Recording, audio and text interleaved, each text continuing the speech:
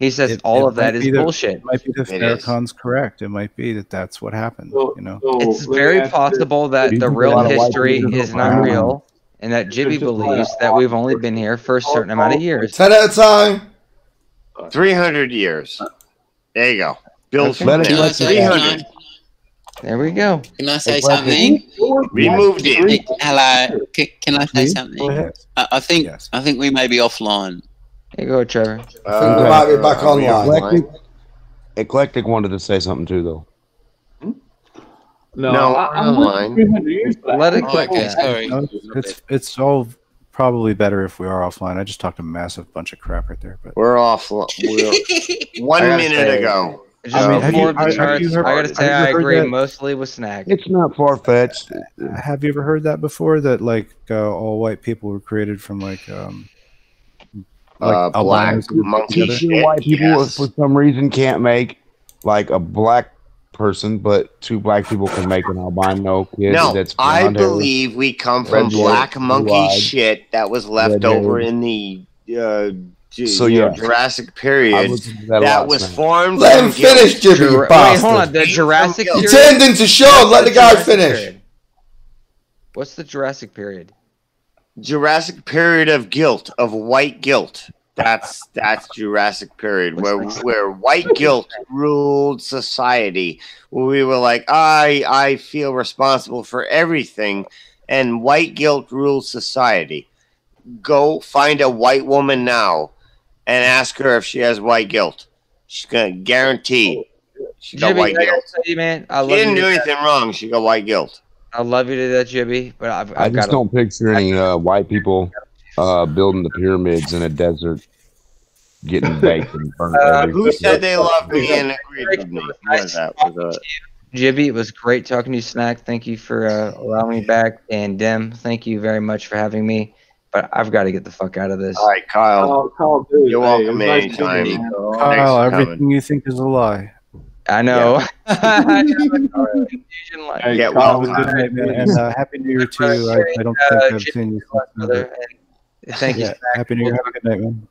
Thank you, guys. We'll talk Talk to You guys too, later. man. May the force be with you, sir. Yeah, I've got black guilt and white guilt, Yeah. so I'm kind of balanced.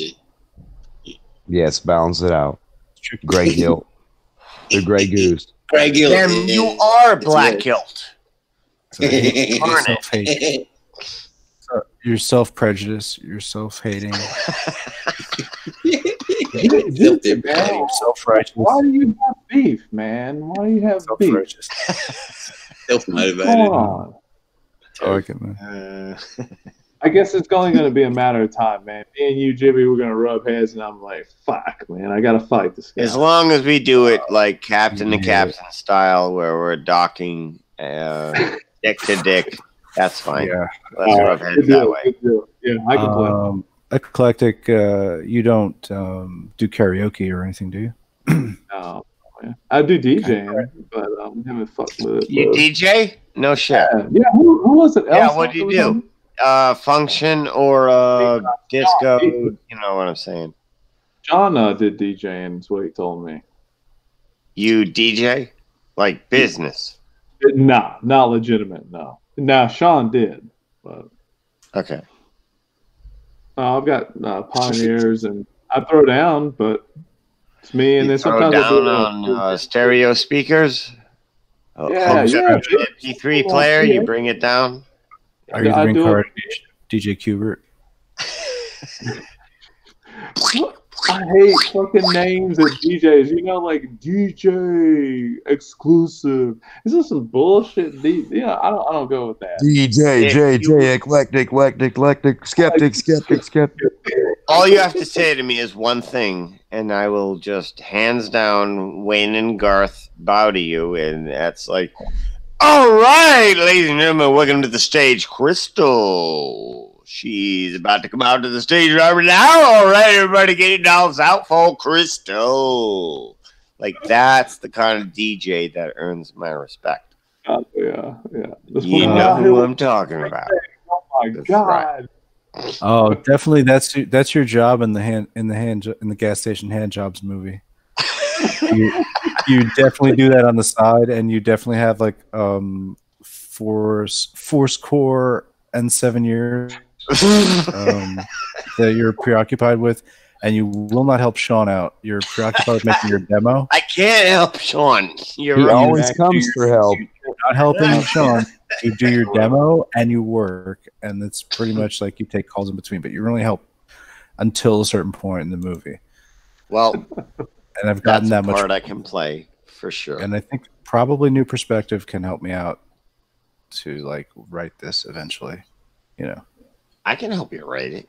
I just wanted to go to movie school, but I couldn't afford $60,000. How much is you and me talk, and then like New Perspective, like, hey, I transcribed it all in my head. Here it is. Email. Like a melody in my head. Well, what do you do when you give a movie writer $60 million? He produces what? Does he produce a concept? Yes. Did he produce storyboard, whiteboard? Yes. Does he produce props? Yes. That's where you cut me off. I can't produce, anything beyond, okay, here's the movie.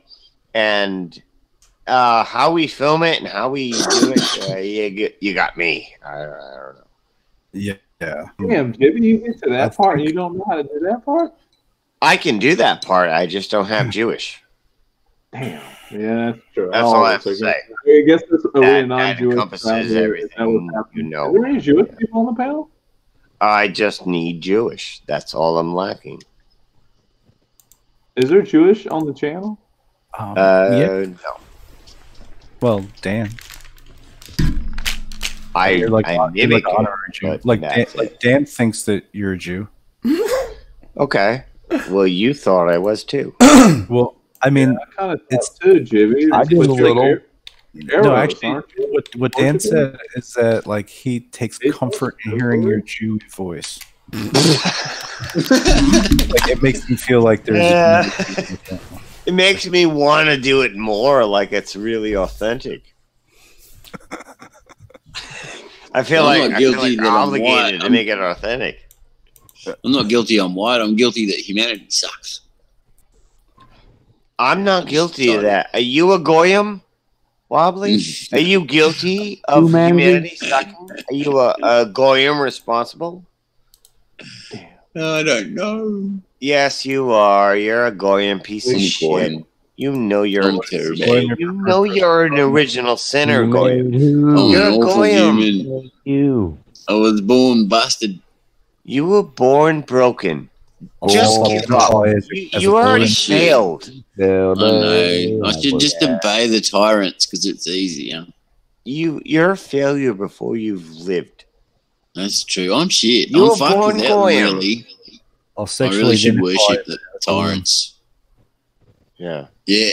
You sexually identify as a goyim? Thanks for talking me around, mate. I blame them. Yeah, definitely Dem's fault. Fuck yeah. It's my fault. Yeah. It's crazy fucked up web we weave. Yeah. Goyim, you probably don't know you're doing it. It's goyimalistic. Goyimalistic. It's Jutific.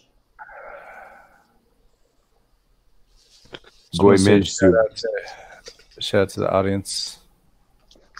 Ron for Flat Earth Alaska. I'm sure you're lighting up a doob and listening to some sitar music. Yeah. I am still trying to. It's so anti him. No, this is like a Sue prayer rug. I got I don't know about 15 years. It's like I was looking into Can Andy Warhol. It's kind of like when I was Flat Earth Alaska. I know. Hey, what are you guys doing? Go ahead and make fun. Yeah, say it. Yeah, go ahead. Sounds like Ronzi. It's like, can you that was you. Who did that impression? Was that you? Soup can. That was me. It was the mock. I thought Ron was in here. I'll have a look at the page. I just take this very off characterization of Ron. Like, it's the side of Ron nobody sees, you know? It's the side of Ron that doesn't exist. It doesn't exist. Nobody sees it. He doesn't even know it exists. He doesn't even know it You could exists. want it to You could exist. say I made it out, almost. Evil Ron, the fuck. Oh, Hey, evil what Ron, are you yeah. guys doing? What do you mean? I don't even understand what you're saying. What do you guys What if Have you you? ever- What have if you ever you gutted a then? ring? Have you ever gutted What are you trying to, Jimmy? Come on now. What the fuck you trying to say? I just want to say something that blocks everything I'm saying for the next 10 minutes. What do I have to do to block what I'm saying? His tone blocks his own tone. Yeah.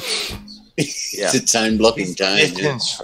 He gets a distance from the mic that's just right. So it's like, so the secrets of the universe is, well, you know, you have to take this thing over here, and then what you do is you combine Mercury. That's a secret right now. It's like, it's like, stop. You blokes are horrible. I'm gonna tell. Hilarious. Fuck it, man. Just fuck it. Yes, fucking You already man. know Just the all you gotta secret. do is You eat already know. moose meat. All you gotta do is eat moose meat and like be You in the already know, Jesus. Jimmy. Gross amount of moose meat. It's about moose and Jesus. You already know the secret, don't you, Jimmy? Yeah, you do. You Moose know about Jesus. moose. You know about moose Jesus. Has anybody on the panel become a Freemason? Moose Jesus and maple syrup whiskey. I've seen a couple expensive Masons. I haven't really seen any free ones yet. What about the Moosons? Yeah. Poncho. What? Have you heard about moose Jesus? Have you heard about the Freemasons? Oh, right back, slam dunk, boom, breaks the backboard. Okay, Poncho, you just fucking slid that one in good. Are they a part of the Moosonic Lodge?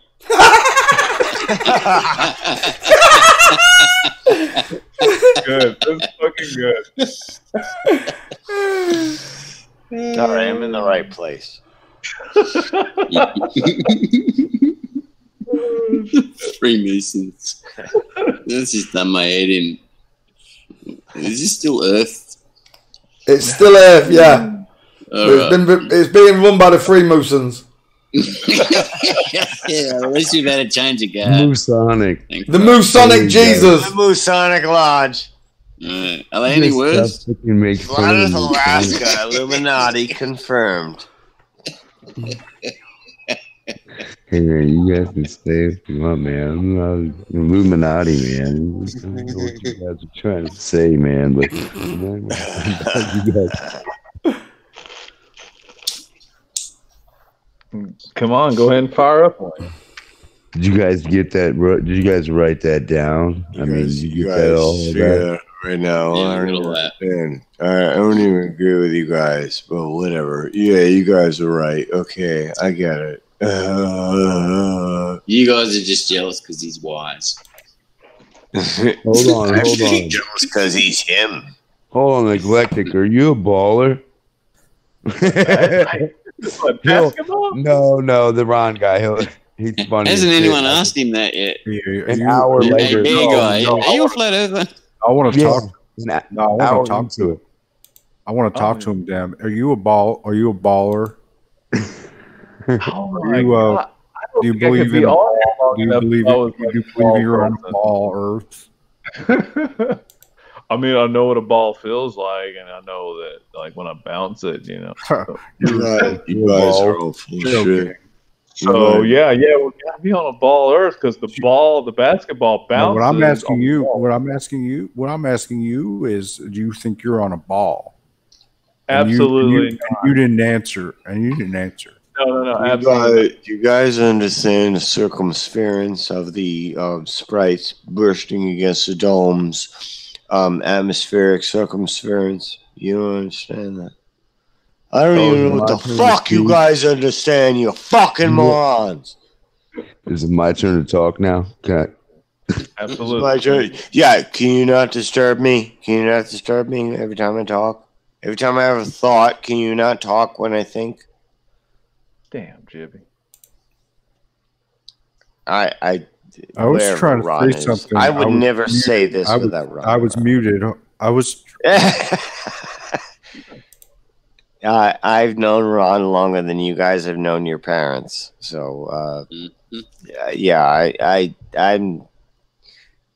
Yeah. Yeah, I mean, Jibby, me and you go back too. No, Who goes back? Me and who goes back? Who? Me and you, man. I mean, we go way back before like the channel. You? What? Yeah. What? Like 2 weeks? No, like a past life regression. Oh, well, Like David Wilcox level shit. Yeah, man. Wide open from there. I don't even know. Those was twin brothers at some point. Sorry, I'm getting prepped for another bowl. I can't hear well. I was an actor in a past life. You feel that? That's what you feel? That's all I know. That's the only thing I can stand by. I wasn't Cleopatra, Egypt president, universe pageant winner of, president. Basically, like, I wasn't anybody important. Ever. According to my regression shit. I was a guy who fixed wagon wheels. Like, I fixed wagon wheels. Like, that was my regression. It's not. Yeah. Like, I didn't get to say, like, yeah, I was the king of Egypt. It was like, oh my God, you were Osiris. What's wrong with you? No, I was a guy who fixed wagon wheels, and it was so boring. Hey, that's an honest job, man. Don't feel it was an honest job, but that was me. I had a trade skill. I'm like, you got a wagon wheel that was broke. I can fix it. Have you heard about 9/11? Like, that's what I was like. I was that guy. That was me. Nobody important. So my regression comes out like nobody cares. But to me, because it's me personally having a regression, I'm like, oh my God, it makes sense because I keep a J. The J stays in my name. No matter how many reincarnations I have, it's always a J. It's a J name. A J son. It's a J name. It's a James, John, Jason. It's whatever it is. It stays a J. Jingleheimer Schmidt. Like, I can't have a body without a J for a name. And I come from the John. Like, John is the template. The John template of the 26 templates, I have a John. I'm from the John line. I've heard of Templars, but have you ever heard of such a thing? No, I haven't. Okay. I'm following. I'll go down there with you, man. I'll go down the hill with you, up the hill. He's a baller. He's a baller, Jibby. He doesn't know. Oh, you're a baller. Yeah, that means you don't even know what DNA of God is. If you don't know what God's favorite color is. What I'm thinking right now, something. Right, I had it for lunch.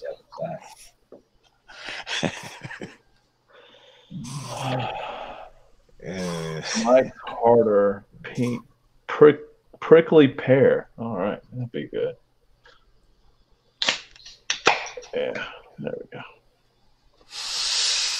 I had a regression. I was told, well, I wasn't told. The way it's done is they send you back and then you recall whatever. Okay, tell me how, what's going on here? They do that thing that hypnotizes you, and they try to send you back, and then they do this instead of like, remember what it was like when you were 4, when Alice from the Brady Bunch was touching you? Okay, well, let's go back before that. Right. And it's like before Alice, ooh, and it's a big deal. And you go back before Alice because nothing exists before Alice. You go back in time, and so what I came to was Well, first, I had a whole thing of I was an actor, like big time theater, not movies or in film or whatever. I was just an actor. And then before that, in the 1500s, I was a wagon fixer. And I'm like, what the hell is a wagon? Like, I fixed broken wagons. Like, if your wheels broke or You're the had man. a engineering problem with your stupid ass wagon, I'm the guy. Yeah. And I, gave you a good deal or whatever. But it's not. I didn't have a name like Osiris or Anubis. Like if you're not Anubis or Osiris, well, you didn't have a past life regression. I mean, John. John. I'm John. Like that's me. I'm John. Hey, I had a past life regression. I'm John. Nice to meet you. I'm John. That's it. I got nothing. Like it's not exciting. It's not anything I would even talk about except for now. That's fine. I'm glad to know your past, man. You know who you are. Yeah, I'm a trade skill guy, and I'm still like that. I'm like, learn a trade skill. Learn to fix wagon wheels. What's wrong? I'm telling you. What's wrong with John? What's wrong with John? Why can't I be Osiris? Fixing wagons. No, it's like John was a first prototype. It was a John. There's John. There's Michaels. There's Roberts. And it's a first prototype. And you off-breed from that. I'm from the John. That's the only way I can describe it. Like, I'm not saying believe me. I'm just saying this is what I'm bringing back from you. Like to share, like it's this your interpretation, man. This is what I experienced, and what I was told is I'm from John. John's a prototype.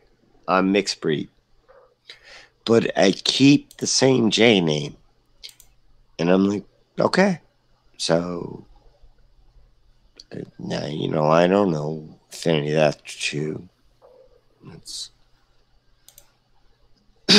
It's what I know, and I don't kind of like be like, hey, John's Computer Services been established since 200 years. Like I don't do that, but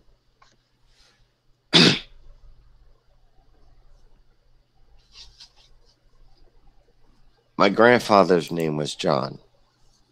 Okay. I found that interesting. I was like, oh, that's we might be connected somewhere. I mean, yeah. It's like I've got John all in my fucking lineage. All I don't in. know, but there's like a prototype. Like I say, like Mitt Romney. He's the prototype politician. Okay, do you believe that shit that's going on in Juarez with Mitt Romney? What's that? I don't believe any of that shit. Okay. Well, I don't know anything about it, so why don't you believe it? I don't follow it. I think of it as Hulk Hogan versus Andre the Giant in a big match where the media is like, Hulk Hogan, what do you think of Andre the Giant? Hulkamania's gonna run wild all over you. It's like that to me is watching the news. Okay, so was it on the news? Because I don't know that much about the topic. No, I don't know. I don't watch the news. I look at the weather. Here's the thing. At movies, and if something's important, I'll hear about it. So here's the thing. Just because it doesn't show up on the news doesn't mean it's bullshit. So that's what I'm always like, what level is this on? What level of bullshit is it on? Well, to me... It's just the depth that varies.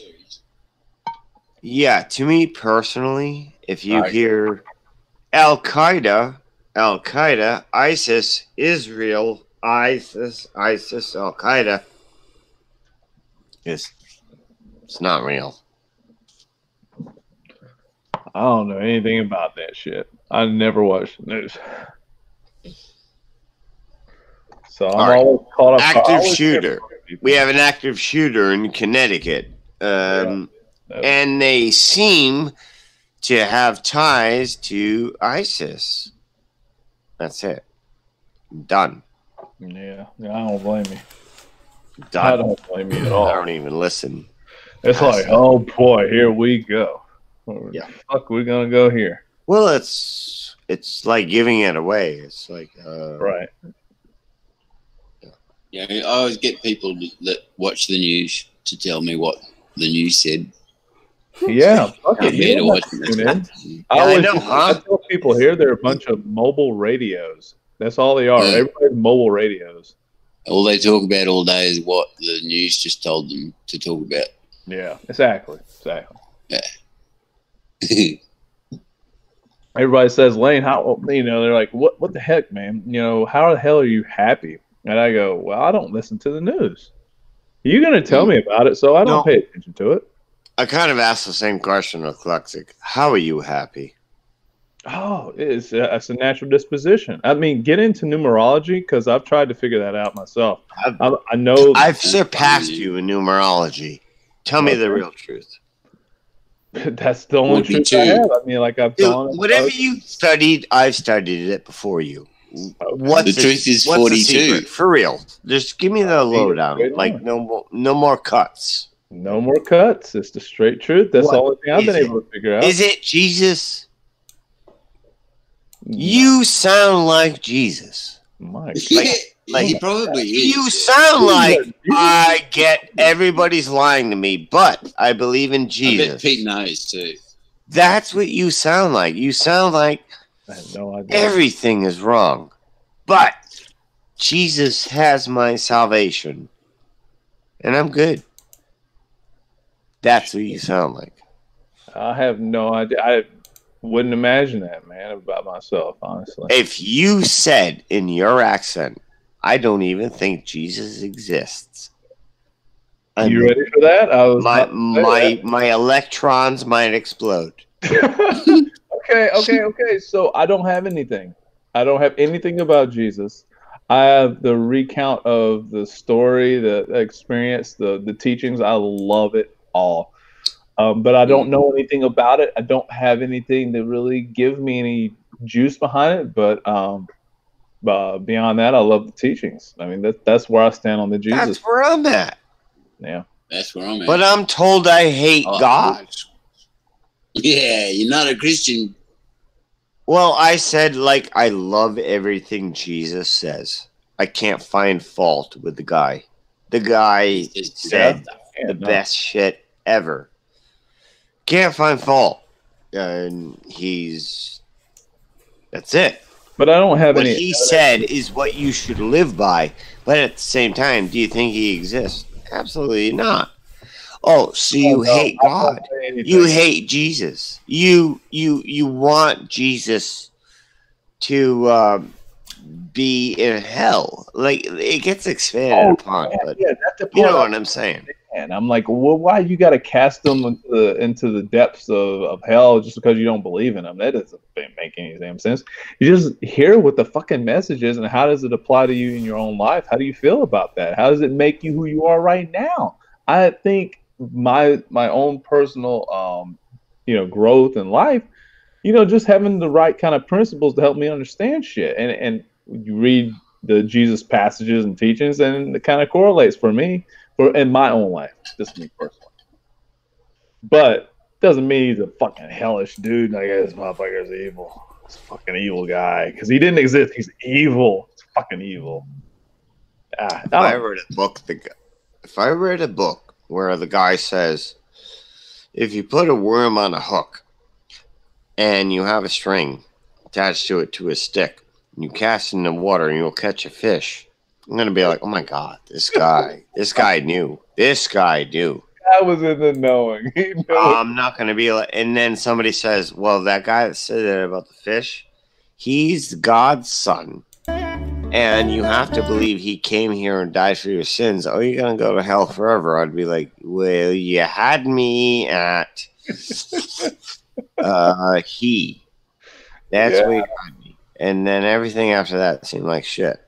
Yeah.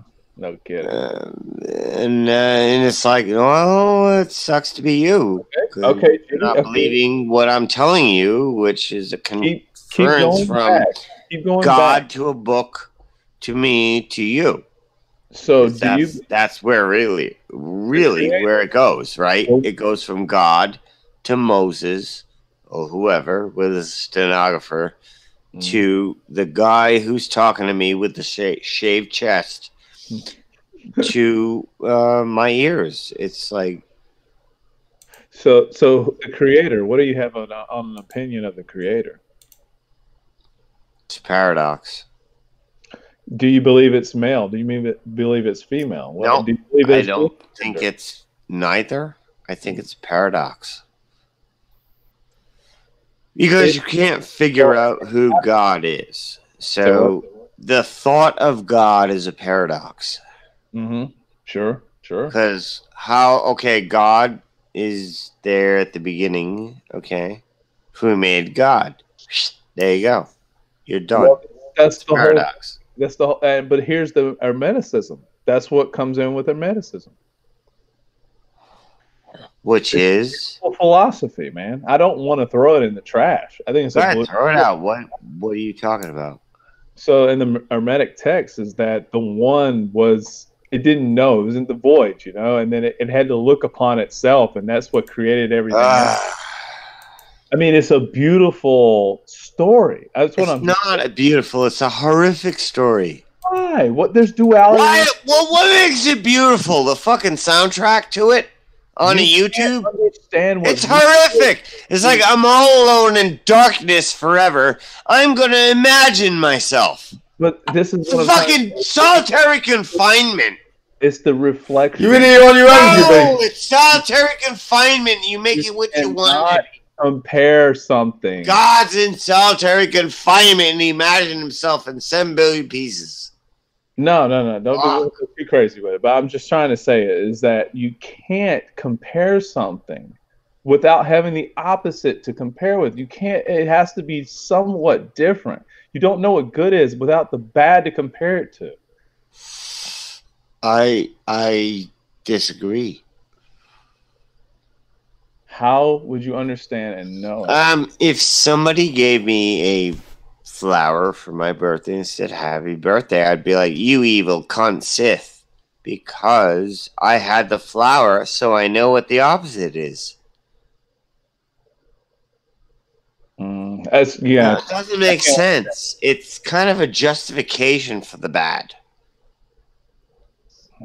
I don't know, but I mean, let me say this. I don't want to go too far off and say, yeah, that's solid, man. But I'll pull back on my shit and say, I don't know entirely, but that's the way I understand it to be. That's just my opinion mostly. I can't objectively put anything to it. That's my experience with duality. Any of us.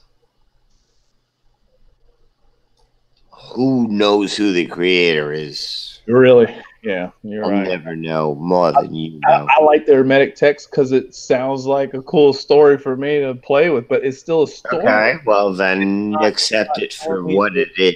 It's a cool story you've grabbed onto, and then that's it. But if you ever express anything to anybody, tell them that is your base. The upshot of that conversation, though, was the fact that eclectic isn't, in fact, Jesus. Jesus.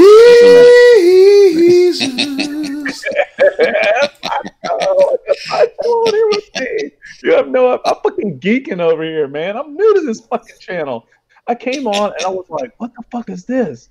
And I was going, "Shit, man." You're doing just fine, dude. Sorry, Jimmy. You're great. You're just fine. You fit in here just fine. Well, I'll thank you for fitting me in. Shit, I was like, how do I get on the fucking channel? It's the first time I even used Hangouts.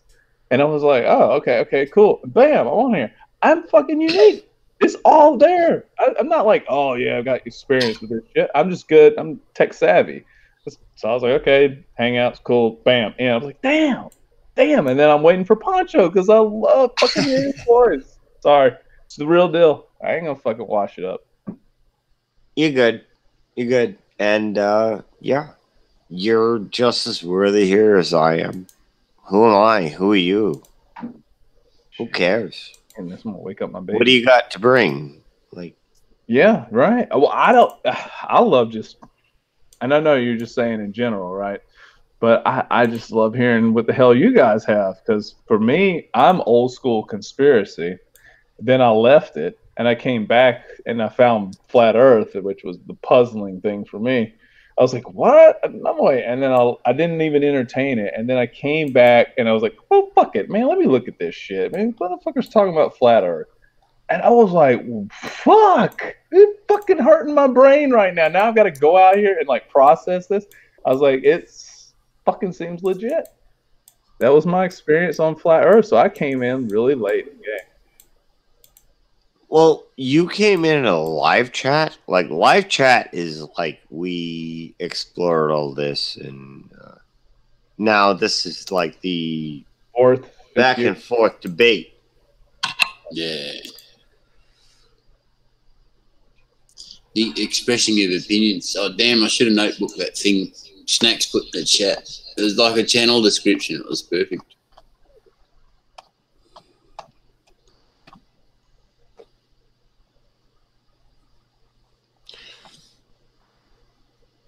We're past. I love you, We don't debate here. We're like we know what's going on, and people still like in belief. We're like, okay, what's going on with you? Like, yeah, well, but you leave them at that, right? You just let them explore it out. yeah. Well, I try to. I can't. I don't represent it. Yeah, well, they often get nasty, though. The ball. Well, yeah, they're going to be fighting, right? They don't even want to change at that point. They're coming on to prove their point, it seems. Some of them.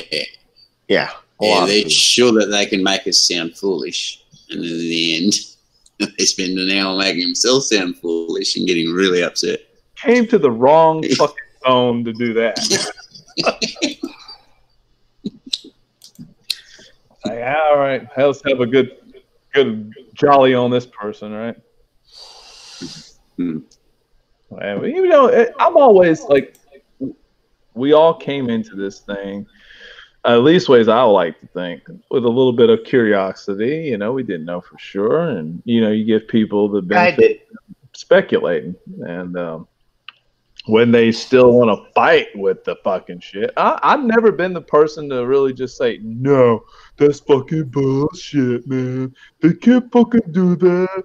I listen and I go, yeah, there's fucking shit going on. Okay, let me pause here. Thank you for telling me that. I'm going to process it. And what about this? And you're going to help me get through my confusion. That's been my role walking on this planet. Yeah. Can't make it up in my fucking life. The ability to admit that maybe a lot of what you're naming might not be right. Collect the skeptic. That's half of it, yeah. That's the half bit, yeah, just to be skeptical of your own thoughts. I have to be skeptical, man. That's the only position I take, because you really don't know a lot. Nobody really knows what the fuck's going on, and at least we don't know shit. And then the eclectic's part of it. Not that I can bring so many different diverse backgrounds. Even though I speak it on my channel, it's more that eclectic is that there's so many different areas, right? So you got to be skeptical in all fucking manners of what's going on in information. Hey, Jimmy. Yeah. Did you could you check out what I just posted in the back chat? All right, let me check it out. Kind of hit a little bit of a personal feather in my cap or whatever. Okay. And that's to do like 128-day period where we have over 1 million minutes viewed on this channel, and we've surpassed that by 124,000 minutes. Oh my so in the last 24 days, we're at 1,124,000 minutes viewed. And I'd just like to thank everybody, because this is something I thought we could eventually break through the barrier of 1 million minutes, and we did. So I'm gonna. And I'm on the fucking channel for this shit. I'm a new fucking dude. Break out the champagne. Fucking fan of this channel. Holy shit, it's great. Look. When we had numbers like 850,000, I was like, maybe we can eventually get 2 million. So. Yeah, On to 2 million. Yeah, or whatever. Okay. Somebody See why. video. Make sure you like put some stars or something about that on this. As you can see what I'm showing right now. What he's saying. There it is. Oh yeah. I would totally watch time 1.124 million. Yeah. Views 32,000. That's fucking humongous. It's hard to hit that kind of number. Subscribers plus 66 because you gotta show that, right? You gotta show plus 66. Yeah. We're so not Illuminati. No, I assure you. We are not. If we were a gamer channel, we'd be grinning. Those numbers. I mean, we're talking normal, right? I don't know who the fuck. If I showed up on the channel and I'm like, oh, they're just fucking talking. I'm like, how the fuck can we do that? We're hanging out. The fuck? Play songs sometimes. It doesn't matter. If it's legit, we're popular, we're shilly. Yeah, well, you know what? Fuck that bullshit. I'm tired of that bullshit. That's paranoia after a while. I'm fucking tired of that bullshit. It is what it is. If you get popular, you get fucking popular. That is what it is. Some people get popular. I don't trust us. I'm not sure I trust us. Yeah, I don't think I trust me. Maybe you just fucked it all up right there. Now we're definitely shilled. Now they're going to take my words, and now they're going to get that shit fire. I wouldn't trust us. I really wouldn't. Yeah, I'm not sure what I am. Hey, after a while, you start going, oh, am I shilled? Man, what the fuck? I'm on the right side. I wonder that. Yeah, I'm like, am I an agent? I don't even know. I could be MK Ultra. I don't even know.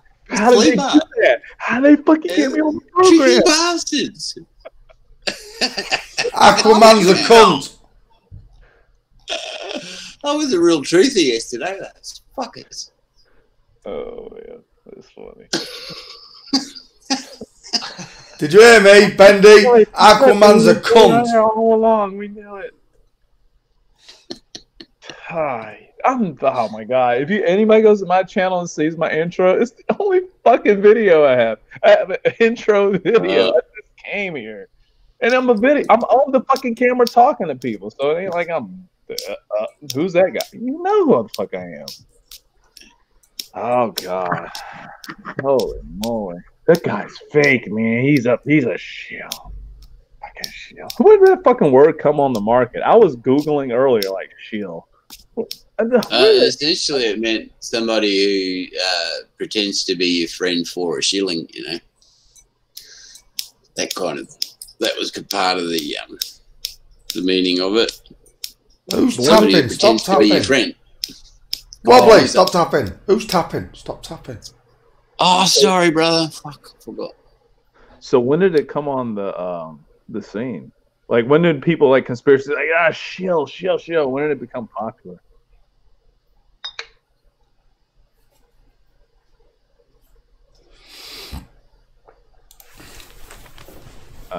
Nobody knows. Nobody knows when it became popular.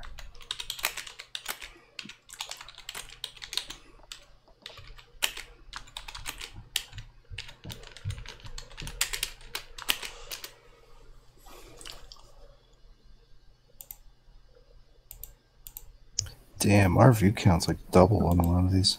A lot of them are 700s. And you still need to get up around 4. Can you screen share it? No. Oh, no way. You have to pay a premium to see these numbers. Just go to the Patreon at the bottom of the page. Oh, I'm gonna check it out. I'm just joking, there's no Patreon. Well, no, do you got a website? No. Okay.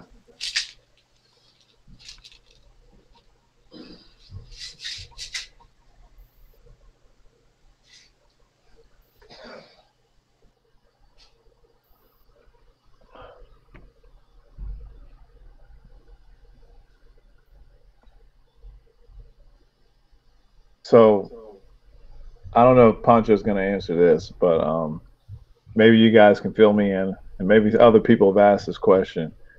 But what made Poncho do this channel? Like, I want to know the power, the motivation. I want to know the history. Fuck it, it applies right now. We went over the 1 million count, so I'd love to hear that history. We got fed up of being lied to, and they were allegedly flat earth debate channels, but they weren't. They were run by ballers, designed just to distract, divert. So you couldn't actually have a conversation like we do. As soon as you start having it, it still happens here. You see certain people jump in just to stop you from talking about stuff. You mean like Simon Bry? When you see the big lie, which is, it's all bollocks, Jibby. History, everything's bollocks. You trying to convince me? No, I'm not trying to convince you. I'm just saying it's all bollocks, Jibby. There is no debate. It was over 800 days ago. That's why I started the channel. I couldn't stand to watch flat earthers going in those channels anymore and getting ripped apart. And even when this place was even, Jibby, when those other channels came out, everybody just, you know, they all went off following the bandwagon. And yet, who's still here, Jibby? Standing tall, me. I'm here. Yeah, I know, Jibby. You've been here from the off. Bandwagon. Poncho, are you here? Because I'm here. You know what I'm saying, Jibby? You know, Poncho, people have gone back to the ball. People have fucked us about. Here? Look at the old hillbilly thing with the money. Oh my gosh, drama after drama after drama. I just thought bollocks to all of it. IPS, yeah, all of it. I piss on flat Earth. We piss on your fish. We know who's real, Poncho. We know who's real. We know who's here. We know what's up. 4 years. Pretty amazing. 4 years. You can't fake 4 years. Fuck no, you can't. When I saw like day 800, I was like, what is happening here? Like, I just walked into this, so I'm like, what is going on? What has been happening all this time? And I've been like, oh my god, I want to cry. And I'm like, oh, fuck it, don't cry, man. I'm so glad somebody's been fucking doing this. And I'm like, damn, how did we get this out to the people? I'm like, I just stumbled onto it. So, you know what? Fuck that. I don't need to, like, blast it to people. It's meant to be. You need to stumble upon the channel. That's how I figure it. Fuck it. Yeah, and then it's a kind of a digital struggle. It's an amazing dynamic to keep a good channel good. You end up kind of defending it, and it's a lot of work. Yeah, I bet so. I don't know. I mean, shit, I just started mine. I mean, and here's the thing. If I mention this on my channel, not like I'm popular. I want to do it because I'm coming authentic. I just found this. I learned about Tartaria. I'm going to fucking praise this damn channel. So if I get popular or this channel gets popular because of it, so be it. I'm not fucking worried about that. I can't fucking... You sound refreshingly organic, and I hope you are. I am. What the fuck else do I have? I don't even care. I'm drinking some harder prickly pear by Mike's. I've never had it before. It tastes Mike's good. Lemonade, Mike's? Yeah, I drank all my... Wow, I didn't even know you were a girl. No. Hear me out. I drank all my Coronas, 6 Coronas down, okay? And then I finish it off with a girly drink. Wow, Coronas? Well, that's manly. I mean, you can't get more manly than Coronas followed by a Mike's. Absolutely. Thank you. Is your wife single? No. Yes, she is. No, what am I saying? Look, I had something slick to tell you, and then I'm like, wait a minute, what the fuck did I just say? I didn't even know what the fucking slick shit was, but no. She's comfortably resting in bed right now. I have become comfortably numb. Absolutely, I love it. What is it? What the fuck am I thinking right now? This is a good time to be drunk.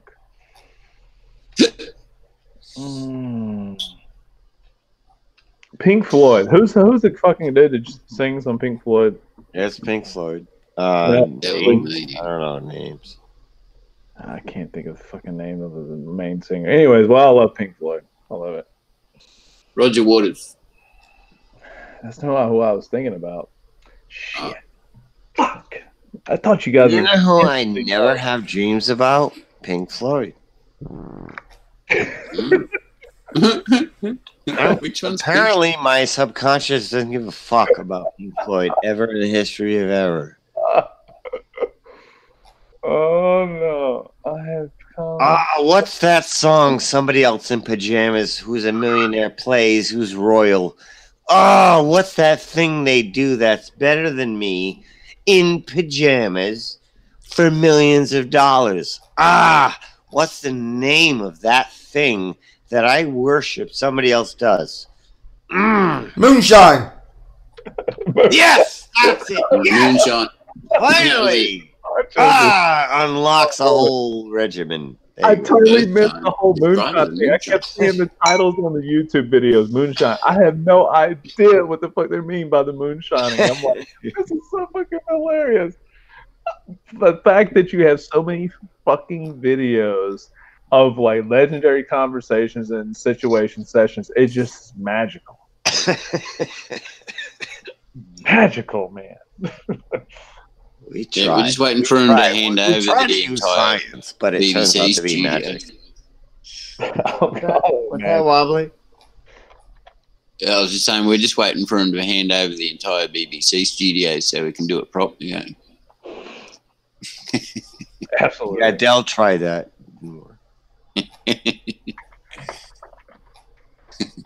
Pink Floyd singer. Fuck, man. I know it's like starts with a G. I can't. David Gilmour. That's what I'm fucking thinking about. He's got some good new songs.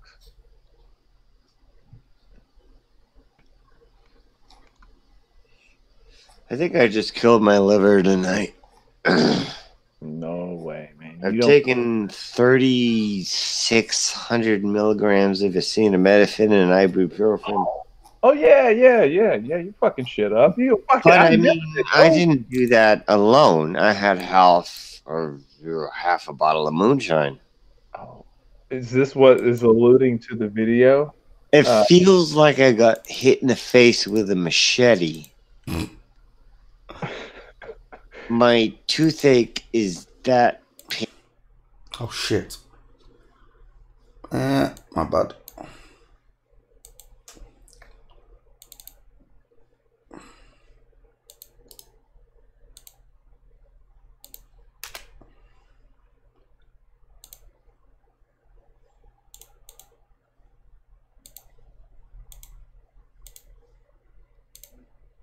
I have to pay for it, you know, it's my fault. I just wanted to be a human who, you know, did my part. Apparently I sinned. I ate the wrong things. I did the wrong things, and I deserved 25 years of needles in my mouth and fillings and toothaches. I deserved it. I sinned against somebody, apparently. I don't know. What the? You've been through some fucking serious shit with your teeth. I get bad teeth, but I deserve it because I sinned. Before I got here, I sinned. Apparently. Are we all sinners? Are we all? I'm a goyim. I did something wrong somewhere. I might have mispaid a tax or... I am, therefore I'm bad. Might have something to do with wanting to fist the baby Jesus. Iron Fist. Karma. We've upgraded, Poncho. It's Iron Fist, the baby Jesus. I just spat me tea out, you prick! Go look up Iron Fist. It's a No, show. I don't want to look up Iron Fist. You and Jez can Iron Fist each other. Leave the baby Jesus out of it. That I'd pay to see. Well, I've got to go and get a coffee. I'll be back. Mm-hmm. Iron Fist is a show. It went season 2. They canceled it, and I suggested season 3 feature baby Jesus so Iron Fist can come back. Yeah, well, you got a shock coming when you realise he's real. Poncho, I was telling my lady earlier today, I was like, man, I've been on the channel like 2 or 3 times, and I keep waiting like to try to get on here when Poncho's on here, but they told me he gets on like 5 a.m. my time. And I have just recently. All right, usually I'm up all night with that drunken bastard doing me head in. All right, well, now I prefer to wake up to him when he's about to go to sleep, look. You fucking made it, dude. It was meant to be. I'm like, fuck, when am I gonna get a chance to be on here with Poncho? I was like, and then I slide in here and I'm like, fucking Poncho. Well, you're on. You're on right now. I'm geeking. Honey, I can't get a fucking word in edgeways, Jimmy. I'm kneeling the floor to the fanboy. But no, but the king can't even slide in and take the crown. I'm like, fuck, man. Where's my lighter gone? There we go. That's all right. I get to talk when, like I said, I get to talk when he goes to sleep. You just sitting there standby, right? Nah, I wouldn't have it any other way. We have freedom of speech here unless you go too far, which he almost did the other day. I thought I'll let him dig his hole on women. Now, what did I do? I patched the hole up like Tartaria. You didn't patch no hole up, mate. You ripped the hole wide open. You was like a flesh-eating bug on that hole.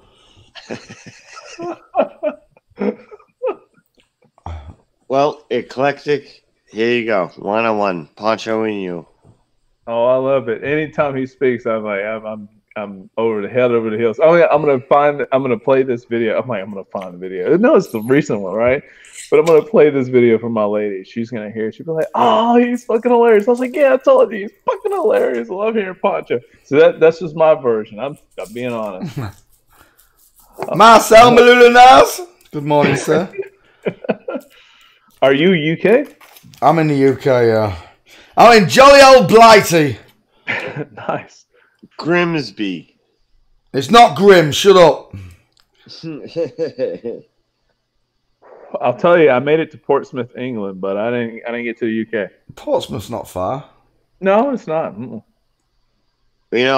Poncho lives right next to friggin' Nottingham Forest.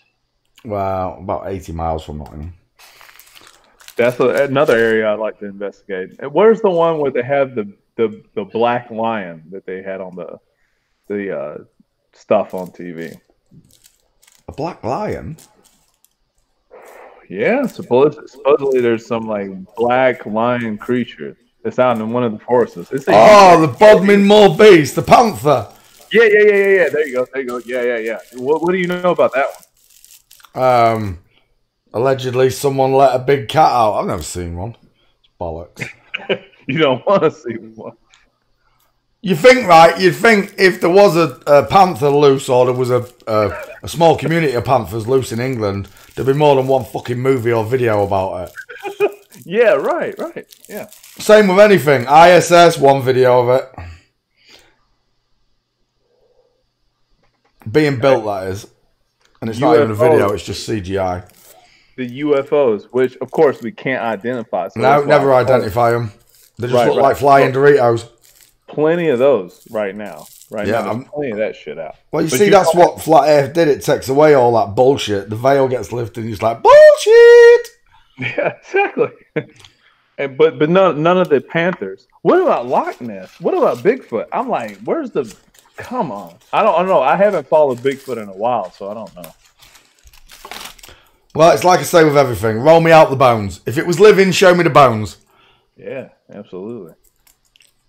I totally agree. Well, the thing was shit with the dinosaurs. When I started hearing about the Smithsonian, I was like, what the fuck is this shit?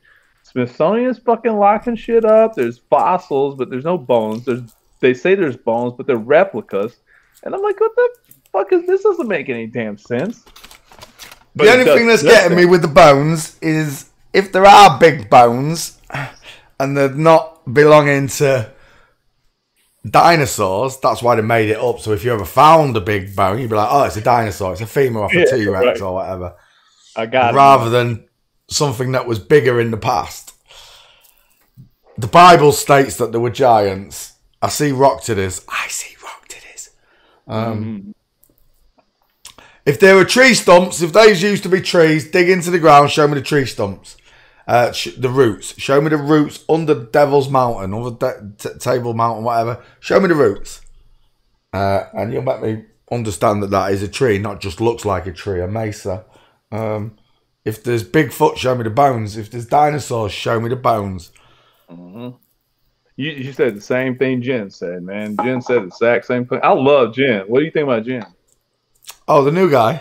The new guy. Yeah, he's nice too. I had no idea. I was like, that dude's fucking cool. I love Jen. I thought he'd been here forever. Yeah, Jen's nice. Yeah. Polite, courteous. He's got that UK vibe, man. That's what you got going on. So you're married. What's your name? Oh, my name is LB, man. LB. Okay, LB. Yep. But and no, you said you're married. I've had a lady for 7 years now. I fucking messed up the time frame, but it's 7 years. We're very close to fucking departing, and I've got a little baby girl that's 9 months old. That's all legit. All legit shit. So she's not a flat earther. My lady, yeah, she's a flat earther, but and you're departing? Wow. On regular bullshit, man. You know, finances, dumb shit. You know, real life shit. Agreed. Yeah, I know many people that are split up through flat earth. Yeah. But she's totally on board. She's okay with the flat earth shit. I mean, she's like, yeah, that makes sense. She's got a really good mind to understand things, so I told her about Tartaria today because that's new to me. Tartaria! Hell yeah. Fuck, I told my mom about it. I don't give a fuck who I tell. You know, the people I know that are okay and understand, they're not stupid. I fucking tell them. And I shared with them, and my mom took it to the next level. She started looking shit up. She's like, oh, these motherfuckers. She started getting pissed. All right. It's cool. And my lady, you know, she just heard the story. She doesn't look shit up. That's the thing. She just kind of listens to me and says, well, from a practical standpoint, yeah, this fucked up. She kind of takes that position.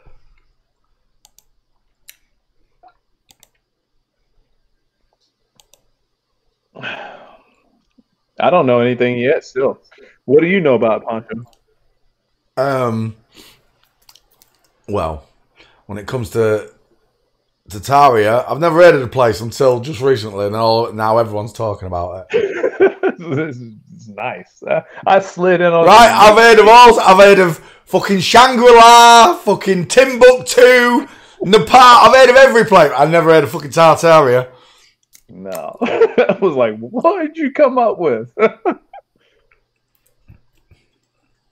Watch the video, Grand Tartaria. Mm-hmm. It's not that long. It's not even an hour long, and it'll give you a great introductory. Oh, I plan on it. I'm excited to do it. It's only like 7 months old. It's kind of fresh. Wait a minute, you said Tartaria what?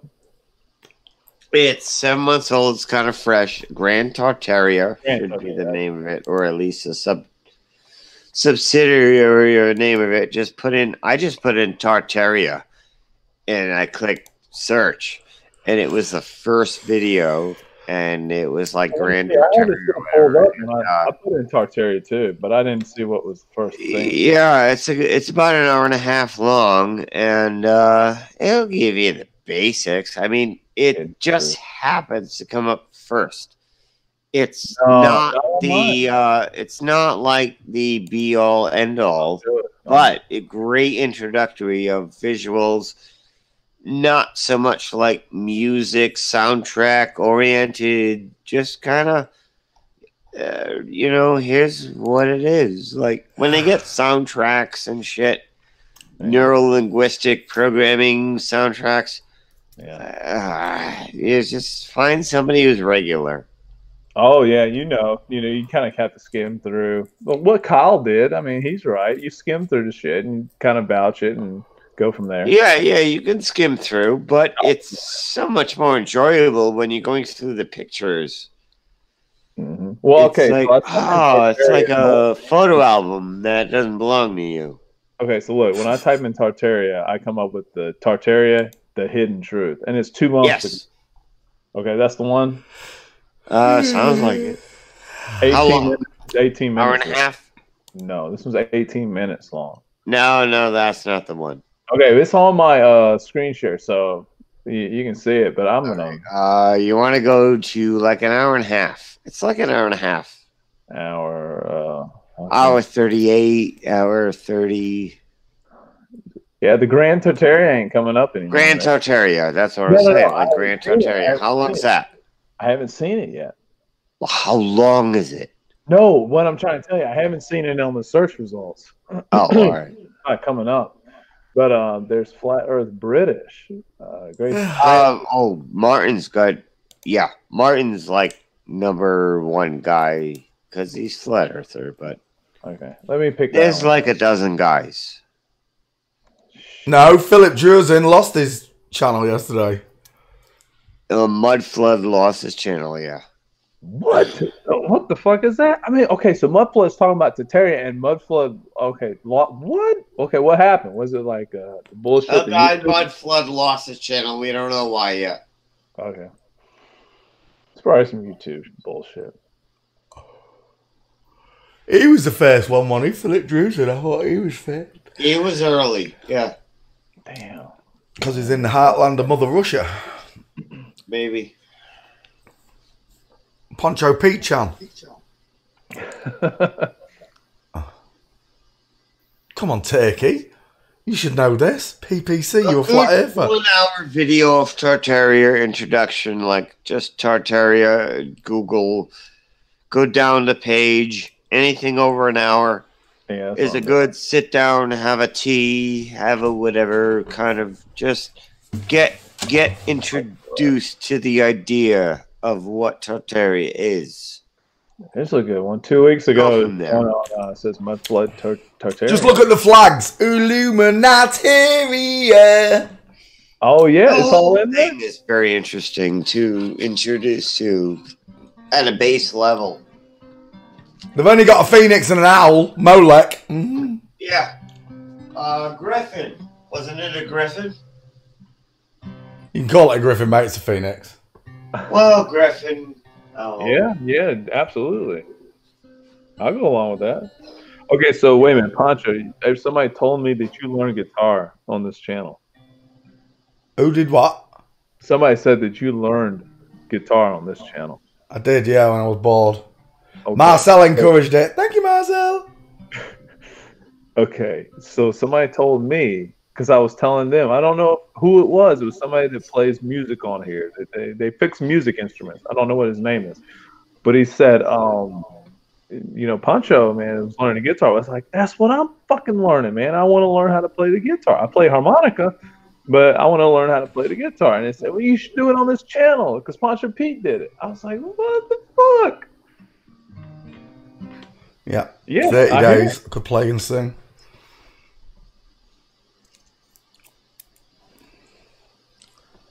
Took a month. Is it pretty good? Let me hear it.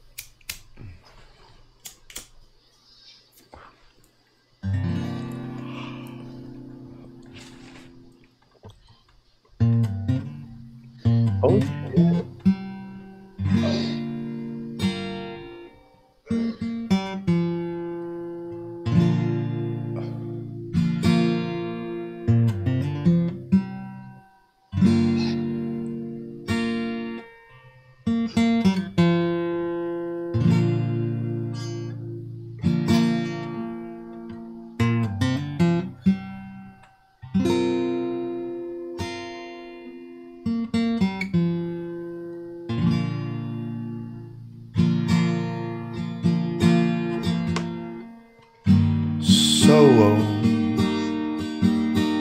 So you think you can tell heaven from hell, a blue skies from pain. Can you tell a green field from a cold steel rail? A smile from a veil. Do you think you can tell? Did they get you to trade your heroes for ghosts? Hot ashes from trees, hot air from a cool breeze, cold, cold with the change. Did you exchange or walk on pot in the wall for a lead roll in a cage? How I wish you were here, 'cause we're just two lost souls swimming in a fishbowl, year after year, running over the same old ground. How we found the same old fears. I wish you were here.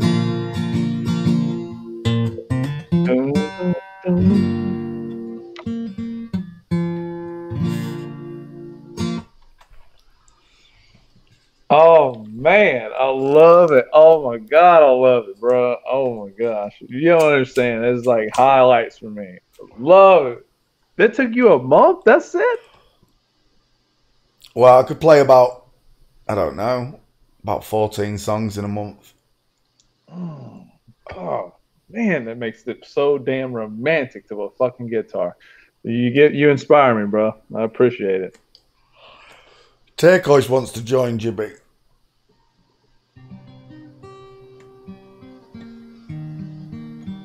Hey, Turquoise, is he new too?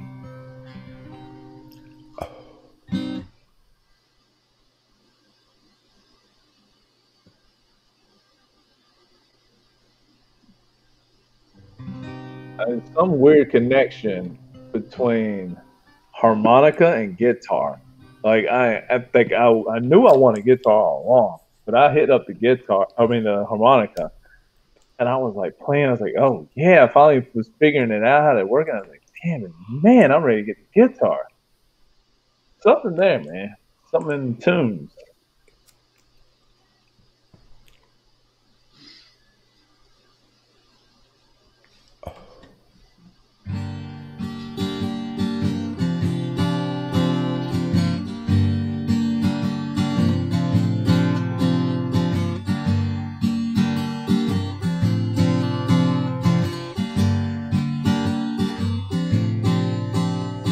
On the first part of my journey, I was looking at all the life.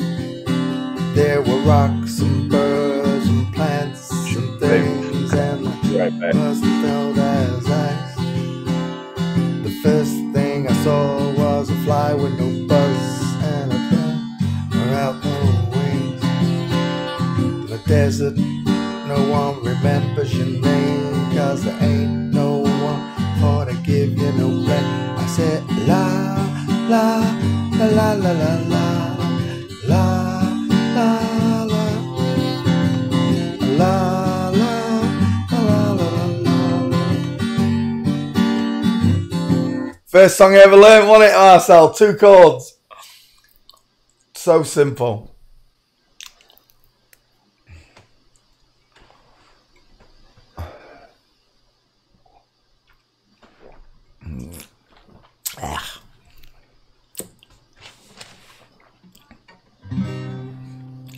You bring me this, brings me up, brings me down. Playing sweet makes me move like a freak.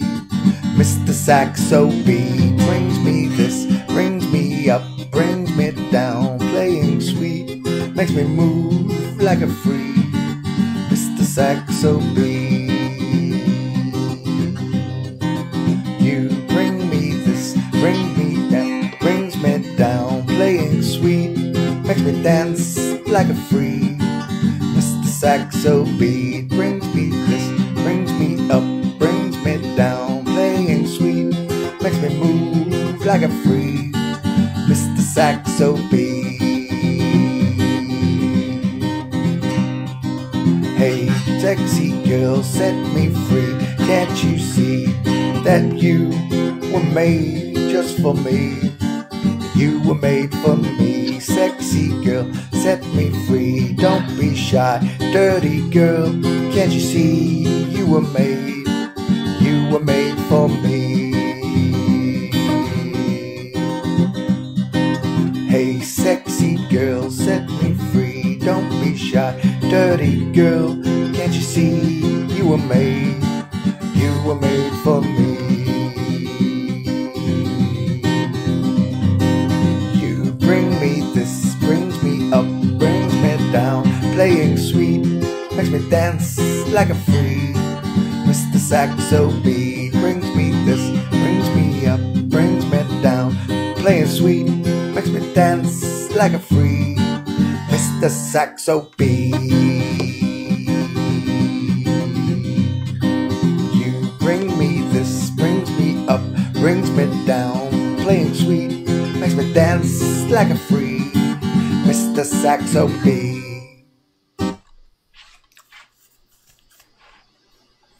Am I still here? Yeah, you're still here. Yeah, it's still Amazingly. Earth, apparently, Jibby. Nice song, Pete. I know, I love that song. I can't believe I can play it on it's guitar. not the same three chords I hear in every song either. That was. Saxophones and weed. That's not the same three chords. No, it's like 4. 3 or 4 chords in every song, that's for sure. Yeah.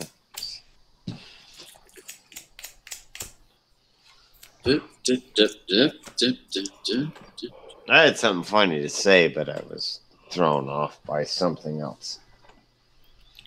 Damn it.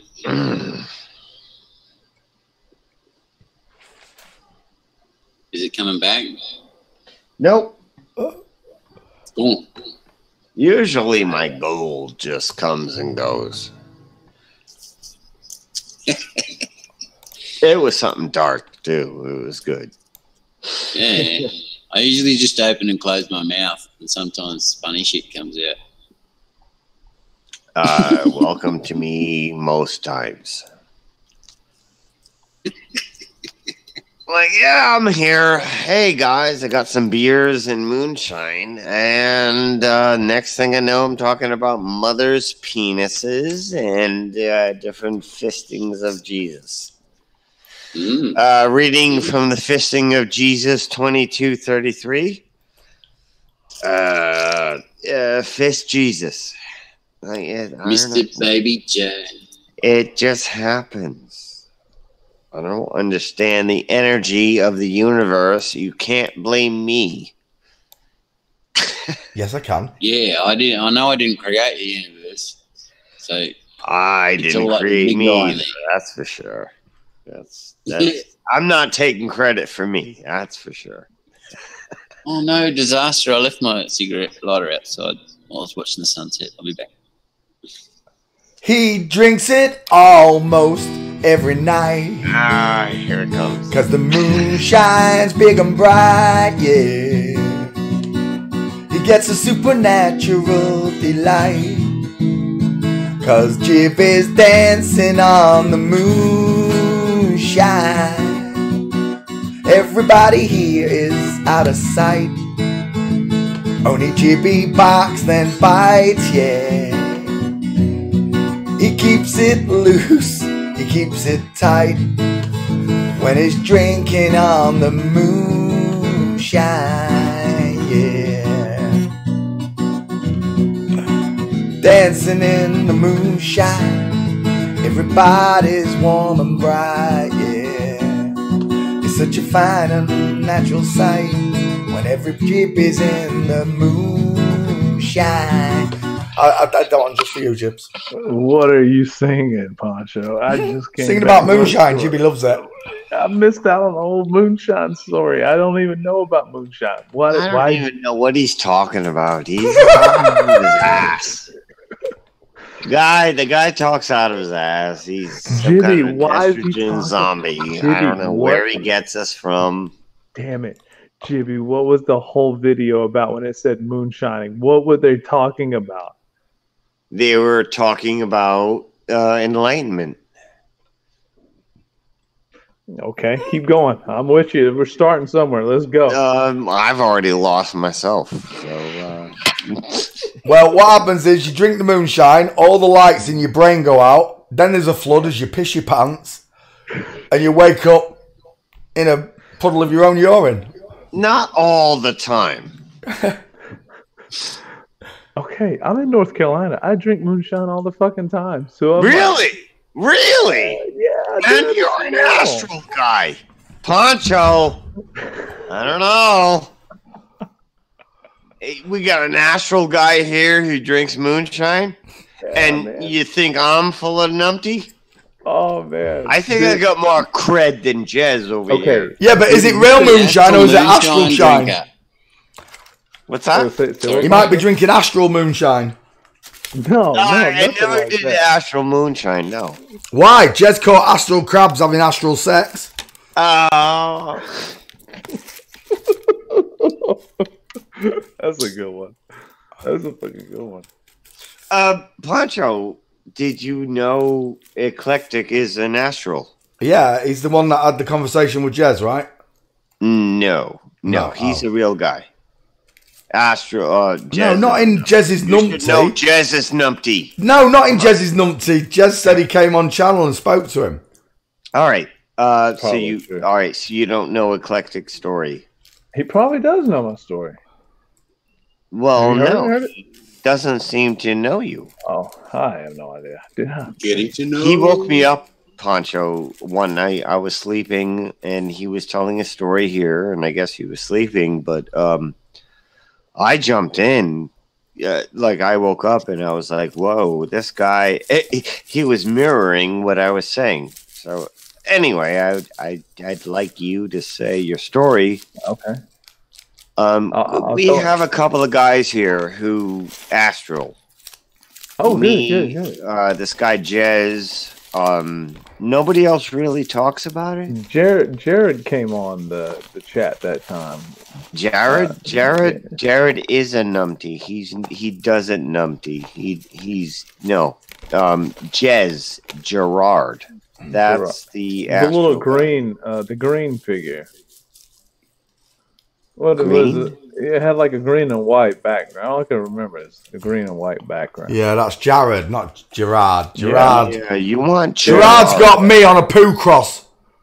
Yeah, no, don't confuse him. Gerard is a guy in Grimsby near Poncho. He claims to do a lot of astral. Right. He said I he's got have a sword. astral experience. I don't claim to astral. But he said he was trying to get into that free mirrors yours. And everything is what I'm saying. Jibby hallucinates on moonshine. He doesn't astral. Well, Eclectic, tell him your astral story. Okay. Like he's the first time hearing it, so okay. I'll mute. Sorry, I mean I'm not gonna probably tell it like I did before because it was you do a great job. And Poncho, give him a chance. Oh, he will. I know he will. I'm not afraid of that. But I'll tell the story like it's the fucking second time I'm telling it here. So I was over babysitting a house for they got dogs that live there, and me and my lady go over there and babysit this house. And so I'm over there, and I brought my set of vitamins, which were new. I want to say I don't know. They had some kind of estrogen added to it. I don't know, but that's the only thing I can go off of. And I take them at nighttime instead of like morning. So that's the only thing I can think that caused this whole thing to happen. I go to sleep, and I'm having some real deep dreaming. It's good shit. I arrived to this point where I'm in this spaceship, and the spaceship's like, okay, here we go. Are you ready to go to the next level? I'm like, yeah, man, let's do it. And away it went. And I open up the shuttle or open up the hatch to come out of the spaceship. I went into it and I opened up the hatch. But when I opened the hatch, I was standing in the fucking room where I was sleeping. And I was like, wait a minute. What the fuck, man? I'm like, am I sleepwalking? I'm like, I must be fucking sleepwalking. And I look around and I have some light that's below my feet. And I bet my lady, she's breastfeeding right now because we had to wake up because of the baby. I bet she's hearing this and she's like, yeah, that's what fucking happened. Okay. So, anyway, so I'm standing there in the fucking room and I got this light going on. I'm like, this is crazy. And I look over at the bed. And I'm like, okay, there's my lady. And then I look over and I'm like, wait a minute. What the fuck is next to her?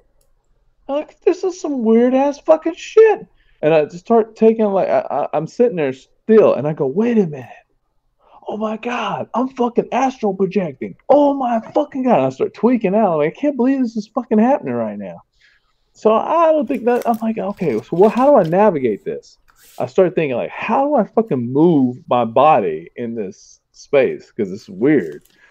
And I pick it up and I'm like, okay, so I just let myself fucking go. I can't force it because forcing wasn't working, but I just kind of had to like fall into the feeling. As I can't describe it any other way. It's hard to describe this shit. So I fall into the feeling of wanting to move forward, but not trying to do it. And I go towards the bed. And the closer I got to the bed, the more I felt like waking up. I felt like I was getting like shit was just, going away. And I was like, what the fuck? It's like, hell no, I got to get back to the main door. So anyways, I wake up. Here's the part I didn't say before that I'll tell right now. So when I was waking up, like I went into, like it felt like I was losing myself. And then I woke up. I had immediately some sleep paralysis. I couldn't fucking move anything. And I was like, wait a minute, I was just standing in the room over there. That was the conscious experience that I went through. Can't make this shit up. It's legit. I don't care if anybody goes back and checks like previous videos. I ain't changed nothing. It's just a more detailed story maybe now than I did before. No, ditto. I did the same. Jibby, I didn't fucking change any damn thing. I maybe added a little bit because of, detail orientation. It's different. I can tell a little bit more. But, I said the fucking truth of what I went through. And I did it again later after that. The second time that I did it, which was the only 2 times I really call it, I've had crazy dream experiences all along, but I don't want to mention those. These are concrete ones. I can say I did it that one time when I was babysitting the doghouse, and the second time when I was at my actual house. And that one I was closer to my body and starting to kind of fall out of my body, just letting myself roll out. But that's the only other time I had.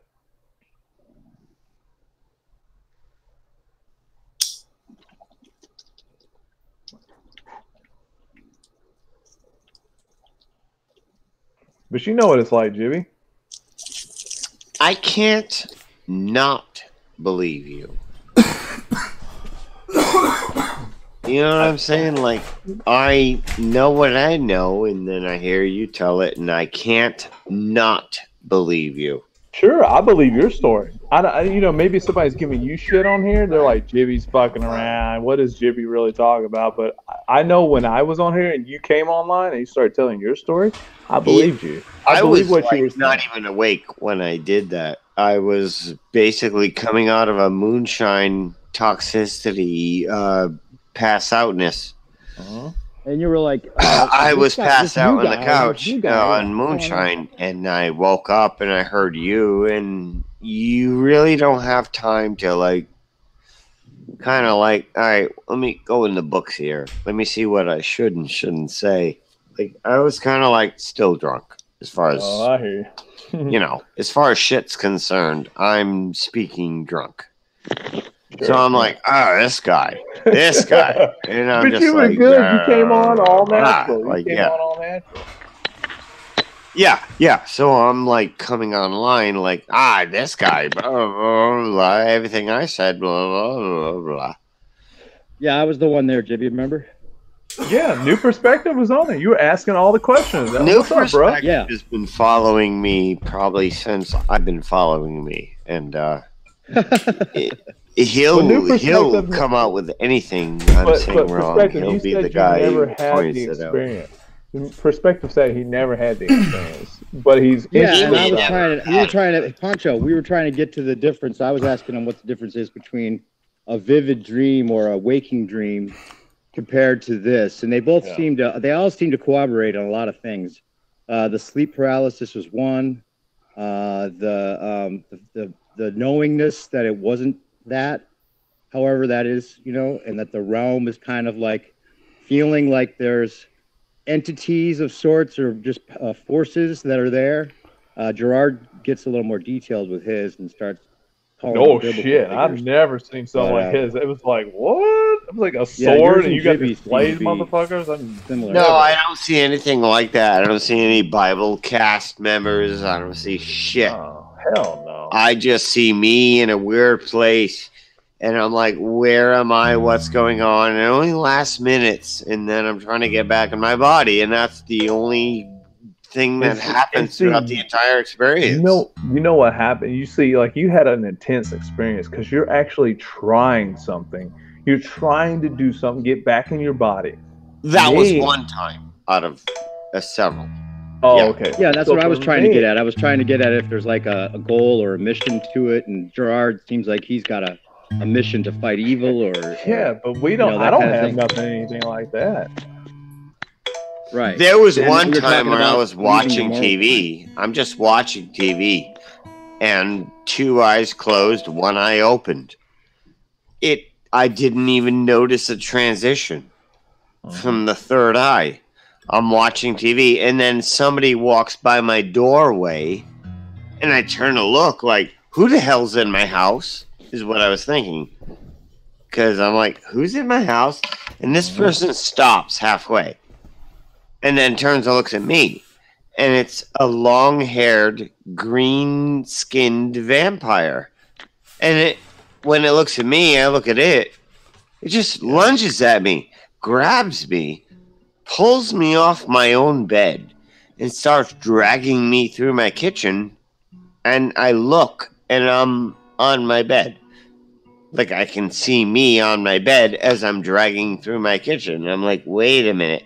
And I'm trying to figure all this out in literally the matter of 6 seconds. I'm trying to figure out, I'm out of my body. I'm being attacked by some green vampire. I see myself on my bed. And this is 6 seconds. I'm trying to figure this shit out. Like, it doesn't come like in a format where you can deal with. No, because and here's Jibby, like the difference that I think we're trying to express when we're talking about it is that you already, like, when you wake up in a lucid dream, you say to yourself, I'm lucid fucking dreaming. At least I've said that. I've been in lucid dreams plenty of times. It's what people don't get. I astral projected a couple of times, but I can tell you 2 times it was astral projection. When I lucid dream, it's fucking all the time. It's totally different. I can do shit. It's night and day. Night and day. You know this is a dream or this is, something's wrong here. Like, there's a big difference between a dream and you're outside your body. Yeah, I tell people you're intimately close to reality. You're intimately close to reality. It isn't just you're over here in this, and you're lucid dreaming. You're dreaming, it's all in your head. No, you're intimately connected with the universe. And what I mean by that, you're on the other half. I get it. Yes, it's what I call it is full awareness. Yeah. You call it intimately connected with the universe. I call it full awareness. Yes. It's the same thing. You are you. You are your full you. Well, see, that's what I'm getting. Last time we talked about this, I was trying to. What I found really interesting is if I had this kind of experience, I might assume that that's what afterlife would feel like, or after you're dead. And nobody seemed to think that was the case necessarily, did they? For me, it could have been. You never know. This is like the spot of everything, man. I'm so noob. That's the thing. Is if you were talking about Jibby, you had mostly like dark entities or dark forces that you were dealing with mostly, right? I had bad guys. Then it's That's like all I if can that call is the them. afterlife, wouldn't that make you more scared of death? You know, I became aware. I was outside my body. I tried to get back in. I can't get in, and I'm aware of the guys. I can't. My body can't perceive. The body decodes when you're outside your body. If there's another asshole outside your body with you, you totally are aware of him because you're there. Your perception's there. You're not in your body. Your body is paralyzed. It can't move. You're in a. You're in such close proximity of your body. You're both aware of one another, but you can't get in. And this asshole is there, and he can be sitting on you. He could be growling at you. It's different stories with different people. And they all say the same thing. Malevolent presence. They all say the same. Right. I got to go, but I just wanted to jump in and give you a few of the thoughts we were on about before. Cool, man. One was that whether it's a spiritual path, and you mentioned the monks, if the monks stopped praying, you know, we might be in a spiritual crisis. And if that's directly related to the astral world, and then we talked about whether it would be like an afterlife experience and whether you have a mission or if you go too far from your body, is there a chance you'll ever get back? And also that you had no fear. There was no kind of like association with your regular, normal, moral feelings in life. Right. Okay. That's all. I'll let you guys continue. All right, man. Thanks, man. Smart guy. Pays attention to a lot. Yeah, he does.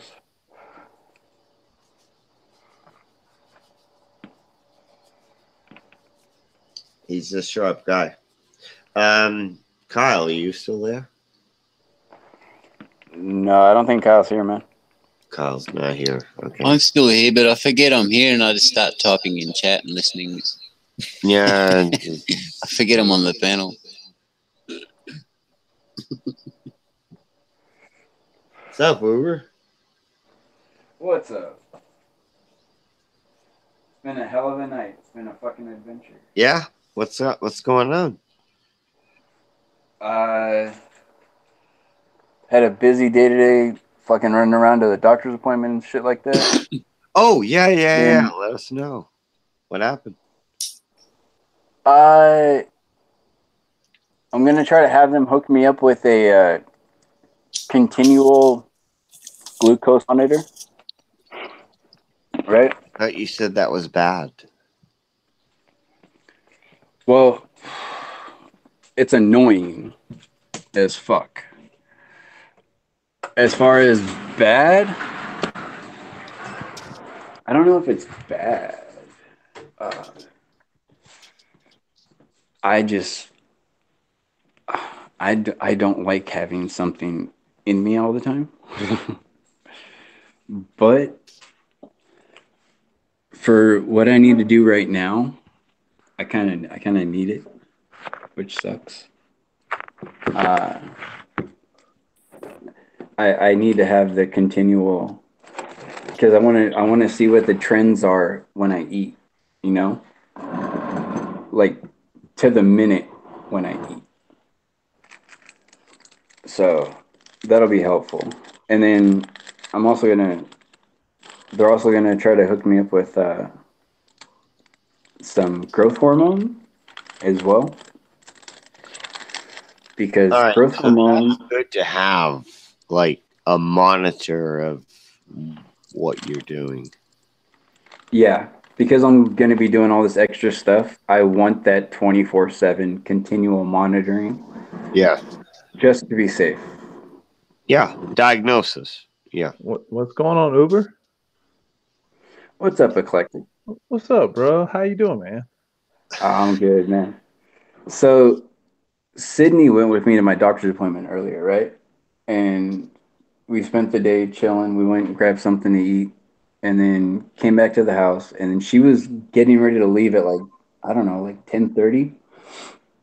She went to go hop into her car, and she turned her car on, and it made this really weird fucking sound. And I guess it's a sound that it had made before that she was worried about, and she still didn't know what it was. She thought that it could be the air intake. Turns out it wasn't, because her air filter's nice and clean. And so she had no idea. We checked her oil. Her fucking oil was extremely low for some reason. That was weird. So then we had to walk over to Walmart to get her some oil. So yeah, it's been an adventure. Came back, threw the oil in her car, and we were working on getting this like tape that's on the back of her car off. All of a sudden, out of nowhere, dude, there's a wolf standing behind me. Like, What?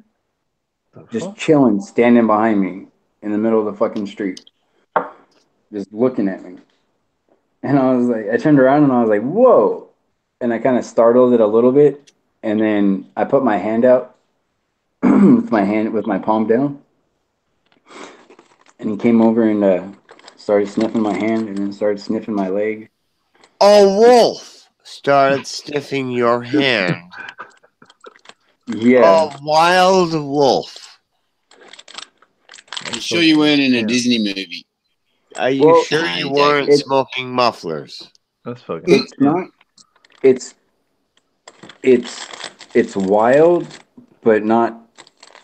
It's like city wild, I guess. You know.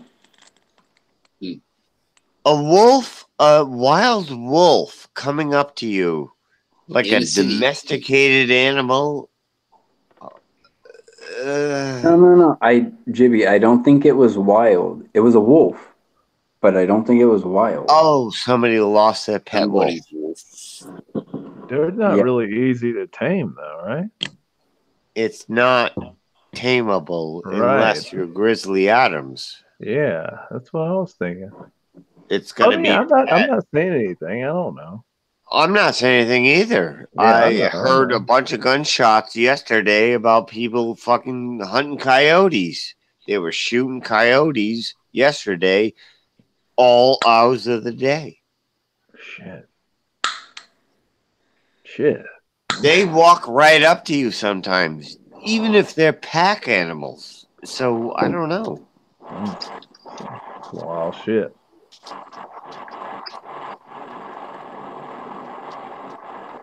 All I know is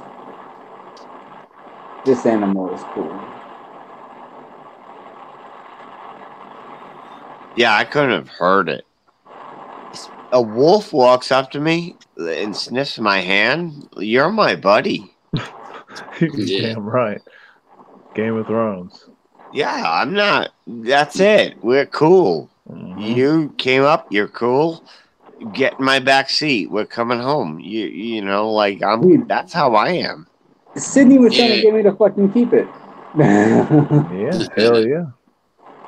Yeah, when I'm walking around in the forest and that happens, I'm sitting still for long enough. I see something really incredible and it checks me out. It's cool. That feeling keeps me going for a couple of weeks. You know? Yeah, absolutely, Trevor. Man, I had something similar happen to me with a deer, but from my experience, I went kind of through my transformative situation with questioning the world and going into my own kind of little world. And I came back home. This is from California. I experienced most of my shift. And I came back to North Carolina. And so I owned a farm here before I left the military. And so the farm, well, I had a deer on the land when I came back. I didn't know this is kind of what was there when I arrived. And I was like, what is a deer doing on the land? And like, well, it's a wild deer. They're trying to raise it up. I'm like, okay. So I go in there in the pen and I knew at the time what the energy was like. I understood energy. And I sat down on the ground. I just sat there. I didn't do any fucking thing. I didn't try to taunt the deer, nothing. Just chill. Easy. the deer approached me. I said, "Come on. You don't hesitate. You don't question the energy. You understand nature after a while." And I sat there on the ground maybe a good 45 minutes to an hour. So this deer, after a while, kept looking, studying me, and then it came on over and it got close. And the first thing it did was nibble on my shoes. And from there, it just kept building and building until eventually, it didn't take long after that. I was touching the fucking deer.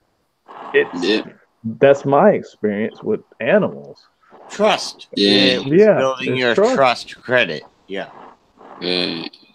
There's a fair low wild factor on deer too, because all through time it's been both. They forested, or you can pen them up. They don't really give a shit, you know. If you Like give them a big enough in another country, what American deer are like. Man, We've got deer here, man. We've got deer here. Wild ones too. Yeah. Not many wild ones. So Trevor, what about the kangaroo? American deer, come back to me. American deer. No, American deer are pretty brave. A lot of them. Yeah. And I've seen YouTube videos of American deers. See, I know them a bit. But who sits down for an hour, right? I was in a different state of mind at that time. Me. Before you sits down for an hour. Me, and I've done it. With nature, and then Dad owned a John Deere. Sorry. I just think people don't spend enough time with nature to understand how nature can relate to them. What are you going to do about it? Yeah, they ain't gonna do shit. I don't care. You ain't gonna do shit. You can tell you stories, but nobody's gonna do shit. That's right. That's right. It's the truth. Man, this is nice weed. Oh man, I'm big, and I'm about out of alcohol. I'm about to go to wine now, just because I'm rating the fucking alcohol, and then I'll be soaking up again. I guess. Just cash in.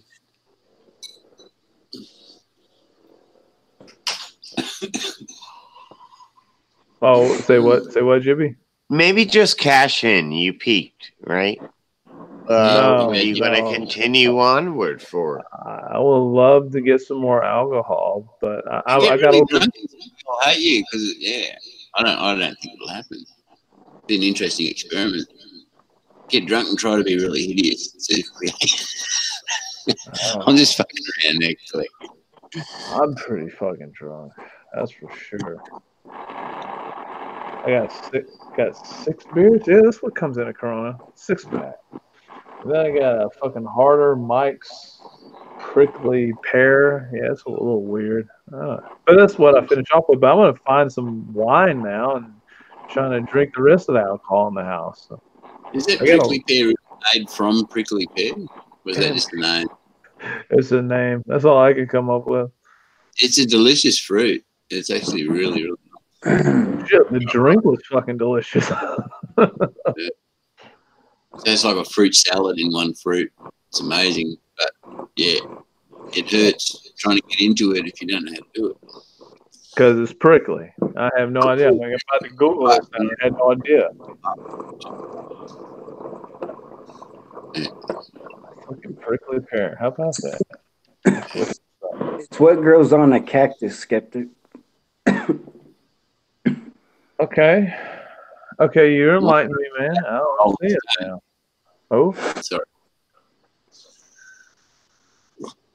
You can call them prickly pears. You can call them cactus apples. You can call them whatever you want. Cactus. Yeah, these other ones, the big fat ones, put out of fruit. Yeah. I've learned again on this fucking channel. It's very easy to learn new stuff on the channel. I'm pretty sure even on a bad day, I'll learn something new. Shit, you know what? That's what it's about. Everybody is talking enough talk, and then they eventually learn something new. This is fucking cool. You stick around long enough, you can't help but learn something. Right. Yeah. You know what, Skeptic? There's people that don't even follow Flat Earth, but they like to listen to this channel just because they think we're a hell of a fucking show. Oh, that's great. On a plane said he's having a ball listening to us assholes, and that's nice coming from a Scotsman. You know he means it well.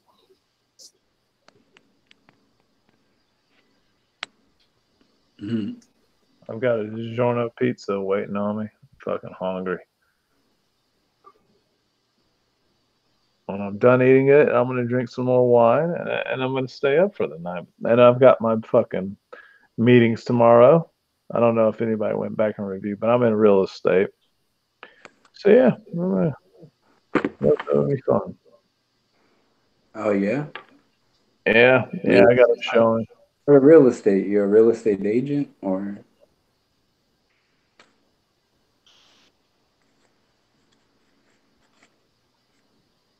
Yeah. On real estate. I used to be a loan officer. Yeah, a lot of people have that weird background, like they're lenders or some weird stuff here. I thought that was interesting. So you're a loan officer. Used to be.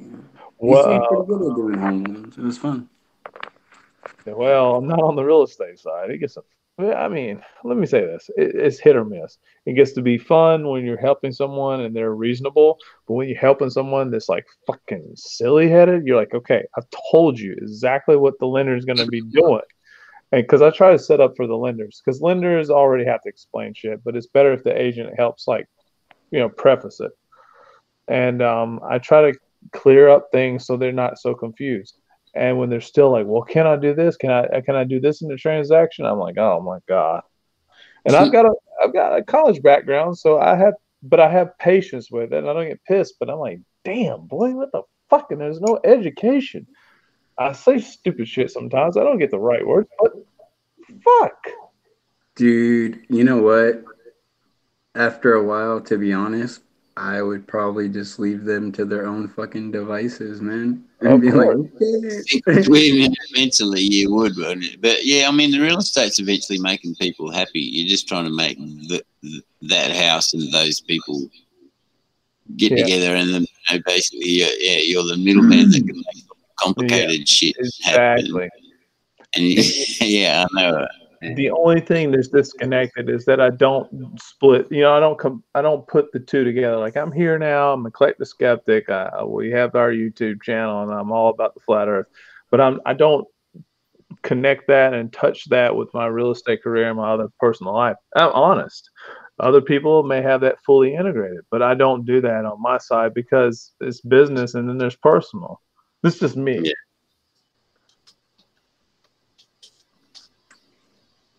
I've told a few people about this channel. If they want to pop on and say whatever the fuck they want, I'm cool with that because I've already allotted for that. I told them and I've made my peace with it. I don't give a fuck if something blows out of that. I'm just being real. That's all I can do.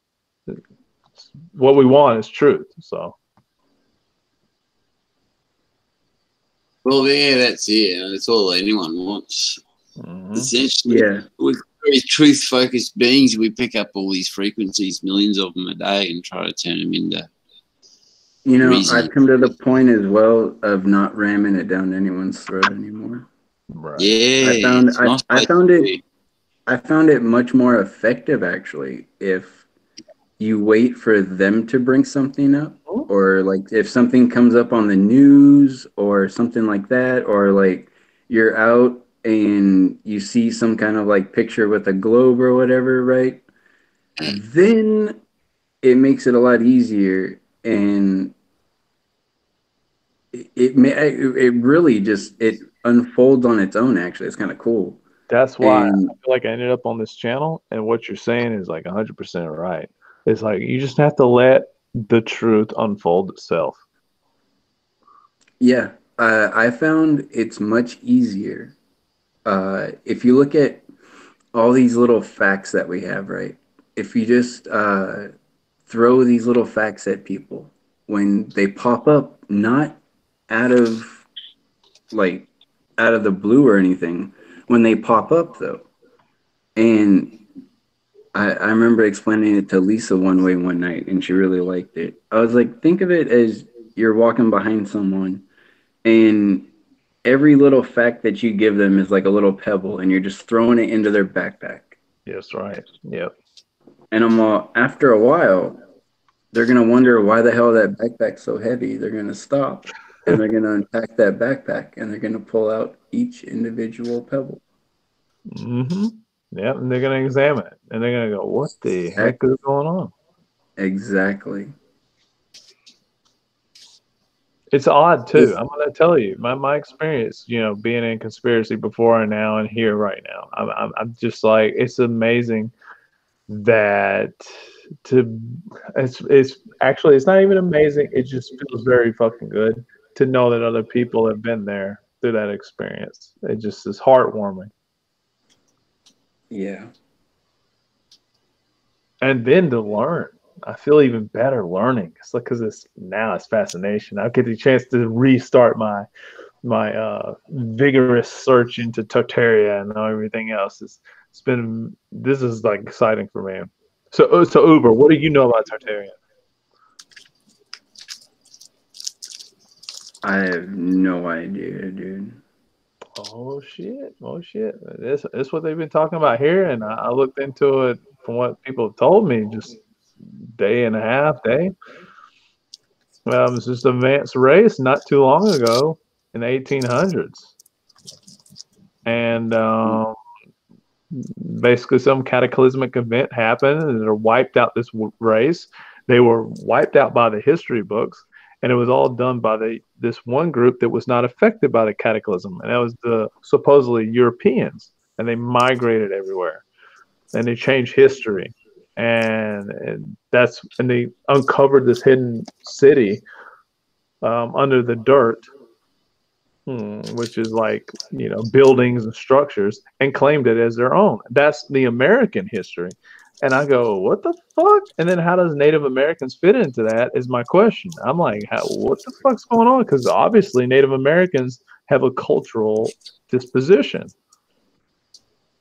And yeah, that's because they just said Tartasaurus in the side chat. So they're obviously listening to you. Tartasaurus. Oh, good.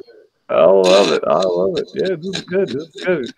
So I want to explore that shit more, man. I have no background in digging in that conspiracy. Here's what conspiracy does: it's fun, and there's not much information when you really dig. But then, like, there's certain things that are good, and I can get into. I got a library full of articles. I can dig into that. But something like Tartarian, you're not going to get anything.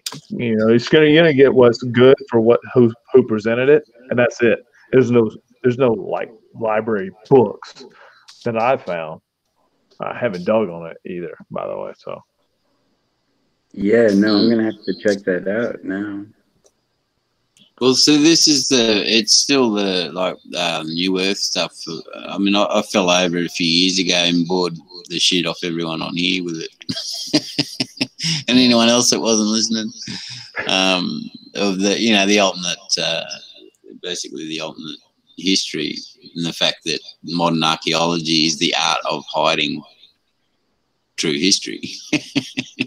Yeah, so fucking true. And I've heard, but lately it's been really good. It's come up again, but I hear so many different versions of it's the same story, but just different dates and different methods and mud flood word attached to it and all that, and it's all exactly the same thing that they came up with years ago, the New Earth team.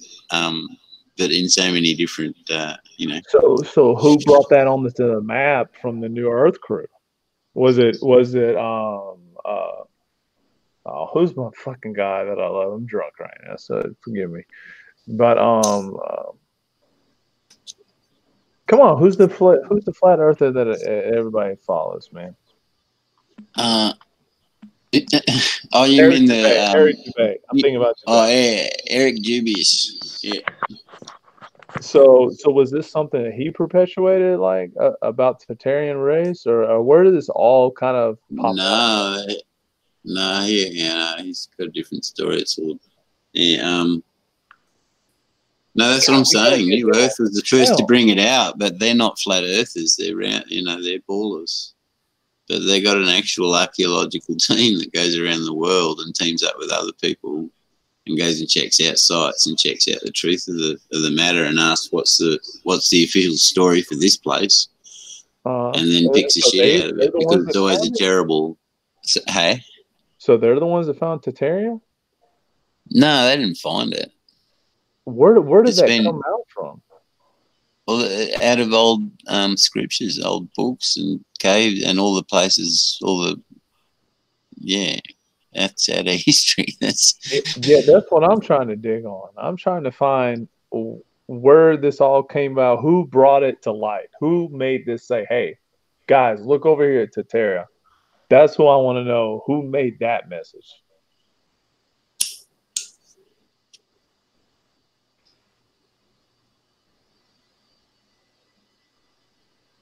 That's like who came up with it first, or who brought it to YouTube, or it's a really hard question to answer. Yeah, I mean, I figure, but I mean, that's what I mean. I always think like, okay, who brought it on the map? Like Eric Dubay for me brought flat Earth on the map because that's what I. Well, not really. Well, but yeah, for you, yeah. No, that's how it works. Yeah. But I'm sure flat Earth has been talked about for forever, for a long time. But it's popularized by him.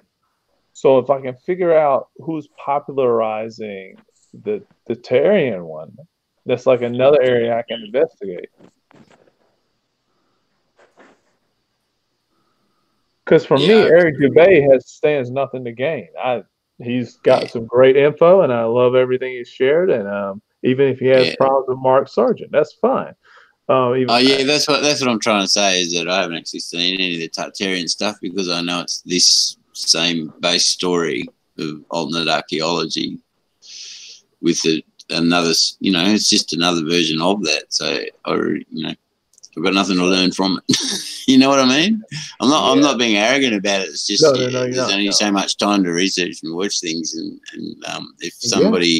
if I can tell that this group is obviously got the same idea, they've got the same idea. They're just representing it a different way. You know what I mean? I do, and appreciate that. Because that's kind of where I'm at on it. I go, okay, well, I'll get to it, on my own time. I don't know how long. Yeah, there's so much to watch. There's really good friends that I personally like that put out awesome material that I don't get time to see. So yeah, and you can watch it, but you got to be able to dissect it, and that takes some more time. It takes exactly. You want to be fair about it, so you watch it and research and try to come up with an answer that he might not have had or something like that, try and make it a shared thing. But there's just a lot of really good stuff. And then people that don't make very good stuff get upset because you never watch their stuff. Oh, yeah. Absolutely. Oh, yeah. I totally agree with that one. I don't even know what the fuck's going to happen out of me in this situation. But, I mean, I've been in sales right now for over 4 years. So I'm like, I don't see me changing in that realm, and I don't feel like I would change in this realm. I'm honest with my clients. There's no fucking deal. That's why they fucking work with me. I'm like, hey, this is what you get, and you know that I'm legit, and it's real. It's real. And so if I come on here and I don't know how I even got this far to even be on a hangout. It's special to me. I fucking talk with fucking Poncho, motherfucker. You can take some of them town planner maps back home and compare them to Google Earth distances and see if you're supposed to see the peaks and landmarks and stuff. Compared to if there was a curve, that kind of thing. You're in the perfect industry. Yeah.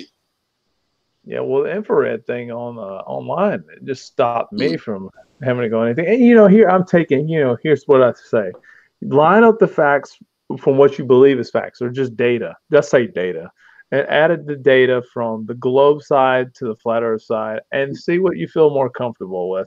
I feel more comfortable with the flat Earth, and the reason why I say you line up the data is because all you have is data until you play and test and learn it for yourself. I don't even care if you read it in studies. It's so much more special when you do the testing yourself. That's it. Absolutely. And it's really the only way. A lot of people say they kind of They demand you give them the data right away and convince them that the Earth's flat. So now that's how you learn it was a. That's how you learn it was a ball, because they forced it into you. You didn't have a choice. You were too young, so they told you that's how it is. Or you fail school and you'll be a hobo for the rest of your life. You don't want that, do you? That kind of thing, you know. And it's like you can't approach it that way, because then you don't know it. You don't know it. You're just repeating. You know, you're just repeating a set of values and evidence that backs up this story that you've decided is now the truth. It's really different from actually doing the data and figuring it out. That's right. That's exactly right. Like, well, hey, let's just line up all the good stories. And you're like, which story does it sound more likely that's happened and more logical to prove? And they actually have video, and they might actually be trying to look at this more closely than the fucking book did. So which one do you like? And you're like, I think most honest flat earthers would say that, look, all I'm saying is that this is a lot more realistic. You know, they're not saying, I know what the Earth looks like from the outside in the universe. They're not, they're not arrogant about it. They just said, look, this makes fucking more sense. And that's, you know. Yeah. I told my mom the same shit. Like I told her last year. And she was just like, yeah, absolutely. I got a great fucking mom. I mean, here's what helps. I think your family helps. If you can have a family member or someone close to you that supports what you believe because you're making good sense to them, then you know you're not crazy, and it helps solidify your thought on it. Otherwise, you know, you can look at it and you're just like, okay, these other guys are trying to make sense out of theory. And of course, we all know theory is complete bullshit at the very end. Until you have some solid proof, it's ridiculed. And no. Yeah, well, all my family still think I'm crazy, but I know particularly one of my brothers. His approach was he can tell when I'm comfortable and happy in my thoughts. You know, he can tell when I'm bullshitting. He knows me really well. Exactly. And that's what he said. He said, "You seem really happy with it. It's all bullshit, though. You fucking mad cunt." Oh man. And you're just like, fuck it. You know, we'll let that slide. We'll let it go through. You know, we could it's ready to keep. How you doing, guys? G'day, Gene. What's new? Dude, I would normally try to go to sleep right now, but I've got so much energy and I'm not fucking doing it now ever because you just fucking joined the channel. I'm so glad to see you. How you doing, guys? Nice, man. Good. Tartaria. 4 months ago, a video came out on the YouTube by John Levy, I think it is. Last of the Tartarians. That was the first time I saw it. This is what I want to hear. Last of the Tartarians. Oh, you say again, John Levy? Yeah, John Levy, I think the name is. JONLEVI, I think. Oh, okay. Last of the Tartarians. Why is it so hard to fucking do this shit on YouTube by now? But it is. It's so fucking hard to do it. You have to have conversations with other people that tell you where to fucking look. Because it's that damn control. But it's the fact that it's that control. No one's going to see them. I mean, if you type in Tartaria, you're going to find it. But otherwise, yeah, you're not going to know about Tartaria. It's not popularized like Flat Earth. At least for me, it wasn't. No, that's John Levy, JONLEVI, End of Great Tartaria. Okay, End of Great Tartaria. Yeah, that's it. It's 16 minutes, 45 seconds long. 4 months ago, that one came out. Nice. That was the first one I saw. Oh, I love it. There's a few of them that I've been adding to the watch. Yeah, later. There's one by Richard Lopez. They did it as well, together with Mud Floods and that. Richard Lopez did one. Who brought that up? That was a day ago. He also did one with Mud Floods with Roxanne. That was last year. Again, a few months ago. So Sean, do you know who Sean is? Sean, no, not really, no. As in space is fake, Sean.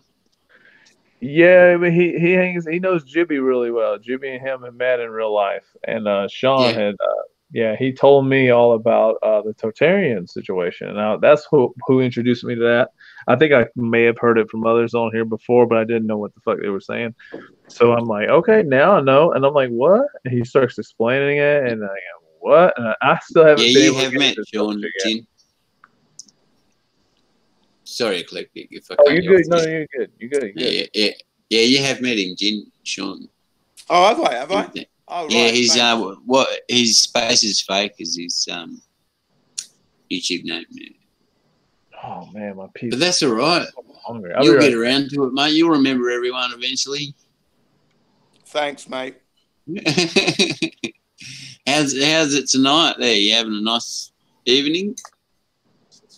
Yeah, thanks. Yeah. I just finished work, so I thought I'd join Nice. in the chat here, and I noticed you guys were talking about Tartaria and that. So I thought, yeah, I can remember where I saw it first. I thought I'd drop that in. Yeah, I just imagined you sitting there drinking a big bottle of Asahi beer, but you don't drink, do you? I do drink. I don't drink sake so much. I drink wine, but I haven't had anything to drink as yet. Oh no, I was going to say Asahi. It's a Japanese beer. Yes, Japanese beer. Yeah. Yeah, I don't drink Asahi. It's really nice. I drink Sapporo or Kirin beer. I don't drink Asahi. I don't like it. Oh, Kirin, yeah, that's what my brother drank that when he was over there. He said Kirin beer. Really good beer, Kirin beer is. Yeah, he said it's awesome and you can get it anywhere. Yeah, Kirin is Japanese for giraffe, by the way. Giraffe beer. Ah, that's right. Yeah, there you go. See, you learn something new every day on this panel. Faces Spake. That's his name on the plane. Old Faces Spake. G'day, Gaffica. You drunken old Aussie. No, wait, that's me. Did he?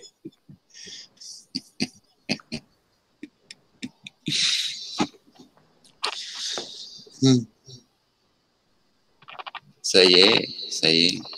What about you? What you been up to? Today, I did things and stuff, and then some other things, and I was watching First Amendment channel. Oh, right.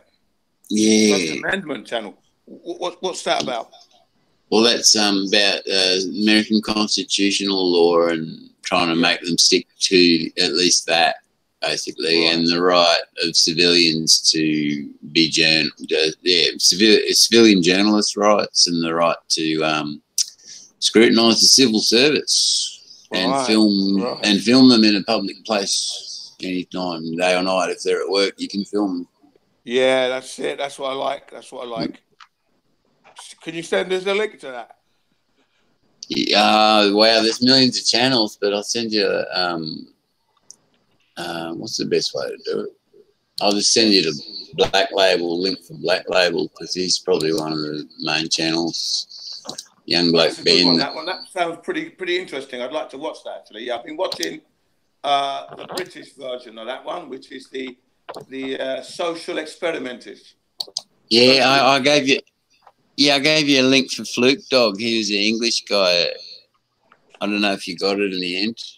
I'll have a look. I'll have a quick look. He's doing the same thing in England, but of course they don't have a constitution, so it's all different. But it's the same. Essentially, it's the same. It's keeping the cops to constitutional law and transparency and the right to scrutinise civil service. No, I don't know where you put it. I haven't seen it here. Yeah, but that's all right. I'll give you one of the big American channels and you'll get the whole idea of what they're doing. But you'll find it eventually by, organically. You'll come across it because you're in England and he's on YouTube. You'll see it eventually. Hey, Jen. Yeah, how you doing, man? Hey, man, I finally fucking got on here with Poncho, man. I had a one-on-one with fucking Poncho. I fucking love it, man. I finally fucking did it, man. Yeah, what you reckon on Poncho? He's pretty good, yeah? I fucking love it, man. But you guys, you UK guys, especially just you and him, you guys are on that level, man, and it's a level I can resonate with. Thanks, God. Thanks, man. We're all together here, you see. We're all together in this, 100%. Yeah. We're related all the way. Because, which I wanted Go on. Jen, I wanted to ask you, how did your vaccination series go on your channel? I wanted to see it, but can you send me your or just put in the chat your channel or what? Well, basically, it was already a non-starter. I started it, but others wanted to talk about other things on the channel on that particular day. So I shit, mentioned it for about 5 minutes only. You know, I can regurgitate that now if you're interested. Really, what it is. I think if you're gonna have children, or if you know anyone who's about to have children in your family, your friends, and whatever. Yeah, we talked about that. Yeah, the strongest advice you could give them would be to get all the information they possibly can about the vaccines first, okay? Because it's turning out that vaccines are causing all kinds of diseases in babies and you know, when they grow up. Yeah. Like cognitive processing, for example, autism. Yeah, autism is a big one. It's a huge one. Big one. Yeah, it's a huge one, right? Then there's others like it's carcinogenic, so it can cause cancer. Okay. But the main one is autism, the disability of the brain, you know, affecting you know, the child. It's really, really bad. Now the thing is, right, the big thing to look out for here is this: the pharmaceutical industry and the doctor that administers the vaccines. They have got what's called legal immunity from any prosecution, any trouble, any kind of compensation claims. You can't arrest them. You can't take them to court. Right. So if they can administer whatever they want to, then they cannot be penalized for that action. Absolutely. And the reason why they've said, this is the pharmaceutical industry and the doctors, they've said it themselves out of the horse's mouth. Vaccines are unavoidably dangerous. Unavoidably dangerous is what they've said. Okay? Well, that's why they've asked for legal immunity. All right? So that means that you're putting something dangerous into your child. Third point to remember is that though the pharmaceutical industries and the people who work for them and the doctors don't vaccinate their kids. There's been a few doctors who have whistleblowed saying that they don't vaccinate their children, ever. Okay? Basically, that's basically it. You know, and then I went on to talk about the ingredients of the vaccines, what they put in the vaccines. And do you know what's in there? Squalene, mercury, monkey DNA or rabbit DNA. They put these kind of things in the actual vaccines. Now, people are asking, why would you do that? What would be the point? The pharmaceutical industry replies, they do that because they want to, they call it adjuvant, which basically means aggravate the immune system to produce antibodies. So you can produce antibodies against the vaccine, right? But the thing is, vaccines have never been tested for their safety or efficacy. Now, efficacy means like the integrity that it works. Right. When they use the word efficacy. Efficacy. They've means never been proved efficacious. Right. Yeah, efficacious, exactly. Basically meaning the actual it's effective. Integrity of the vaccine to work.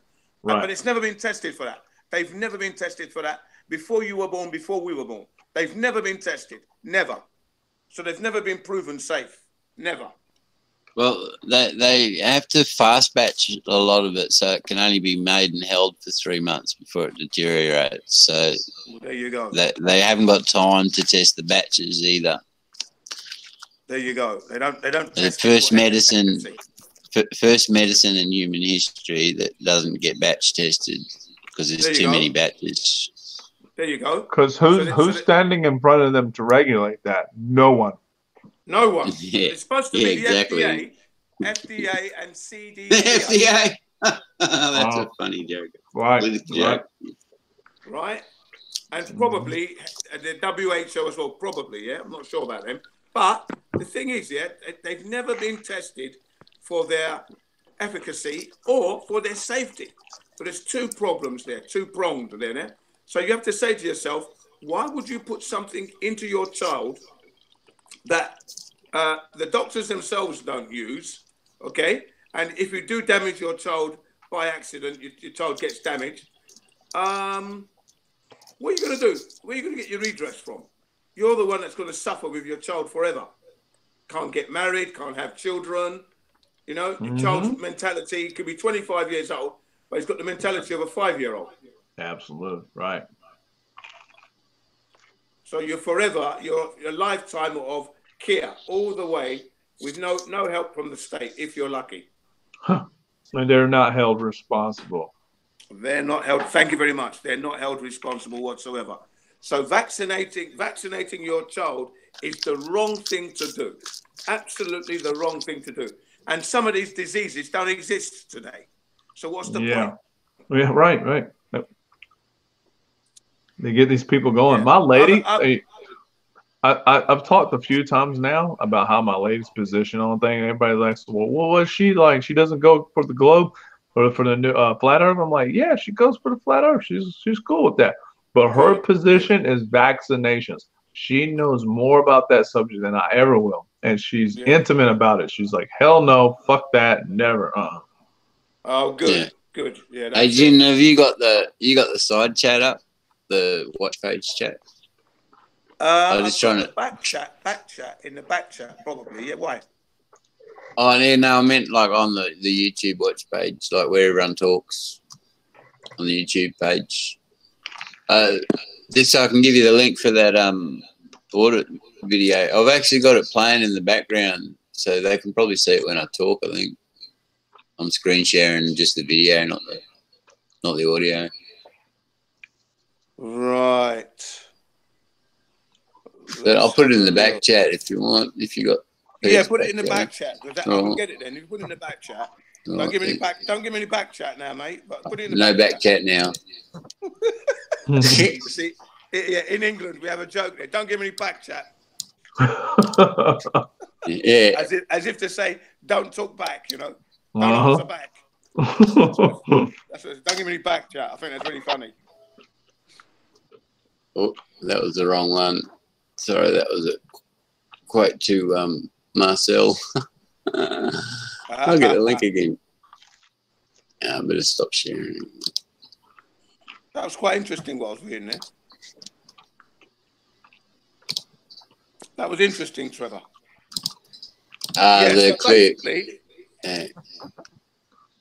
So Trevor, how long have you been on the channel? Crikey. I was hanging around on the side chat for probably a year or so before I got on.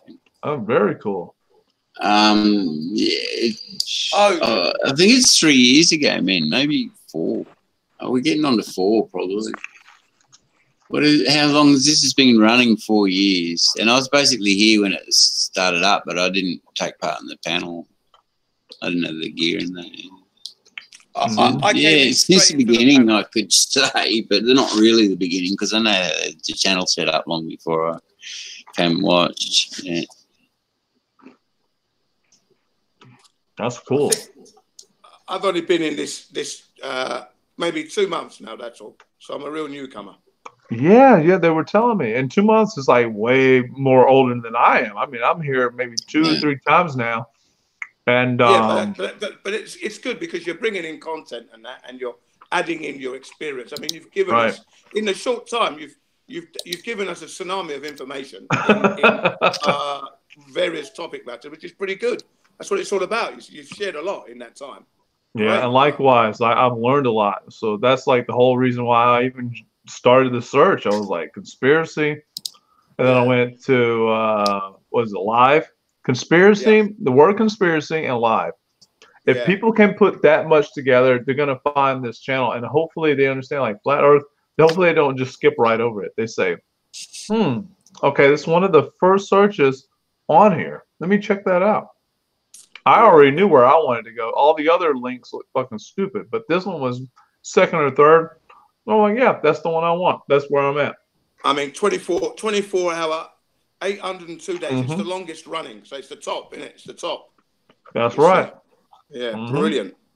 Yeah, and the only thing I will say, the only thing that I'll say that's negative was too much effing and bliming and fucking and that. I reckon it's just totally unnecessary, really. Do you know what I mean? That'd be the only thing.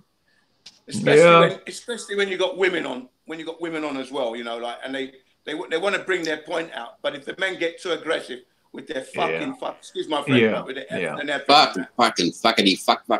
Yeah, I think we need to clean that up a little bit, just a little bit, you know. Yeah, fucking oath. I wish you fucking cunts would stop fucking swearing all the fucking cunting time. Yeah, that's right. You know, When it goes to the next level, that always offends ladies. You know, you don't want to go there. Exactly. You know, and I do feel that is a bit of, you know, I mean, at least acknowledge. Excuse my French. You know, if you're genuinely upset, but sometimes people use it as normal language. Sometimes, I mean, you know. Yeah, it's true, Jen. It's a sausage fest. We've got to get some come on, shields. let the ego drop the ego, and then we can learn more. You know. This channel's got potential to grow more. Because the females that come on here have a lot to share and good stuff to share. It's a different dynamic whenever I hear a female on here. And I'm like, please, let's keep them as long as we can. Yeah. I'm always screaming for more women to come onto the Flat Earth movement because, like I said before, without the women, how are we going to get born at the end of the day? You're right. My wife, can't make my wife comes in here. My wife comes in here. My wife comes in here, pays her respects. She loves Pete. Yeah. So we need more women, you know, more women in the movement, of course. And when they come onto this channel, I think we should always be mindful of our manners. If we do use profanity, to apologise afterwards. Excuse my French, you know, just to keep it more amicable and. You know, that's all. That's where I failed earlier today. I drank too much and toked up too much that it just flew out. But it was not to be degrading. I don't go to that level. I don't like to be degrading in my cursing. Yeah, I will never go there. You will never hear me go there at all. Where I'm drinking too much and then I come on the channel. That's never happening. Never happening. You know what I mean? It's just not. It's not on my menu. I blame it all on Poncho. Reason being is if I'm going to be talking to you guys, I want to be 100% coherent. But secondly, you know, we've been ripped off, yeah? So that's the drinking is part of their fucking, excuse my French, part of their system. Yeah, that's just true. You know? I'm not going to deny that at all. You're exactly right. Right. So it's all right to enjoy a drink, fine.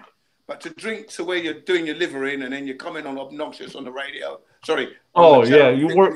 Here's what I want to say to that, Jen, is that when you come on here and you're not effective, if you're not doing anything effective, even if it's majorly, you know, shit talking, but to somebody that's going to relate, but it has to be effective.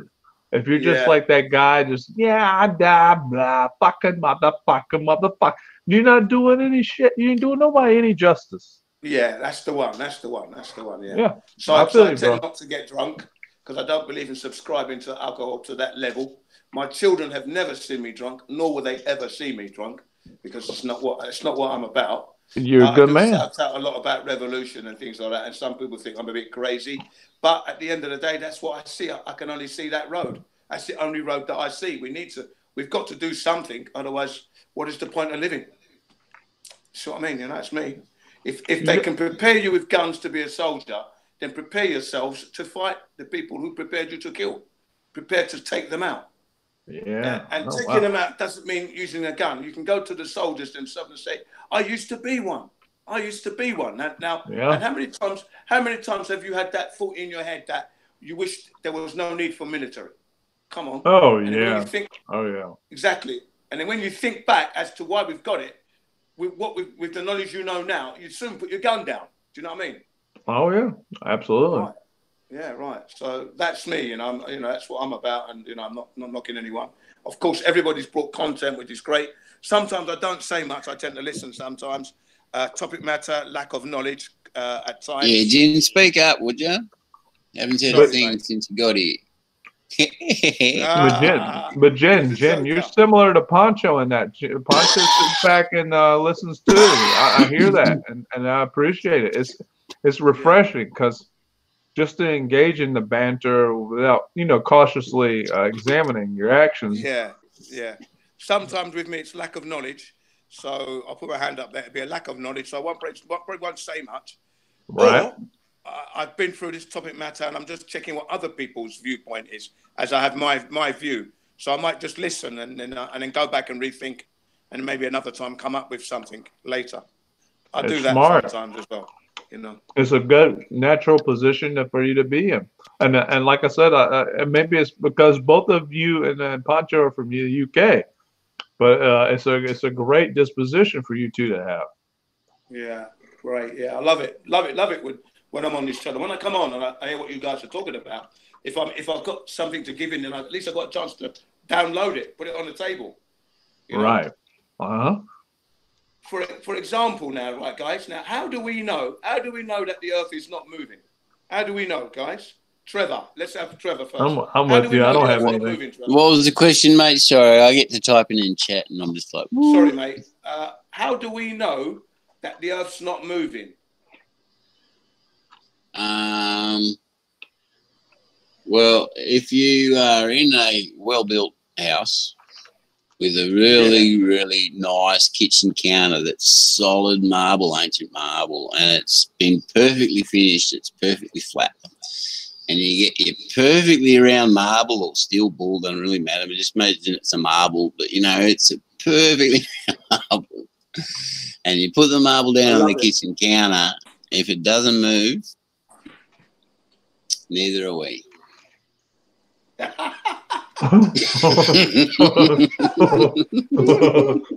Well, it's a point, isn't it? It is a good point. It's a valid point, isn't it?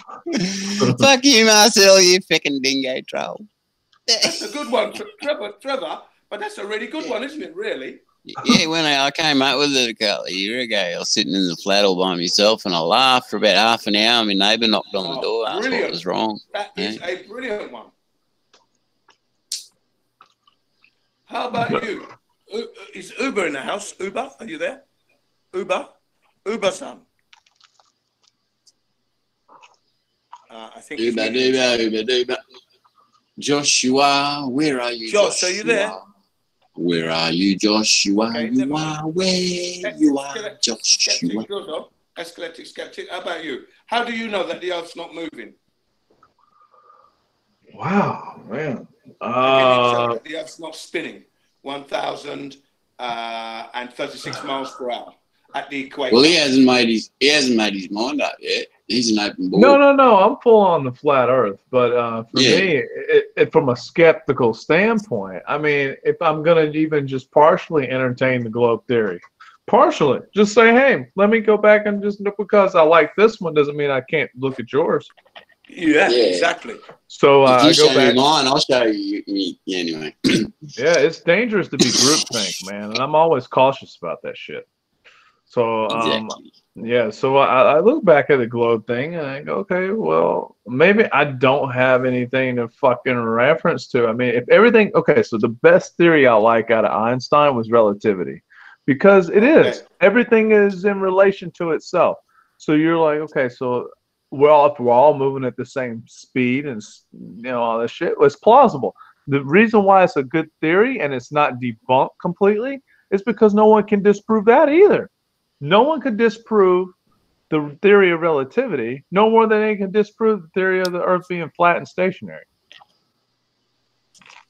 Okay, so what's your position on that one then? So what you're saying is you don't know, then you're saying, yeah? Yeah, I can take that position. I'll take a position of I really don't fucking know. Okay, fair enough. That's a good answer. Straight to the point. And it's a fair question. It's a fair one. But I'm going to go with we've first of all, I live in Japan, yeah, and we get regular earthquakes. Okay, you got that? Oh yeah. Yeah, so we get regular earthquakes. Okay, and that's when you know the Earth's moving. I mean, when you see buildings shaking, or in some cases, if it's a bad one, where you see the buildings even roof tiles coming off the houses, you know you've had a serious earthquake, like the 2011 one, where the tsunami happened. Yeah, right. So, at 1,000 miles an hour, that's, more than the speed of sound, over the speed of sound of movement, spinning. you would notice that. You would have to notice that, I'm afraid. You know? Sorry. See what I mean? Yeah. Oh, For example, if when an aeroplane takes off, wants to go to another country on its destination, as soon as the aircraft leaves the Earth, that Earth should be spinning away. well, right, and maybe my relativity definition is not that great, but that's what I'm projecting in all of it. Yeah, But, I know they say but here's where I agree with what you're saying, because if you look at it from a buoyancy standpoint, I like to use firm laws that seem to be universal. So the buoyancy should answer most of this, and the buoyancy situation is you fly off the fucking runway, you're in the less dense environment, So you should start noticing differences in that between the ground and that atmosphere. That's where your difference should occur and should be measurable as a difference. Right. But nothing is changing. Yeah, it's you're flying and you're soaring, but you've made it to that level when you're approaching off the ground and going into the atmosphere. Right. So the fact that that's occurring at a gradual and it's just not instant means that this is all stationary. In that sense, it means it's stationary. Yes. Yeah. I mean, I can walk through that and make sense out of something being stationary. Yeah. You see, because I tend to follow not man's laws, but nature's laws. You see, nature never lies. Nature's simple. You see, I agree. What you see is what you get in general. You might have a little refraction here, but it can't explain seeing a whole mountain. Whatever refraction you want to bring in. When they bring refraction, it goes through my ears and out the other side. It doesn't come through my head. Refraction. Yeah, my eyes are telling me it can see something. And like Rob Skipper, he got in his boat. You could see the Chicago, right? Across, was that Lake Michigan, where you could see Chicago? Rob Skipper. And he took his boat and he took the boat all the way to Chicago skyline, and it was Chicago, and he could see it all the way. He filmed it.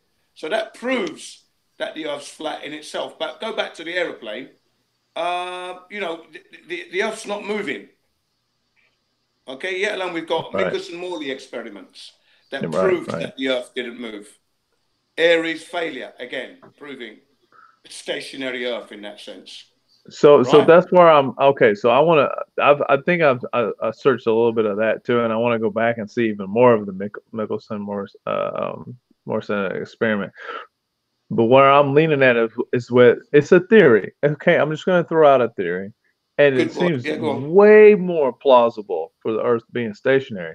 But if the relativity, I was thinking again, if it's relativity, and you're moving at this rate and speed, and everything is moving at that constant rate and speed, it's like an out. It's an out. It's very imaginative. It's imaginative. That's the word you've got to use. It's imaginative, you see, because Einstein brought it in. It came from another theory, It's like a Band-Aid. Do you understand what I mean? Yeah, it was the out. It's the out. You always, if you ever search most of these to find out the truth, and you're trying to find out an end game or end result, there's like an out. You're like a scapegoat. You're like, who, what, where? And you can't find the motherfucking missing piece. It's always like that. You can't find the missing ape. You can't find the bones of Jesus. You can't find all these fucking scapegoats. And that's the fucking problem I have with all these scapegoat situations. You can't find the end result. Me too. And when you can't find it, I'm just going to throw it in a bin, because nature always comes first for me. Nature's laws. It's much more easier to understand. In the bin, in the bonfire. Forget that. Yeah. Rubbish. Okay, so the Earth's not moving. We are definitely stationary. This Earth does not move. Doesn't move. Remember, there are kind of four motions that we're not feeling. Four.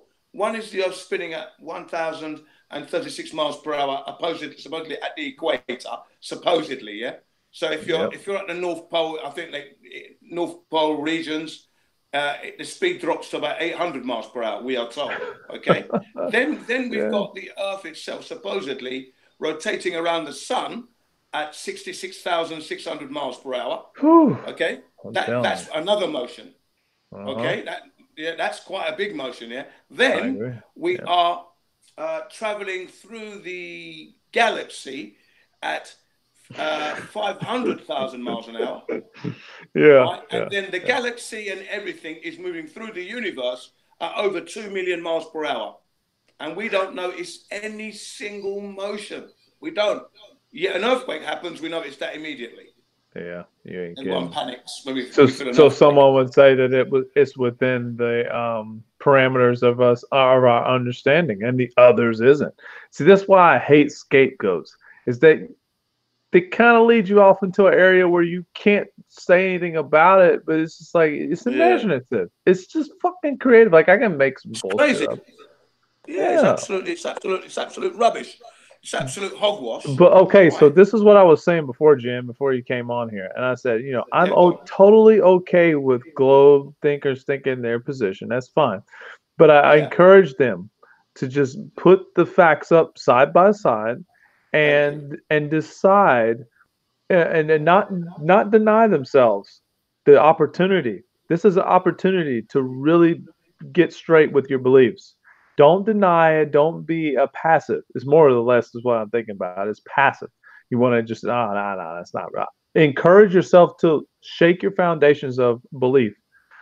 And then when you arrive at this conclusion of data between two sides, which one seems more plausible? What seems more reasonable? And it always will, for me, it leans way more on the flat earth side. I hate to say it, but this is my belief. It leans more on the flat earth side than ever. The globe thing, I can't even get anywhere with that. And the flat earth side is more in tune with nature's laws. Yeah, it makes way more sense. To follow the globe now, it's a total violation of the laws of nature. Yeah. Laws of physics. It's just a total violation. It was created. You can tell. You can see the lie for itself. Everything. Yeah, I was just about to say, and physics, but you said I did say physics, but physics is nature anyway. So yeah, you're right, though, Trev. So natural physics is nature. Yeah, and humans are actually nature. Yeah. So we've got no evidence. We are staring at nothing when it comes to the globe. Can you show me a real picture of the Earth, please? It's missing. We don't have one. And that's because we got a good reason for that. That's because look over there. Yeah, exactly. Sidetrack. Everything is sidetracking. 1,000 miles an hour spin. Where's the video? 0. There's 2 anomalies already. They show you proof. They're right, Jen. You say it. They show you proof in everything else. But here, they just fucking can't get it right. Okay, good. You can't show anything. You can't get it right. Great. New Perspective's got a new career, Jen. New Perspective's got a new career. He's selling Coriolis insurance to ballers. This is a second job. I love it. You can sell anything in the States. As soon as you breathe, so yeah. An unexplored market, he'll do well. Jen, you say some hilarious shit, man. You can sell anything in the US. Yeah, man. I remember back in the 80s, early 80s, around about 83, 84, and they're talking about selling real estate on the moon. I cracked up. Yeah, I heard of that. In mind, I'm still thinking they've gone to the moon. So at 83, 84, 85, they've gone to the moon as far as I'm concerned. I haven't heard any conspiracy. They haven't gone yet. I haven't heard. Although I did see the film called Capricorn 1. I saw that movie, but I didn't think they didn't go. I believe they still went, I'm thinking, how could you... You could buy a crater, Jim. You could buy a crater on the moon, name it after yourself, but they ran out and then they started selling stars. How could you live there? What a waste of money. What a horrible place to be. Yeah. Who's going to buy property on the moon? Come on, you've got to be an idiot. It's a shit up. I don't know anybody there. I don't want to move to that neighborhood. It looks uncannily like the Colorado desert. And I'm sure some people bought land. I'm sure there were some people who bought it. Some wealthy fools. You know, I've got land on the moon. Oh, really? Yeah, it's like How you telling gonna all get your them to do something friends. with it? I got land on the moon. Go shooting. When you shoot at? I should have realised then that something was up, but I knew it was odd anyway. I mean, I said I'd never, if I was a billionaire, there's no way I would buy anything on the moon, because how would I ever to capitalise on it? How? Maybe they've let moose. They've let moose run wild up there. The free moosins. Right. They've let herds of moose Turns out no Poncho one's goes been back there. and hears this. So it turns out no one's been there. So if you've bought land, you've lost your money. Yeah. Yeah, this is bizarre as fuck. But that's actually how strata title works. So if you buy a floor of a skyscraper, whether you live in it or it's an office, you don't actually own anything. You don't own the concrete. It's all leasehold, and what you actually own is the air between the ceiling concrete slab and the floor. Yeah. And it's only ever going to live 30, 50 years, and then it dissolves, vaporizes, because it was just a slice of air. Exactly. And people bid their whole lives to get one, you know, and it's insane. You don't own anything. Very it's crazy. Yeah, it's very fucking crazy. You know, so we're in agreement here that flat Earth 1, globe nil, with the motion of the Earth. Yeah, I'm with you. Many more points though for flat Earth. I mean, it's just the infrared thing I watched the other day. That was great. Yeah. I was like, oh yeah. Well, people know about that now here on this channel, of course. But for me, I was like, what? We love that. I love that infrared stuff. Love it. Yeah, the infrared was good juice. Okay, let's go for another one. Curvature. Sure. If we're living on a spherical ball, where is the curvature? Has anyone seen it? Has anyone experienced curvature on Earth? Anyone? It's the best. You just ask plain questions, and that's the best way to try to approach this thing. Has anybody approached? You know curvature from something that's artificial, or you've just seen it in a small place, but on the grand level, the grand scheme of looking at a distance, you've never seen a curvature in the horizon. No one's seen curvature in the horizon, and everyone's going to just say, "Oh, that's just your eyes. You can't perceive that." Fuck this bullshit. Don't be silly, man. Yeah. Everything else seems to be perceivably correct, so why can't I fucking experience that? Let's take a military soldier. A military soldier has to, for example, use a weapon, find the target, hit the target, yeah? Now he's going to have to use his eyesight, sight up, level up and smarten up his sight to hit the target, yeah? And you're dealing with level surfaces most of the time. All the fucking time. And at huge distances. Weapon. Go ahead. Go on. Oh, no, what you're saying. At huge distances, this sniper is going to have to look through here. And he's using a level situation. Thank you. Level. And then we're talking about level. Level is flat, not spherical. Like, okay, let me bend my vision around this fucking curve. Exactly. Right? He's using a spirit level. You know, it's spirit level, you know, carpenter's tool, level and true and plumb as you can get, right? And if you look at the latest US Navy weapon called the railgun, which is a line of sight, it has a line of sight targeting system. What it sees is what it hits at 120 miles an hour, traveling at 7 times the speed of sound. Come on, man, where's the curve there? 120 miles an hour. Kinetic and magnetic kinetic energy, right? And it destroys the target. Come on, man. Yeah. Where's the curvature? How can that be possible on a spherical Earth? You would miss your target every time. Even from the First World War, you'd be missing. From the First World War, from World War I, World War II, you wouldn't be hitting your targets. So World War I, World War II, the tank proves flat Earth. Right, all day, right. All day long.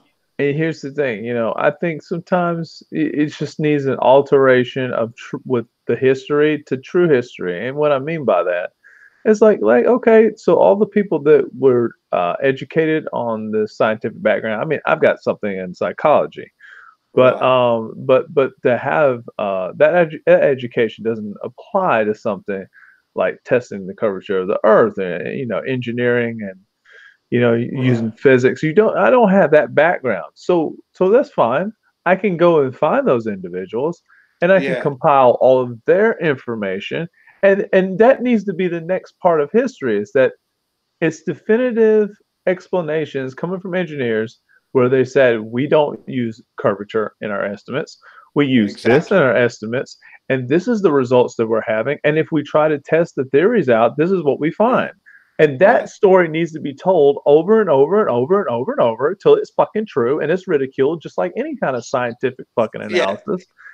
And that's the approach. We're not doing that yet, but it's on the way. That's why I'm saying it now. It's happened. It's actually happened, right? You've got building surveyors and the land surveyors. They've mentioned it themselves that when they, and bridge builders and that, when they actually do the surveyor of the land, the service, they have to do it in accordance to leveled surfaces, leveled plane, leveled flat, leveled. Yeah, they quite often don't do the maths for curvature. Quite often, they don't include curvature in their maths at all. Yeah. At all. Yeah, and quite often, if you ask one, they say, "Oh, the curvature's figured into the whatever machine, surveying machine there is." Yes, that's right. That's right. You hear that? Or it's figured into the construction of the lenses and shit. That's what they say. Yeah, I've heard that. They're engineers, trained engineers, smart people build stuff. Yeah, you're right there, Trevor, because I have heard that as well. That some just like airplane pilots, some of them, they reckon that the curvature is already factored into the gyroscope. That's right. It's weight. Yeah, they mention it's weighted, pre-weighted or something like that. Unbalance the wheel just so that it goes against curvature. So I've heard of a couple of those too. Yeah. But that other one, I when I first heard it, I thought, fuck, I better make sure that's not right.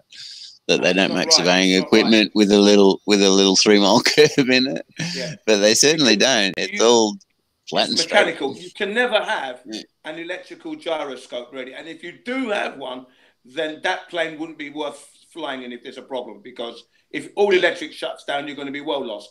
But gyroscopes generally are mechanical, mechanical machine, and that's how they work. There's no way to construct. That's what keeps the plane level. There's no way to construct a gyroscope with any kind of bias at all. They won't spin. They won't work.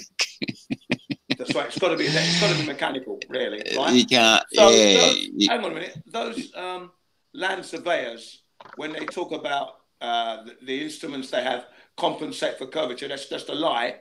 Because 99% of those land surveyors say that we do not consider curvature in our equations. And when we do land surveying, our equipment only works on a level plane.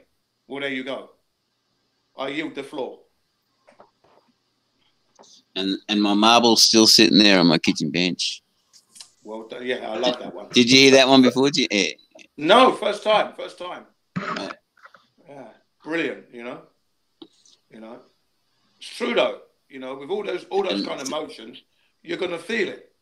Little children's merry-go-round, for example. You sit on the merry-go-round. And I like to say, and Australia, merry-go-round, motorbike tire on the back of on the side of the merry-go-round, and kids are flying off. Yeah. Centrifugal force.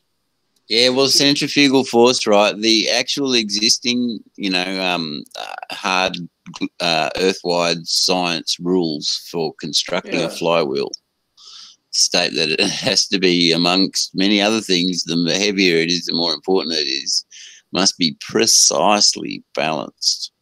You can't have more weight on any part of it, not even just talking about one side. You're talking about a micro, tiny little dot, like in a flywheel, an industrial flywheel, that's down to fractions of an inch. It's true. So or it shits itself. It literally rips itself apart with the slightest imperfection. Kansas, 400 miles. 400 miles. Kansas is the state that is known as flatter than a pancake. Kansas state, flatter than a pancake. Yeah. 400 miles long, level. Amazing. It's like it's the same sea level, Brilliant, isn't it? 400 miles. The Salt Lakes, their level, 100 miles off. Sea In level. fact, if you look on That's Google, where they screwed themselves, Jen. They screwed up at sea level. They started saying, "Oh, well, at sea level." Wait a minute, are we talking about level? Yeah, we have sea level. this leveler. Sea level, exactly. Hey, I wonder if the horizon's horizontal. Yeah, sea level, man. Derp, Horizontal. Sea level. Horizontal. To your eyes on the horizontal line. Horizontal. I don't know. Is it a rhyme? I'm just falling into a rhyme, or does it all make sense? Yeah. It all makes sense, you see. You know, the heliocentric model is a violation of nature's laws. 476 years ago, they brought it in. 476 years ago, they brought this system in, and through it from Italy around the world, they made it compulsory education. Okay, so Compulsory. Jen, You right have to there. learn it. So right there. No proof. Okay, right now we're on the flat Earth is being the umbrella for Tartaria is what people are alleging, and I can't disagree with that. But is there an umbrella to the flat Earth? Umbrella to the flat Earth. Yeah. Well, actually, what New Perspective just said there, I don't know if it's really dumb or it's a good brain teaser. It's hard to tell these days. But I'll read it out to you. It says, does anyone know if things moving upward eventually have a 9.8 millisecond rate as recently well? In the flat Earth movement, and I say recently, last year, I've noticed like David Wise, Marilyn Spirit Level, they're talking about a force that's pushing us down. I don't believe that at all. I don't subscribe. I personally do not subscribe to a force that's pushing me down, and that explains the downforce. I can't really. I can't subscribe. I mean, to it that. sounds nice. It's another theory that I probably would like, but I don't have anything I can say. Yeah, that's firm proof. Yeah, I'm not knocking the work that they do. They do Right. fantastic work. I mean, it's the only thing that I can say that I disagree with at the moment is that would be the only thing. That there's a force pushing us down, pulling us down. That's like gravity all over again. Yeah, but opposite, right? Yeah, but opposite, and I can't believe that. I just cannot believe that. Okay, You know? so let's do it from a different angle. Let's do it from attraction. Right. So if you're looking at something like magnetism, you got your north and south, and magnetism you can't excuse. I mean, you see what you see, you experience what you experience. Yeah. That's Levitation. as true as you can fucking get when it's in front of you. So there is that word, that component, attraction. So energies are doing something. They're pulling and pushing. There's something, or at least what I'm saying is in that kind of force, the attraction force. You've experienced it as a human with the female counterpart, or some cases male or female on female. So there's the attractional level at all levels that's happening. Just like a magnet is itself a solid, and it's going to be a certain level of attraction. Yeah. Now you know what? It's not measurable. When you have a magnet, okay. When you have a magnet and you have the minus and minus, you can feel the repel. Sure, absolutely. Right, Yep. you can feel it. Yep. Right. Then when you have it the other way, minus and plus, you can feel the attraction. You Right. can feel it. Yeah. Right. Okay. Now let's say there is this force keeping us down, for example. Right? But I can lift my leg up. And it's not being pulled back down. The only reason why it's going down is through fatigue. My leg is getting tired, so now it starts to drop because my strength is weakening. My leg is tired, so it wants to just drop naturally. There's nothing pulling it down, okay? Because I cannot feel that force, but I can feel it with the magnet. I can feel it with the magnet, yeah. Yep, absolutely. Feel the magnet putting itself together, but I cannot feel my leg or my hand doing that. It's impossible. Sorry. And we all know what it's like to feel like we're pulled upon too. That's the other thing. We have like this. We have our natural senses that show us what it feels like to be pulled or pushed. Yeah. We know when we're moving. Like I said. Right. Not knocking anything that these guys have done. Marilyn Spirit. We have a gyroscope in it. We have a gyroscope in our heads. So we know when we change angle. Oh, yeah, we know when we change velocity. And we know when we're moving. Yeah, Yes. absolutely. That's for sure. I mean, Have you done that? Has anybody done that? Where you're in an aeroplane, you're relaxing, you got your eyes closed, and suddenly you notice the plane's turning to the left or to the right, and then you look and it's turning. Have you done that, guys? Yeah, I can't say I haven't. I've been on plenty of planes. Yeah, Right. absolutely. And you close your eyes, and suddenly when you're relaxing, you'll notice the plane begin to turn to the left or turn to the right. Instantly. Instantly, and then you look up and it's turning, and I think, wow, I've got a gyroscope in my head, you know. Mm-hmm. Oh yeah. Especially on a plane, in a car, it's more obvious in a car because it's a smaller vehicle. You notice it, your body moves. But in an aeroplane, which is a larger vehicle, you're flying, but to notice the slightest turn is wonderful. It shows that your senses are there. Yeah. Right. I agree with you. Yeah. So I cannot agree with a force pulling me down or pushing me down. What is this level of force that just instant, like there's some magical force that I can't feel. It just crossed the barrier of my senses. Yeah, I can't believe that. I'm going with buoyancy, my body weight heavier than the molecules. That's why I go down and then I've landed on the ground. The ground is solid ground. New Perspective just pointed out that he didn't mean the Earth moving upward like those flat Earth people you mentioned said. It was a different concept. Okay. Yeah, it wasn't that. Yeah. No disrespect to New Perspective. I wasn't talking about him whatsoever. Tell him, hello there. Nice to see you in the house. Come on the panel, man. Yeah, heck yeah. I love seeing New Perspective on here. He's got great questions. You always have great questions.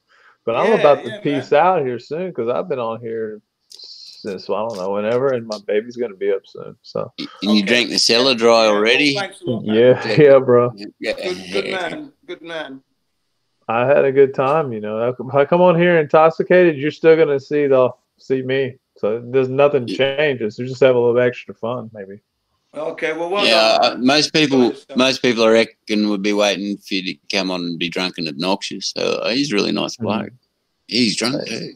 What? Absolutely. I just say I feel good. When he's sober, he's not. He's probably obnoxious when he's sober. Yeah, get him off. Can't have a few beers. It's like, damn, man, what? Is he not drinking, man? I had a great time with him when he was drinking, man. He's sober now. I don't really want to hear what he's got to say. You people are CUNTs.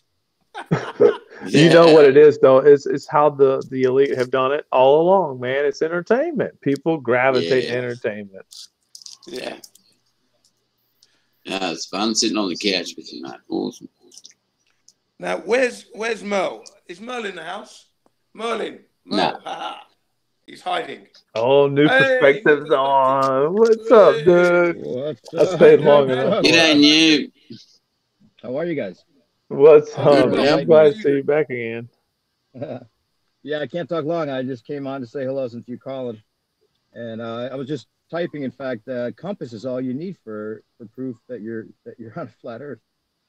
There's no way a compass works on a ball. It's just it's as simple as it gets. Yeah, absolutely. It's doing its own leveling, isn't it? Dude? There's no possible way. You're holding it flat no matter where you are in the ball. So if you're holding it flat and you're on the outside of the ball, it's going to be pointing to space, not to the north. Exactly. Yeah, and you're forced to hold it perfectly flat. That's why they come with spirit levels. So you can. And they say it's because of the magnetic field lines. The magnetic field makes it go that way. Yeah, right. Right. Pocus, abracadabra, magic, gravity. Exactly, alakazam. Ridiculous. So if you're on the South Pole, then the compass is going to be pointing up your ass. This is true. You know, there's no way. Yeah. And they will never show you that, by the way, either. It's just these magnetic fields, but they don't really even deal with magnetic fields except for that excuse right there. That's like the only reference we get to magnetic fields is the science never talks about it, never teaches it, doesn't mention it. You ask any scientist to explain or describe a magnetic field, and their jaw drops and they run away. There's not one that can do it. And then if you look on the Google Earth, or there's a graph that I remember seeing in one of Nathan Oakley's things, where it was showing there's like 4 different, looks like, magnetic field swirls coming towards each other from 4 different areas, as if there were 4 poles. And I guess that goes that there's like a magnetic north, and then there's a true north, and maybe that's part of it. And the ballers didn't have any way of explaining that, but I wonder if there is 4 poles. So is there such a thing as a node? Like, is there other nodes? If that graph is even real, if who knows what kind of information that's really giving. But I know when we used to do. I remember when we used to do map reading. Sorry, go on. No, I was just going to say, the magnetic field lines probably aren't talked about a lot because. Yeah, I remember there's magnetic north and true north. That's all I remember. Having to do when we had to do our map reading and that, orienteering with the maps and that, and we had to use the compass. We always had to remember true north as well as magnetic north. You see, and then not to mention the wobble. Oh, blimey! The wobble. The wobble. The wobble. You gotta have a wobble. It's such a smooth. It's like the way that they try to explain. It's so smooth you wouldn't feel it because you're spinning it at a constant rate. Only acceleration you'll feel, and it's also only going as slow as the second hand or the hour hand of the clock. Right. It's the undefined wobble. The undefined wobble that explains everything. How can you call it a wobble wobbly? How can you even call it a wobble wobbly? Yeah, and they use it for an explanation. It explains everything. We're boosting through space, but just slightly wobbling. How the hell do you do that with an unweighted? Because it's such a smooth wobble. How do you do that with an on an unbalanced flywheel? How do you do that? Right. How do you wobble slightly? It's like through space. Like the spinning wheel of a broken shopping cart, Yeah, exactly. Yeah, and all the steering of a wet nappy full of turds. Ridiculous. Yeah, don't feel that either. It's just wobbling. And not only that, but recently we've learned that the people on Earth are actually affecting the wobble. They're making it worse. They're making it wobble worse. Yeah, you're making it worse. We got to try to even out. We got to spread people out a little more evenly. That's totally the script. That's totally the script. Humans are making Earth horrible. Humans are making. Why would they add that? Why would they add that? Why would they? It's like they're throwing things in to like make us to see if we'll still buy it, like a Tesla car. Yeah. They're putting that out there. That wasn't. I mean, it's total gaslighting. The whole operation was built to spill. I mean, it's like the Twin Towers. They built the towers in preparation to blow them up, the same way they built NASA to blow it up. Yeah, they're showing us this shit on purpose. They're making fun of us and laughing at us and laughing at the ballers. That's the funniest part about this. The ballers that think that they're protecting their priests of information, while all the time the priests of information are making it worse on them by doing things like the Tesla car in space and reversing rockets to come land where they took off from and all that stuff. It's just ridiculous. Like they bought that, and it's like gives them like a clear conscience in a way. I think like makes them think, if we make it really bad and we show them the harnesses and stuff, and they still believe it, fuck them. That's their fault, We did our best to show how stupid it is, Don't they get it? How are these people not getting it? Doesn't it seem like it's like we're all at the same movie and they're watching a completely different movie? Morons. I don't like to use the expression, but morons. Like morons. Subtleties. Like it's like they're not getting the inside joke in any way, and it's over and over and over again. How can they hold on to it? And intelligent people I respect, they won't even look at it. It's just so insane. It's like, oh my God, what a psyop. What a psyop this is. And the ball psyop and then flat earth is a psyop, whether it's meant to be or not, it's a psyop because it's such a fucking brain fuck for people, no matter what. People can't handle it and they know it, and they're watching society. They're watching all of this shit. I think they watch every minute of it. It's like their entertainment. It's the Truman Show for them. Maybe they're in our chat, I wonder how many famous people are in chats with different names. That's what I wonder. You know, because the people that know that, you know, are either they already knew or they were part of a club that let them know, or they Yeah. found out themselves just like we did, and they probably Yeah. are participating to some degree. What about the recent basketball player? What's his name? The recent one was Stephen Curry. Yeah, Stephen Curry, right? Now he's been made to apologize, and he's now promoting moon boots. Look at that. Oh, is he? Okay, so that was all just a plan. The whole thing was probably his plan to say something, to have to apologize. It worked for Kyrie. He's still good, you know. But he took the sellout route, and they probably had the moon boots created before he even made the comment. Yeah, because those boots, they're hiking boots, moon hiking boots, right? Okay, there you go. Then that was the commercial plan behind the whole thing. Yeah. But Stephen Curry knows. Those guys, don't they? Those guys know. He knows. So many people know. I would say a lot more people know than we think. Like even Owen Benjamin, the guy that's been made a big deal of recently with. Yeah, I like him. You know, I think he's a flat earther, really. I think Owen Benjamin is a flat earth, really, right? But he doesn't want to ruin his career, let's say. So he's pushing it out. Like he's not a flat earther, but he is, because his argument is exactly how an flat earther would argue.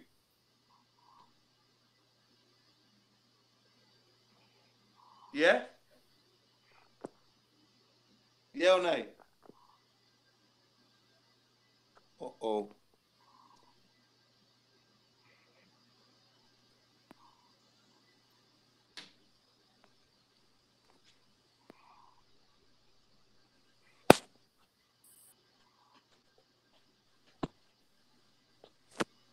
Testing 1, 2, 3, 4, 5.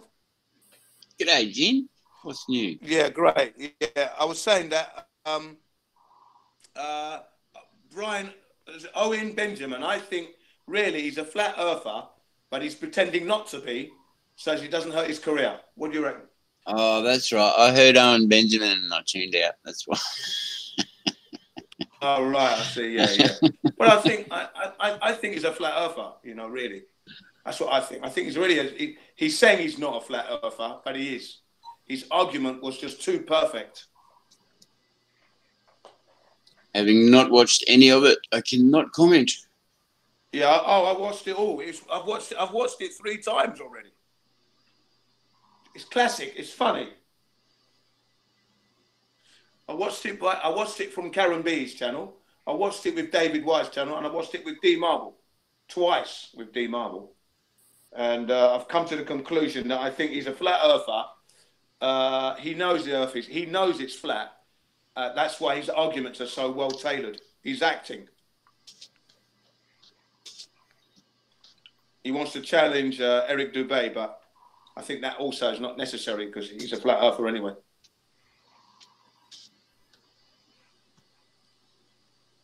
Yeah.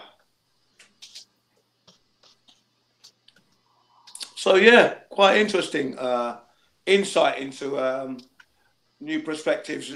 Comments there was pretty good. Yeah, that Compass one. Yeah, good. Yeah. Yeah. Now that I can comment on. Compass. yeah, that's pretty straightforward. Yeah. Is Merle in the house? Merle, what are you doing, man? Okay, so we've looked at curvature. Can't find any. You know. Here in Japan, what was it? I think it was 2017. 3 hikers tried for 25 years to get a picture of Mount Fuji from Fukushima. People might remember Fukushima as the place where the nuclear reactors were, and they exploded when we had the tsunami. Yeah, that Fukushima. And they were successful in 2017, roughly about 300 kilometers or more, which is roughly but let's say, call it 200 miles away. They could see Mount Fuji, which is the furthest northern point that Mount Fuji has been photographed from. That proves flat Earth in itself, unbeknown to them. There you go. Yes, they were proud that they got the picture, but they didn't realise they blew flat Earth at the same time. They still don't realise. Okay, that's the bong. I'm hearing the Billy bong now. No, that's the Bat car. I was just warming it up. I got to go and rescue Gotham City. I thought I was hearing the bong being towed. Yeah, no, that was it, mate. It sounded like a bong, and then the bowl being, you know, the contents of the bowl going up in smoke. Yeah, that's what it was. I was just being funny. I was right then, weren't I? I was right. Yeah, you're right the first time. Good ears. Yeah. I know what it's like. I used to bong myself. Yeah, you're Bong myself, man. Yeah, and we had it called the turbo. Yeah, but the funny bit about that is that Owen asked the baller YouTubers to give him some good proofs to go and have a squabble with Eric with. Yeah, and that's right. He didn't like it. He didn't like any of their evidence. He says, it's all shit. Antonio disproved all this. Yeah. He's a fuck. He called them children. You children. Give me some intel. That's the bit I like. And then I thought that's it. I don't want to be I know all about. I know all I need to know about it now. That's hilarious. I didn't hear. I got my phone died. What was it? That last little bit. Oh, you're still on mute. Awesome. I thought you'd gone because you had to go. No, my phone died. But I got 1%. And I was coming back in to finish my statement or hear what you guys were just saying about Owen. Were you talking about Owen still, or?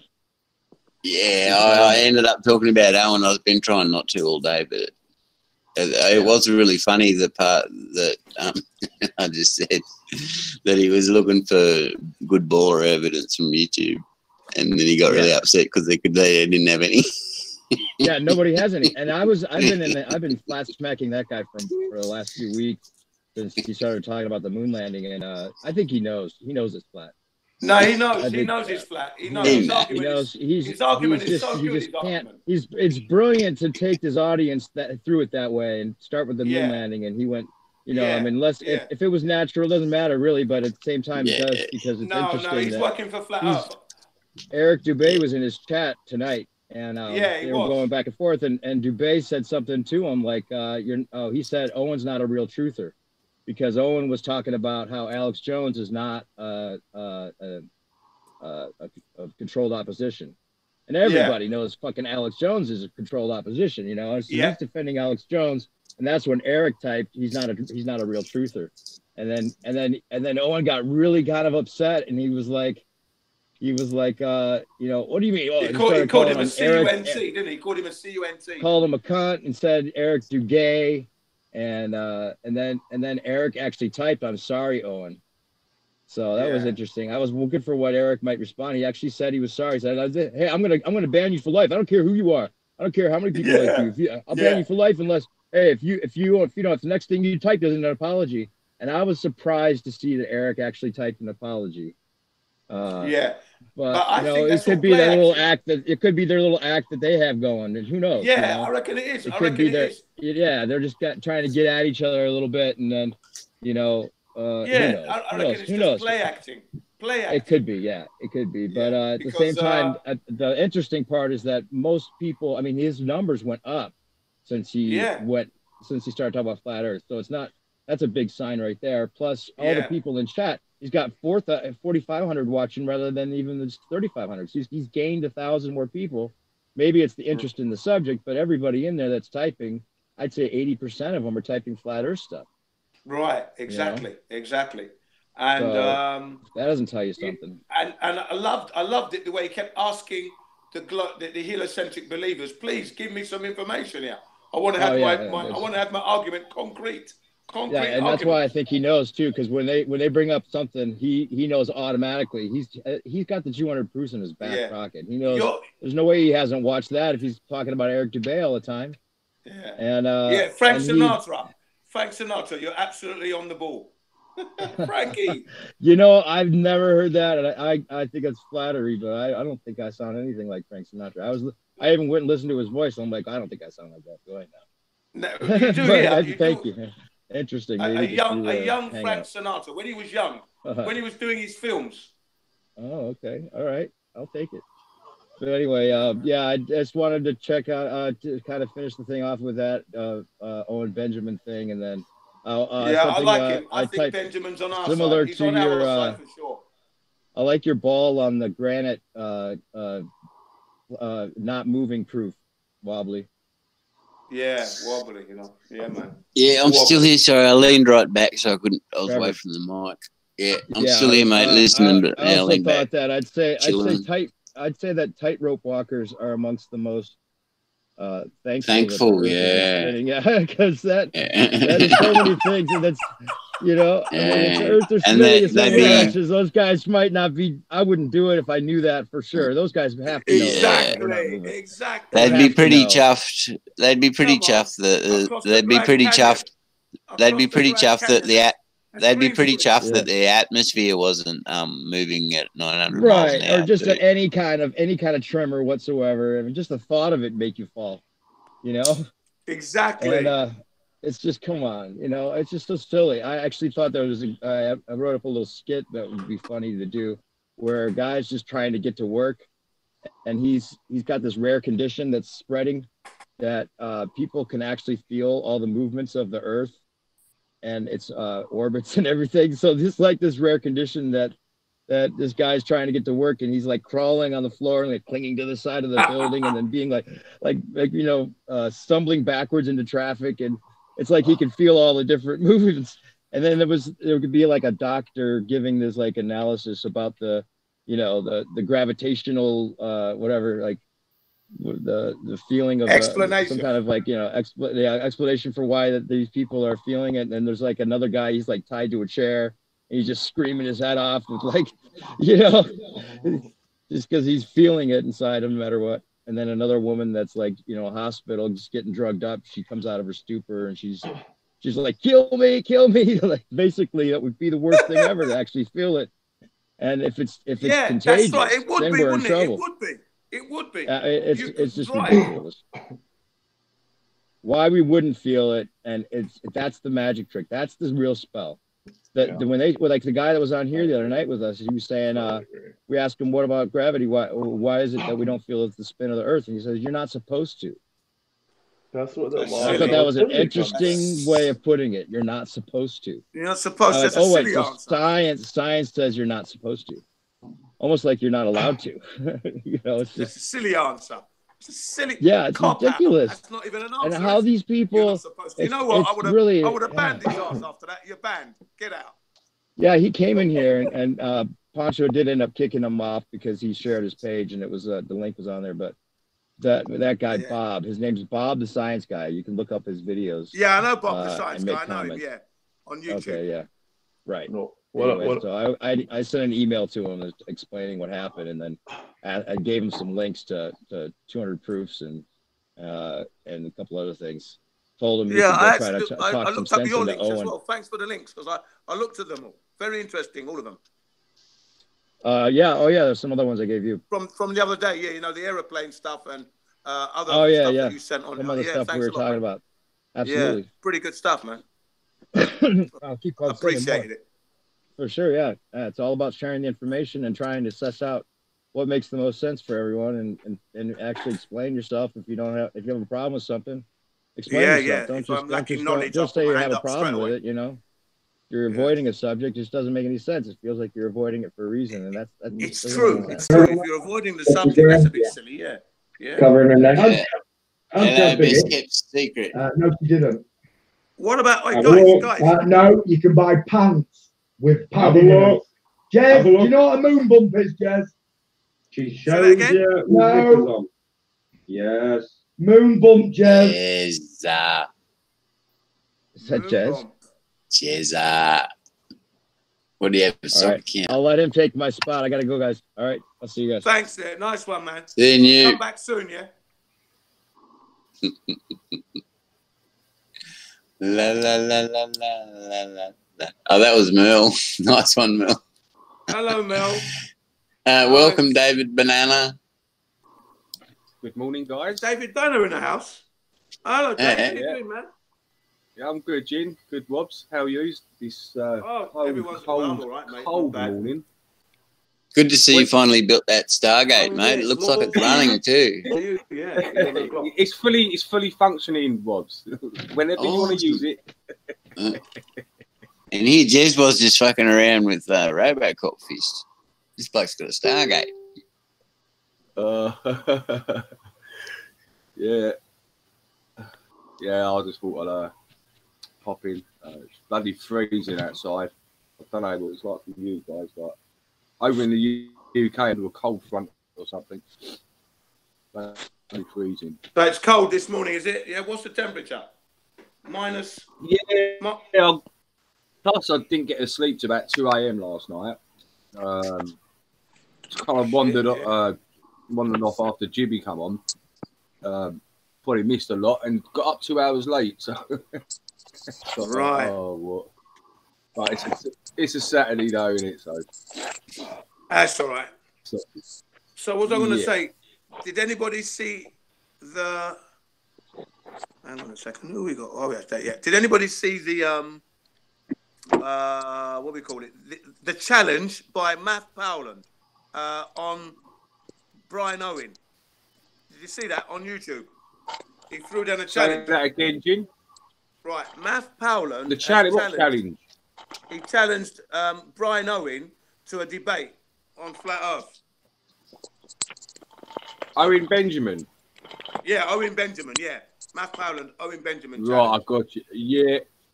Yeah, I did. You know what? I didn't watch the video. I see it did come up on my videos though. Something about some sort of challenge. Yeah, but I didn't actually watch the vid.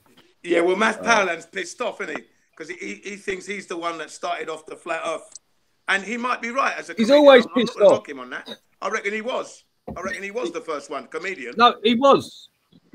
Yeah, he was. Matt Boylan had the first content online. I don't care what anyone else says because I was researching. He's absolutely right, Jin. Hey, fellas, I'm heading out, man. I'm crashing over here, so I'm gonna go pass out. Look, thanks for being with us, man. Come back soon, yeah. I will absolutely, and thanks for throwing the information out there. Okay, relax and enjoy. Thanks, brothers. Thanks, man. Y'all be good. Yeah. You too. Be good now. Enjoy the game as well. Take it easy, Mellow Bear. Thanks, bro. Thank you, brother. Yeah, so I was Jin. Yeah. I was researching Hollow Earth, and this is before Flat Earth was even online. This was before there was any Flat Earth content online, and I was researching Hollow Earth, and this bloody annoying video kept popping up. NASA employee, blah blah blah, tells you know on all, and it was that stand up, and I ignored it at first, and then I thought, I'm gonna watch it. So I watched it, and I was watching that and Hollow Earth at the same time. I was switching between both of them, and I ended up stopping the Hollow Earth and just carried on watching the Matt Boylan stand up, and then after that it all changed because he said a few things in there which got my eyes opening. It was just like, have I ever seen it from that point of view? No, I haven't. I've been shown it all my life. I've never actually seen it. So that's what sparked me up. Yeah. You know what? And that's what, how did you feel? How did you changed feel? it. How did you feel when he was asking? Oh wow! Right, when the penny first dropped that we are not on a sphere was kind of at that time. It was and to be honest with me, it took me a week to digest it. Once the penny dropped, because I had to literally go through everything in my head that I'd been taught and dismiss it, literally one by one. That's got to be bollocks. That's got to, you know what I mean? And you're finally realising that everything you've been taught is bullshit. So it's everything. There's so much and to unlearn. In my case, it was instantaneous. G'day, TV. It just made sense straight away. So I'd come the long way around. I'd come from various other conspiracy theories, and the flat Earth was the last one. So for me, long story short, it was instantaneous. But I watched Matt Powland after watching like ODD and Eric Dubay and Jerry Lewis, Mark Sargent. Then came Powland, right? And I thought, his delivery method was he's taking the piss out of us. That's how I felt. He was taking the piss out of us because we didn't know, and he made me feel stupid even more. Do you know what I mean? He made me feel a cunt. I went, all right, don't rub it in, will you? Do you know what I mean? You know? He doesn't pull any punches. Yeah, he So can I have do that like effect. him. Yeah. And I think. Oh, and I think you know his what? A lot of defense- people shut him down, like Matt Boyle, and he's a crazy this, crazy Yeah, that. He ain't though. He ain't. Odd and all that You know crowd what? can't stand him, and Eric. They can't stand him. I mean, he's I love made him. some excellent. He's made some excellent points all the way through this. Yes, he's not everyone's cup of tea because some people are going to be like that against him or whatever. Yeah. If they're A little bit of drama. A little bit flow. of drama. Yeah. He's not everyone's cup of tea, but I've always kind of resonated with him. I mean, he's always Me too. He does Me say too. he does say some stupid shit, but he says some unbelievable stuff as well. So Yeah, really, I think his stupid shit is about 5%. Most of the time, he's on the ball, man. I reckon. Yeah. Most of the time he is. He does say some, I don't know, pretty out there stuff. Sometimes, not all the time. Sometimes he can be a bit insulting with his delivery. That's what I've got to say there. His delivery can be seen as a little bit insulting to the uneducated and the ones who don't know. He's a bit condescending at times and a bit arrogant at times. But that's fair enough. That's Matt Powell's delivery method, as far as I'm concerned. Yeah, but I think a lot of that is Gin as well. He's been in it for so long and he keeps repeating himself over and over again. Yeah. You get kind of complacent with it, and people you're talking to, you haven't got that same kind of, that impact that you want. It comes out kind of blasé, kind of. Yeah, blasé. He was like that from the start, though. I mean, sitting down with a fag. One thing I didn't like, he was smoking too many cigarettes. A fucking cigarette every second. That geezer. What's going on there? Come on. But he was to be honest, that stand up that he did was genius. It was absolutely genius because that just asking that question, have you seen it from that point of view? And everyone's answer is no. No. So how have you seen it? Yeah. And the next question is, well, I'll see it in the classroom. I see it at school. I haven't actually seen it. I've been shown pictures of it. I've been shown a glow. I've been shown CGI. I've been shown pictures all through my life, but I haven't actually seen No. So I see it from that point. So that's what. I don't that's know why what everyone's getting excited. It would seem that the cameraman was already there before the moon Amanda. Yeah.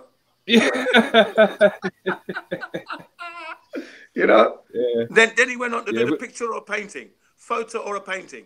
I thought that was brilliant. Do you remember that one? Yeah. The photo or a painting, and he went all over Sacramento and that with Jack Gibson and that, and they went out there flat smacking people. It was all good.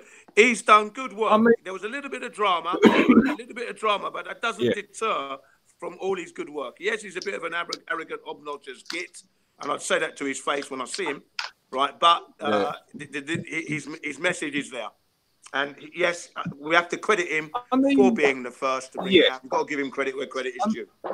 I mean, Jin really, he's quite, he seems quite a friendly guy. I mean, Flat Earth Arsehole only knew him through bloody, through the internet, and he welcomed him.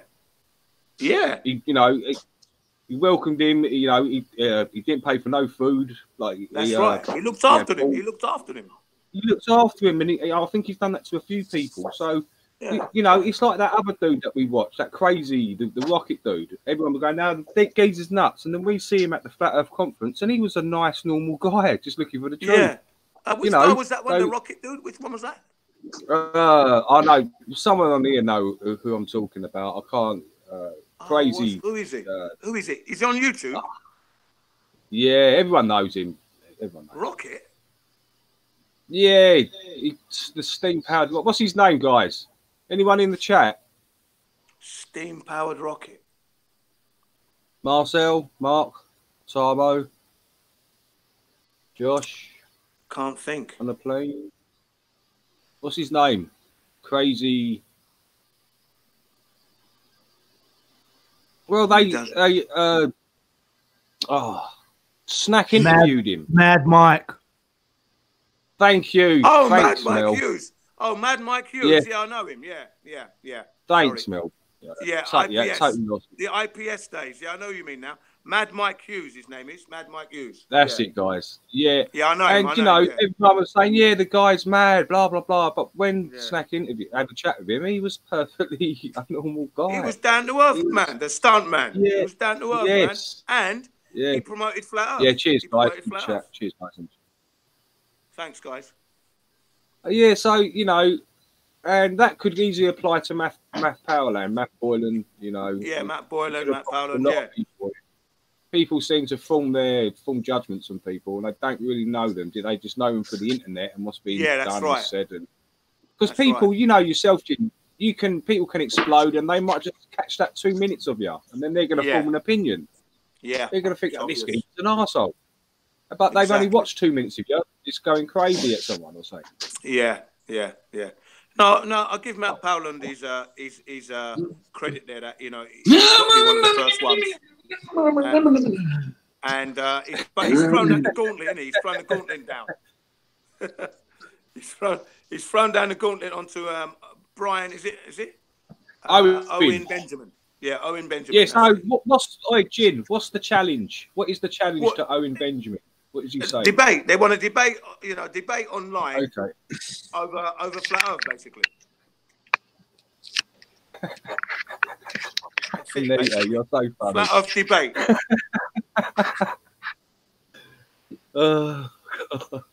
Hey, Jim. Yeah. Hey, Jim. Anita makes me laugh in the chat because she's from like around my area. We're on the same kind of level of humour. And who's that? She did some. Anita. Anita in the chat. Anita, right. Hey, Jim. Look what I dug out of the closet. Can you see on the screen? On the video? Yeah, I can see. That's trouble about, isn't it? Trouble about, isn't it? No. That's photo. About. That's photo or painting. You were just talking about that meme. Oh, right. That's the actual meme. Funny. Yeah. Yeah, sweet one. Brilliant. I thought that was trouble about it. It looked like there for a second. I just happened to have it on, so I thought, I've got to plug my mic camera in. That'll be groovy because he just said Brilliant. Photo or a painting. Photo. I want one of those. But it's asking too much. $35. Come on. Is that how much in t-shirts are? Yeah. Jin, $35. Yeah, I paid $25. Look it up. $35, man. Jesus. Sorry to blaspheme, but bloody hell, man. Jesus bloody hell. Oh, come on, mate. Well, it's a fundraiser. In the same yeah, no, yeah. The whole idea is to raise funds. I mean, you know, you'll spend normally $20 on a t-shirt or something. Yeah. And the $15 goes towards you know, his energies that he's put into the product. So that's why it's like 100% thick weave cotton. It's actually too thick to wear here in the tropics. Well, it's nice. Really, really good cotton. Yeah, it's really thick and soft. Yeah, I'd like to have one of those, actually. I would like to have one of those. But I don't want to splash out $35. I'm sorry, I can't do that. No way. Well, when he did his first run, I brought one. It was $25, but it was $25 to ship it. There you go. Look, $50. Look at that. That's I paid $50 for this. It's crazy, isn't it? See what I mean? It's a lot of money. But it is a good T-shirt, and it was a good message, and it's you know, it's brilliant. It's a brilliant conversation starter because it's a painting. It's not a photograph. That's the thing. It is not. It is a painting. It's a painting. It is a good message. It has to be. It is a good message, isn't it? Because it is a painting. It's the ultimate message, really. It's brilliant. Because even those really simple things that we were coming up with, we were trying to think the simplest things. And I said putting a marble on a kitchen counter. Flat. You know, even those things, they're too straightforward for them. They're too sensible. What's good about it is that it's visual. Plus, it gets you thinking. Yeah. It's asking a question, and it's visual. It's showing you know. Yeah. And I've always said that it's about changing the image in the mind's eye. It's always about that. Yeah. So, Yeah. yeah, that's what I like. That's why it's a genius thing. Like, Yeah, I love that T-shirt. It's brilliant. I just read in the chat Mark said they're talking about Eric Jabade. He said he's Adolf reincarnate. Which is funny as hell. Yeah. Oh shit. G'day, Dread. What's up, Dread? Oh, Dread's in the house. Yeah. Jennifer. And Mel. Mel's quiet today. Come on, Mel. What are you quiet for? Marcel. The gang's all here. Yeah, the morning gang's here. Good to see you, Nita, back. How you doing, guys? And dolls? Dread, what have you been up to, man?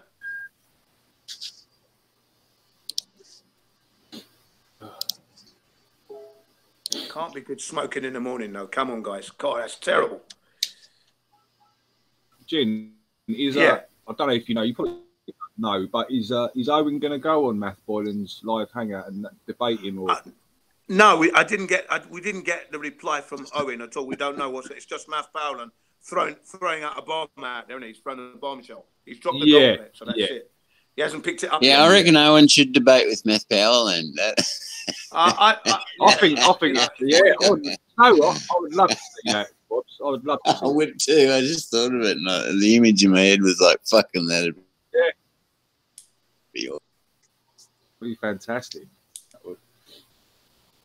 But even trying to get him on this panel, like Owen, you know, just for an hour or so. You know, so the guys could chew the fat with him, because he's like he kind of semi believes, you know. Well, I think he believes. He's playing. Is he acting? Yeah, he's acting. That's what he's doing. That's what he's protecting his career. He's an accomplished pianist. He's a stand-up comedian. Doesn't want to lose all his. Doesn't want to lose his fan base, but he doesn't care anyway. I think he's a believer on the flat earth. He definitely is. No doubt. Yeah, that's what I got from it. I've got the feeling. And Karen B promoted him, and Karen B's no slouch. Yeah. Yeah. Well, that's the feeling I've got. I've got the feeling that he knew, and he was just pretending he didn't know. That's what he was doing. Yeah, that's what he's doing. Yeah, that's what I think he's doing, man. Because the arguments are too strong. I'm too strong an argument. Pretender. Yeah. The argument's too strong for flat earth. I mean, he's arguing the flat earth argument all the way. Pretending that I live on a ball. Yeah, pretending that I live on a ball. Pretending I'm spinning well. I'm living on a ball.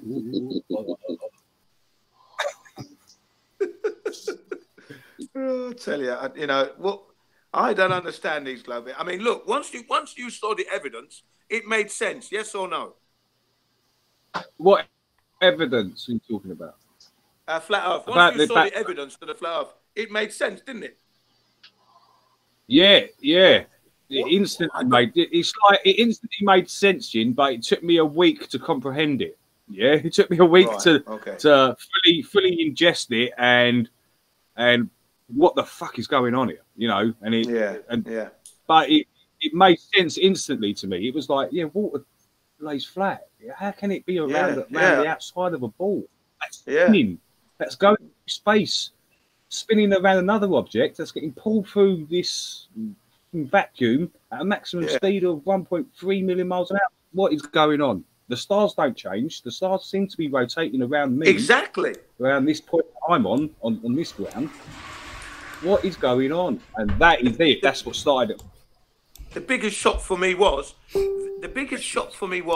there are no photographs of Earth from space. Okay? When I heard that, I thought, what are you talking about? I'm looking on the internet, right? Still not thinking, and I knew they hadn't gone to the moon. I already know they haven't gone to the moon. I've done 10 years on the moon research, but I haven't connected it yet, have I? I'm thinking, I'm going to look on the internet. What are you talking about? And as I'm looking, I'm realizing, Of course there isn't. They didn't go to the moon. So if they didn't go to the moon, of course there's no pictures. What an idiot I am. Yeah, you're right. Oh, this is silly. We're not on a... it's a flat Earth. You see what I mean? Just more confirmation. Yeah. Just more confirmation, man. The big thing for me is water. Yeah. You know, the physics of water. Yeah. That's the killer for me. That kills anything about spheres, curving water. Yeah. You know, that is it. That was for me the nail in the coffin. You know. Exactly. I totally agree with you, man. You can't get around it. You can't bend it. You cannot get around it. Impossible. For me, anybody says they see curvature on the horizon, I'm just going to say you're a liar, because I went to Nigeria 2 weeks on a luxury liner and I saw straight level horizon all the way. It didn't rain. It was sunny. It was a warm evening. It was wonderful, man. And I did not see any curvature. And as a kid, you remember those experiences. It was the first time on a ship for 2 weeks. Fuck. Yeah. 2 weeks on a ship. Well, come on. Yeah, they're just barefaced lines, yeah. They're lines. Yeah, they're lines. That's why I say them. They either know I don't say they're mistaken. Yeah. They either know they're doing it, Gin, or they're unaware of it. Yeah, so they're lying. You've got a 50-50 choice. So most of the time they know. Yeah, I choose my words, Kev. I say, you're a liar. I said, you're lying, because I've been on a ship for 2 weeks. 2 weeks on a ship, right? And all you see is a level horizon. 360 degrees. So don't tell me. You're lying. You're lying, man. You can't forget an experience. What I normally say to these people, Gin, if they say, I'll see the curvature at 30,000 feet. And you say, no, you didn't. Yeah. And they say, why? Because you say Neil deGrasse Tyson said you can't see the curvature at 120,000 feet because you're not high enough. So how can you see it at 30? So you use their own science. Yeah. You twist what, their man has said, you use it on them. And then they've nothing to say, what can they say to that? Oh, what? Exactly. So you know more than Neil deGrasse Tyson?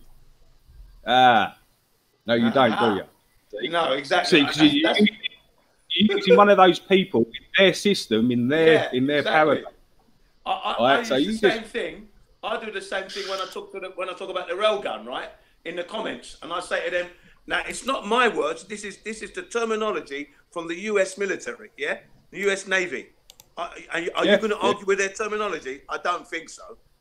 Do you know what I mean? That's the way you do it, bro. That's the way you do it.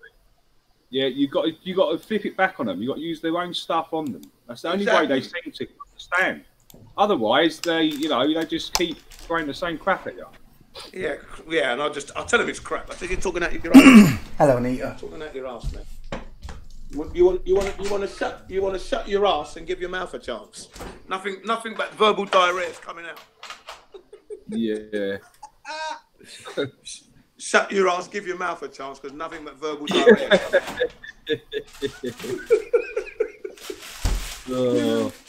You know, it just makes you laugh how they get dogmatic. You know, just ridiculous. I mean, it's like that guy yesterday, the Father Christmas looking dude, and his grandson. Did you see that? Right. No. Did you see that?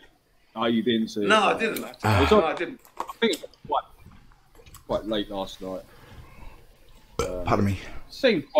He seemed to be on the more religious side, but he didn't actually say believe in flat Earth. But again, you kind of get the feeling these people want to know.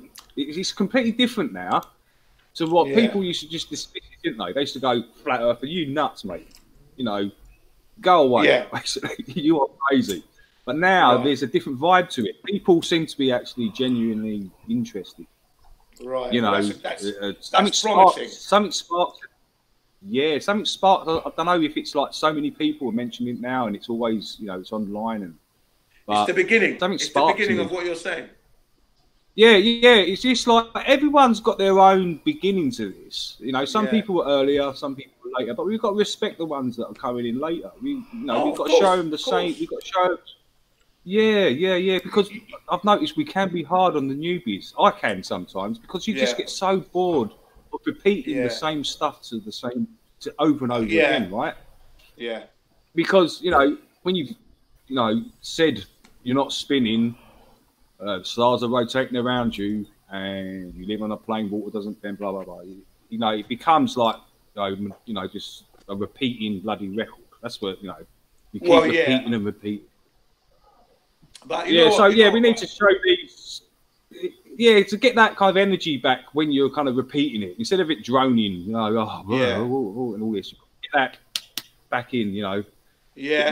Well done, because that's what I say to myself as well. Is that I'm going to keep on repeating it because repetitiveness brings perfection, and I want that anyway. And how many times have we been bombarded with the bloody spherical Earth that was fake for all our years, 50 years odd? Come on, man. Yeah, correct. Do you know what I mean? Yeah. So I'm going to repeat. Yeah. I'm going to keep on repeating until I die, mate. That's how it is. You do that. Do you know what I mean? You'll be on your deathbed going, flat Earth, the Earth's flat. Goodbye. The Earth is flat, mate. I'm telling you. I kid you not. I'm serious. I'm very serious. Yeah, I totally agree. Nick. Sometimes I don't. I can. I'm going to repeat, man. I'm repeating all the time. I don't care. Yeah. It's a repetitiveness. Yeah. Because you're going to meet so many people, and you've got to get your story straight. Even though you've got your story straight, you may still have to come from another angle. I'm prepared for that angle as well. All angles, all roads. Yeah. Nothing. Yeah. I'm repeating everything.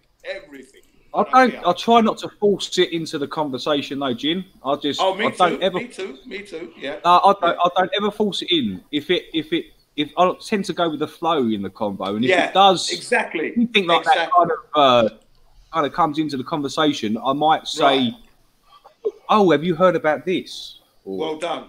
Yeah. Use your common sense. Use your common sense. Don't make yourself look like a nutter, right? So just when the timing is right, bring up the subject matter. Don't look like a nutter. Take your time and bring up the subject matter at the right time. It's all about timing. You know what I mean? I don't go out the house and say, right, flat Earth, who can I hit next? Do you know what I mean? Who am I going to Wait, you, come over here. Wait, flat Earth, come over here, mate. Sit down. The Earth's flat. Yeah. No, I can't do that. I always normally start with something. I normally start with something like the star trails. Yeah. Something like that. Ain't it funny, like, you see a time lapse of the star trails and they make perfect circles around you. And it seems like the stars are moving and you're stationary. I'll just say something like that. And I know for a fact that they're going to go home and look at star trails. And star trails will lead on to flat Earth. Yes. It's like in that first little seed. In Yeah, absolutely. Is that Jimmy? How you doing, Jimmy? Good morning, Jimmy. I think Jimmy's got his mic on. How you doing, man? Yeah. Experience.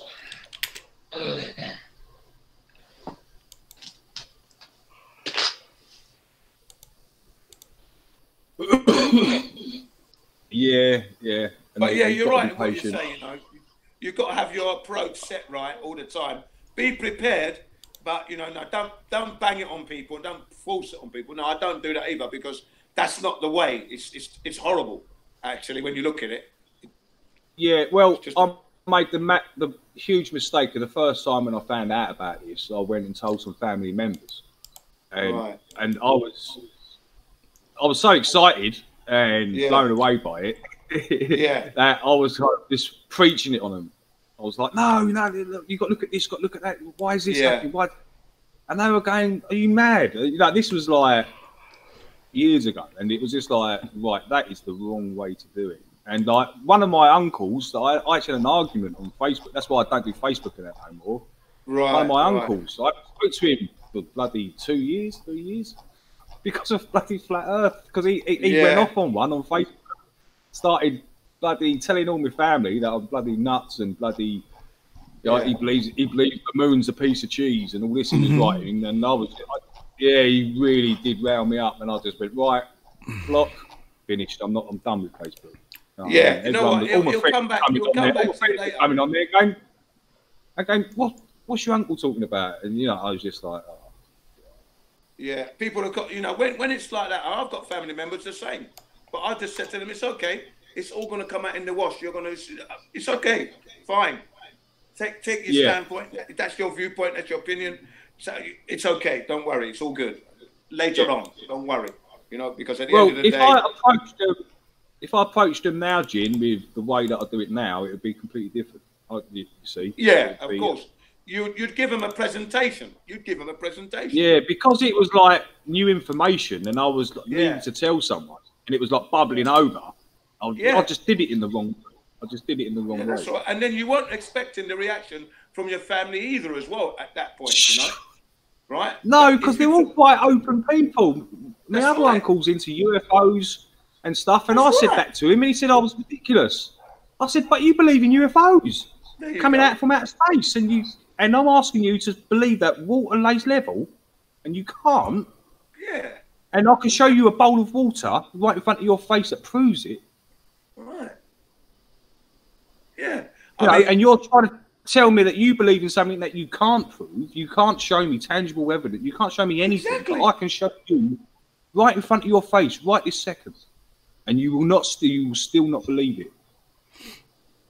Exactly. That's what kind of shocked me into taking a different approach.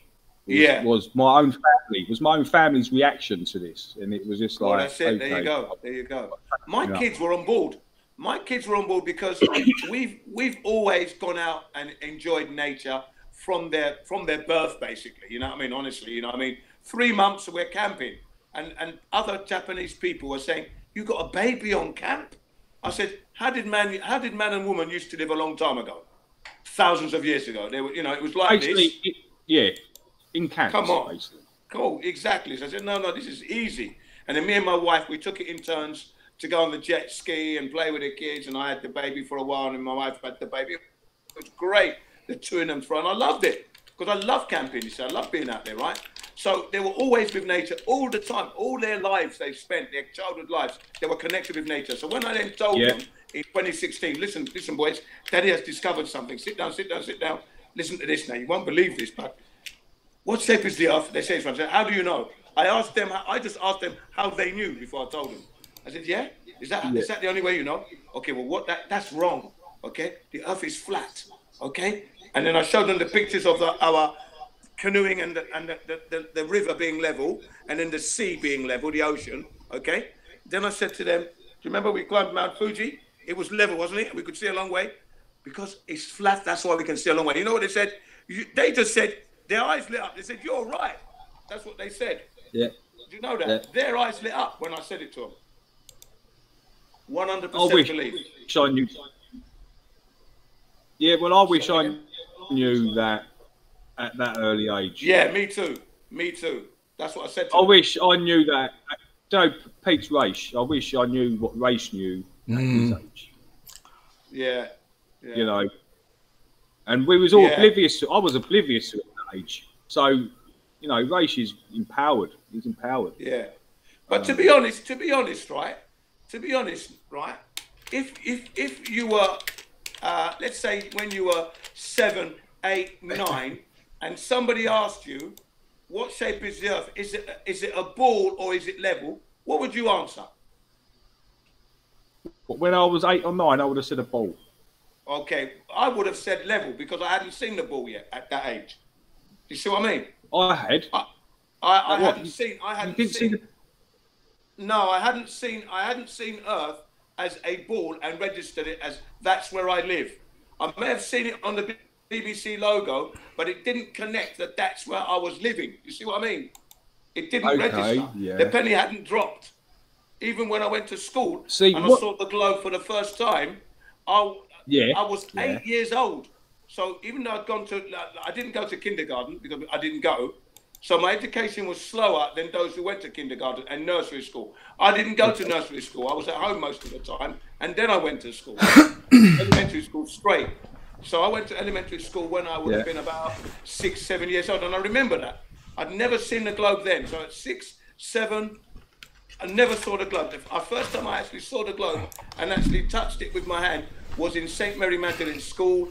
And that would have been in 1969 when they went to the moon. You see what I mean? Wow. Right. Yeah. Yeah. So well, if anybody the first had time asked they me- showed me the globe. Yeah, go on. The first time they showed me the globe was when I was a kid, Jin, and they did the thing like they span it and you're here, and it works. Yeah. That right. works. Just that simple thing works. Of course You it know, does. and it does. planted that image. It planted the image in my mind. It planted Right. it from that second. You know, Right. and it was like, oh yeah, so that's where we live. Right, okay, gravity holds it all together. Right, works Right. it out. You see, And I had you're that in that same experience. like, oblivious. I had that same experience, Dave. Sorry to cut in there. And the thing is, No, right, go on, mate, go on, mate. I was looking at that thing for weeks. It bugged me for weeks because you know why? I'd never seen. This is where we live. I thought, bloody, this is where we live. And I'm looking, and then I asked. That's when I asked. After a few weeks, I asked my teacher, "How comes people don't fall off Australia?" That's when I learned gravity the first time. Okay. And I said to myself, "Gravity, miss, I can't feel it, miss." And I'm jumping up and down. You know. She said, "It's acting on you right now." I said, "That's why you're coming back down." I said, "Is it? Oh, okay." And I took it as that. and I went around asking all the other kids if they knew what gravity was. And they didn't. So I used to say, you mug, you don't know anything, you know, and moved on. Taking the mickey out of the kids in the classroom. It was the first scientific word I learned. And NASA had gone to the moon by this time. I used to run home every day and watch it on TV. So me coming to the globe was late in my childhood life, really, in realization in that that's where we live. But had I been asked before that, I would have said it was level because everything around me seemed level. You see? And then I went to Nigeria and I'm seeing level C. So I was a little bit confused. Yeah? Yeah, I know exactly what you mean. Yeah, just the BBC logo and then going to school. Yeah, I remember the BBC logo. I remember it well. Then doing that and then... Because I think I even asked my dad about that logo, that BBC there you logo. Go. When I first kind of there you realised it was the Earth. Yeah, and my dad said the same thing. So it was all, you know, it's all backed up by your parents. Your parents believe the same thing. They're passing that down on to you. And that's what's got to be broken. It's like what, you know, Pete's done it with Ray. She's broken that cycle. Yeah, absolutely. Because I never twigged. I never twigged until I got to elementary school proper. Because my mum and dad were moving around a lot. So I was going to different schools. But when we settled in Camden Town, then I went to St. Mary Magdalene School, which is near Regent's Park, okay? And that's when I came to the globe the first time. And I thought, you know, this is where we live. Hey, Nita. Hey, Marcel. Tamo. How you doing, Poncho? Matt. I'm good. Hello. Good morning. Pano, how are you, mate? Good afternoon, should I say. It's 12 o'clock now. Yeah, it's just coming 12 now. Yeah, so it was great, man. Great to learn that. And my children now know already that the Earth is flat, you see. The youngest one is to and fro, the youngest one. He's 9. He half believes. Well, I believe it was a sphere right up till 2010, 2011, 2012, around that. I believe it was a sphere. And I'm being honest. It was only until, as I say, you know, all that happened with the Matt Boylan video, and it made me research other stuff that, you know, I come to the realisation that it's not, and water is the killer. Really. Mine was 2015. And then because like I said, my head wasn't full of junk, right? I don't have junk in my head, right? It was easy to remember my childhood memories, easy to pick them up, like yesterday. Do you know what I mean? Yeah. And remembering the Nigerian textbook, which showed the ship going over the flat Earth. That's when I realised, it can't be. Do you see what I mean? That's back in the 70s. That was 1970. Yeah. 71. You know? Yeah, you know what? I think they covered that at school as well. They showed us that picture of the boat going over the edge. I never saw it in England once. Only the only time I saw it in England was in the Hamlet tobacco advert, the cigar Hamlet. You know the one where the ship's going up. Captain, it's the end of the world. And then you get the Hamlet. Do you remember it? That's it. That's a classic advert. Yeah, that was the one. See, you remember it, don't you? Yeah, no, but what they did, they used it on the kids to prove that it wasn't flat. You know, they use That's reverse right, psychology. That's right. It was you know, reinforcing. It was reinforcing Yeah, that the Earth was not flat. You see, yeah, because that's it. you're going to die if you go to the edge of the world. You see what It's I mean? reverse psychology. Right. But that was a cigar advert. So not only was it a cigar advert, Hamlet, you know, for the adults, but the children also. And the way they said it. Yeah. Captain, the end of the world. Isn't it? Like, it resonates, doesn't it? Yeah. That was the only time I came across that flat Earth in England. And that was back in the 80s. 80s that would have been. So that would be my first. I never heard about flat Earth, only once in Nigeria. And it was a picture going over the Earth, the ship going over, and I then switched off. It's a globe after that, so I never looked back. And then I got that memory from the Hamlet cigar advert. Yeah. It came on after the fruit and nuts. Cabbage, fruit and nut case. Then the advert. God damn it, Gin, you got a good memory, man. And the other one, Ronnie Barker. You don't get rich by wasting money. You know, the accurist. Yeah. Do you remember the potato one? Smash it, smash. Oh, smash it. Yeah, classic. Classic. Yeah, smash you see? it, smash it. And the robots would get out of control. Yeah. You see, they had some really good, you know, Britain had some really good adverts, you know, really good ones.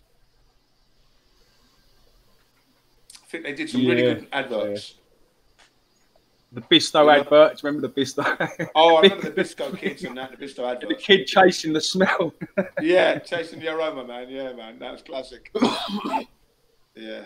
Yeah, I must say that the British advertising companies, they worked hard to do their adverts, I thought. They were really good. Put a lot into it. Yeah. It's all conditioning, but they did put a lot into it. Yeah. Well, all the BBC logo, all them logos with like welds and all that on them, all there for a reason, weren't they? Yeah, they're all there for a reason. Yeah. Well, aimed at parents, I aimed at us. I remember one advert, right? It was a Vosbrunberg technique, advertising Audi, right? And at the end of the advert, this is back in the late 70s. It said, "Never look back, never look back, never look back," echoing. And I thought that was a bad message. I said, I'm always going to look back. That's what I said. What do you mean, never look back? You've got to look back at your history. That was in the 70s. Late Depends 70s, what history it is, though, Jim. Say that again? Depends on the history, doesn't it? Oh, yeah. It does depend on who wrote the history, who wrote the history, and for what reason. Yeah. It's just that the advert telling you never to look back, I think, is wrong. You should always look back. So you know which way you've come. Do you know what I mean? Go and look. Yeah. I'll get it from that point of view. Yes, I do. Yeah, that's what I mean. Yeah, you've got to look back. Yeah, because you've got to know that you've lived, especially your personal history. Even if it's bad, you can always help someone else. That's the other thing. Because if you look too way back in the past and you're caught up in the past, it affects your now, which is going to then affect your future. Yeah, right. I can agree with that point too. Yeah, of course. And you get people that always are living in the the 90s and they just can't kind of snap out. Well, I don't know. I mean, people who live in the 70s is good because that's what they like. Each to their own, man. You know. Yeah. Each to their own, man. You know, I've been to people's houses, even here in Japan, and they've got 70s stuff in there, and I think, yeah, it's cool. I said, I used the word, it's psychedelic. I said, yeah, I like it. You keep it alive. I sold that record. Classic cars. I sold that Jackson Sisters album to a Japanese dude. So there you go. You know, he was into his funk and stuff and 70s. There you go. You see, you know, he's picking up what he's enjoying it. We've already enjoyed, but he's enjoying it. You see what I mean? Yeah, it's brilliant, isn't it? It's just brilliant. That is it a big thing over there? Yeah. Wow. Bloody is. Because I noticed I've got another 2 orders. I've got another 2 orders from Japan for some soul funk. Well, there you go. It's just like, yeah, I didn't. So that's 3 orders now, and they're quite expensive records. They're all gone to Japan. The Well, there you 70s, go. 70s soul funky stuff. Yeah, no. There's lots of people who like that over here. They're into them. They're into it here. The only thing is sometimes they use them on adverts which don't match the music. Little mismatch, I feel. Yeah.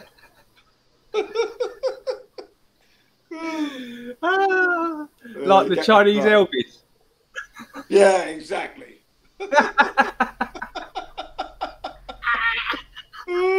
I can imagine some funky soul track going and Japanese dude coming up. They're selling some kind of food, and you got fucking Funkadelic One Nation on the Groove giving it some. With your sukiyaki. No, come on, man, it's wrong.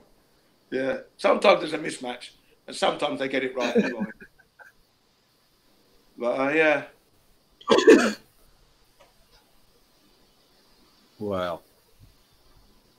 Yeah, I was asking the other day, earlier on today, in the chat room there,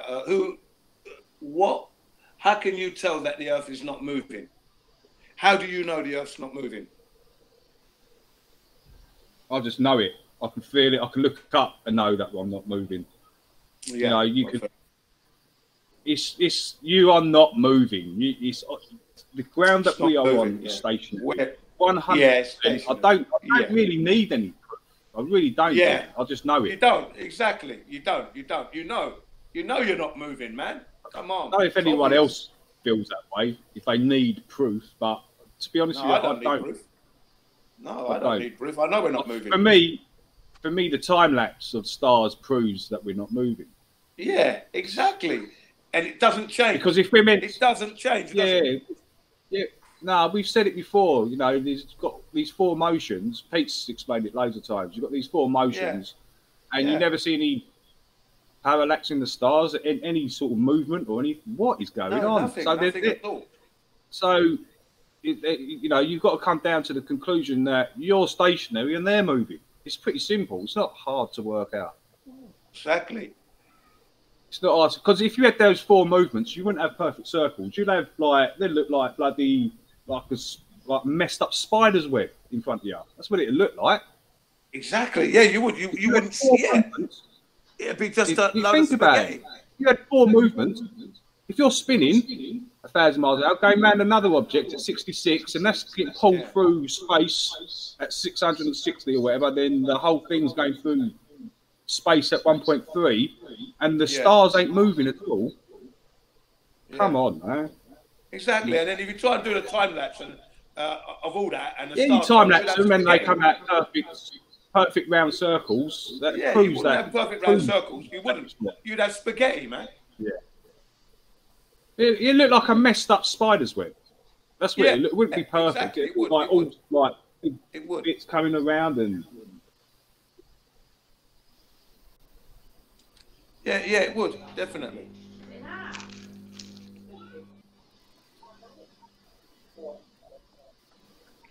So I don't need a lot of proof, mate. No, I really don't. Then there's no curvature. Curvature can't be found. Right? You can't find any curvature at all. Zero. Zero curvature. No, there ain't. There's never been any measurable curvature. I mean, JT Tolan's infrared videos are just fantastic. I love those videos. I know you. Yeah, I know you're at a high altitude at 30 whatever thousand feet. Right. But still, the imagery is mind blowing. It's mind blowing. There's no curvature there. It's flat to the horizon. You can see my it. Favourite one. My favourite one so far is the Hudson Bay. The one where he does with Hudson Bay. That's my favourite one. That one. Yeah, the Hudson Bay one. One of his first ones. One of his earlier ones. When I say earlier, only about a month ago. About a month ago. That's all. That one alone just blew my mind. Infrared. Yeah. To see the whole. I think of it pretty much did everyone, Jim. Yeah. 500 miles. Once you realise you're looking at 1,000 miles, and you start adding the curvature math to that 1,000 miles, and even if you come back half the distance from the horizon to the viewer, you put a line there. That's just say that's 500 miles.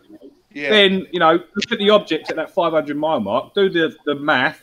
for it, and they should be under the horizon. None of that in about 500 miles out should be even seen. It's just ridiculous. Exactly. But all that is visible. There's no visible. Yeah, no, the space, that infrared image is just flat all the way. All the way. It's beautiful. I think what they might start doing is stop the smoking, guys. You're smoking yourselves to death. I'm telling you. Woo! Everyone that comes on the panel's coughing, even the women. Bloody hell!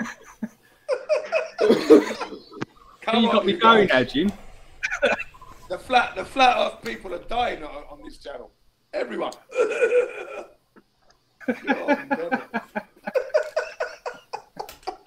Shit, man! I tell you. Poncho, give me an idea. We're going to need you for the revolution, man. Hello, Jez. Hey, mate. Man? All right. Nice, man. Nice. Welcome, boy. Good morning. Right. Good afternoon. Afternoon, isn't it? Afternoon, yeah. You lucky sods. Yep. You had your lunch? I'm just eating it now. Oh, right. What you got? Chili con carne? Nah, just some fucking steak bakes. Pastry with steak in. Oh, what? Fray Bentos steak and kidney pie? Wow. Yeah. Do you remember that? Can you still get that over there? What, steak and kidney pies? Yeah, Fray Bentos. I'm not sure about your name, but... Oh, right. You don't remember the name yet? I'll tell you. Fray Bentos, steak and kidney pudding and steak and kidney pie, I'd say I'd kill for that. They're really nice. I'd lay that down if I was you. All right. No, kids running to the table. Okay. Yeah, don't make a mess, Jess, right? Or she'll give you a slap. I'm just doing my robo-hand again. Just finishing it off today. Oh, right. Yeah. That was pretty good what I saw yesterday. Liked it. Getting there. Very good. Very skilled indeed. Poncho, give me an idea. What's that? If you're listening, Ponch, I think me and you should go see that astronaut. In Hull. In Hull? Yeah. It's only 25 miles, 80 miles away from us. Yeah. What are you going to ask him, Jez? Gonna flat smack him. You're going to flat smack him, cool? Okay. I think we should go. And make it really awkward for him. What? Who is it? Is it a recent one that's been up there recently, or? Well, it survived loads of crashes. It survived loads of crashes in space and everything. Well, an astronaut? An astronaut? Yeah. British astronaut? Yeah. Get over there quick. Get over there. Get over there, mate. Yeah. Definitely give him what's for with the flat Earth smack up. Yeah. Smack him up the flat Earth, man. First thing I'd say to him is, "Say, you remember any secret society?" There you go. Yeah, he has to tell you, doesn't he? He has to tell you. Yeah. I've been asked that in the chat. Someone asked me that directly in the chat. Are you a Mason or do you belong to any? I was like, no, fucking ain't. Exactly. I'm not a Mason, mate. Well, if you're a member of our Ticklers fan club, you're going to keep that quiet. Right, so you're asking me if it's a Mason in Barclays Bank Club, yeah? Barclays Banker. Jez, you're making that rocket, right? I am. Jez? Yeah. How are you going to stop the spin on the way up? Right. I'm just going to put the fins. You know, when you see that really annoying spin with the camera, can you put that on a gyro, the camera itself, so the rocket spins and that stays... That's a good idea, right? Yeah. That's a good idea. So put the camera on the gyro so it's actually stationary all the time, so the rocket will be spinning under it. And yeah, that should... Because that is really annoying, because if you could get that lift off straight up, dead, without it spinning, Yeah, that'd be awesome. That would be awesome, mate. That's what we're missing. Is that straight up and without it also- spinning, also, so they we need can to- see they it need to like put- 120,000 feet or whatever.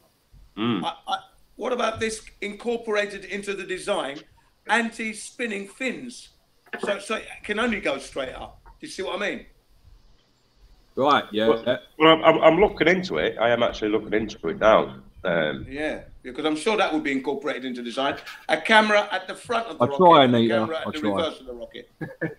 we want a camera on the side. We want a camera at the nose and at the rear. I put four cameras. Points. Three cameras. Yeah. Four cameras. All right, 4 cameras then. Yeah. Four at the top, then the others at the sides. Yeah, and then try and incorporate anti-spinning devices, which stops the corkscrew effect. Yeah. It just goes up.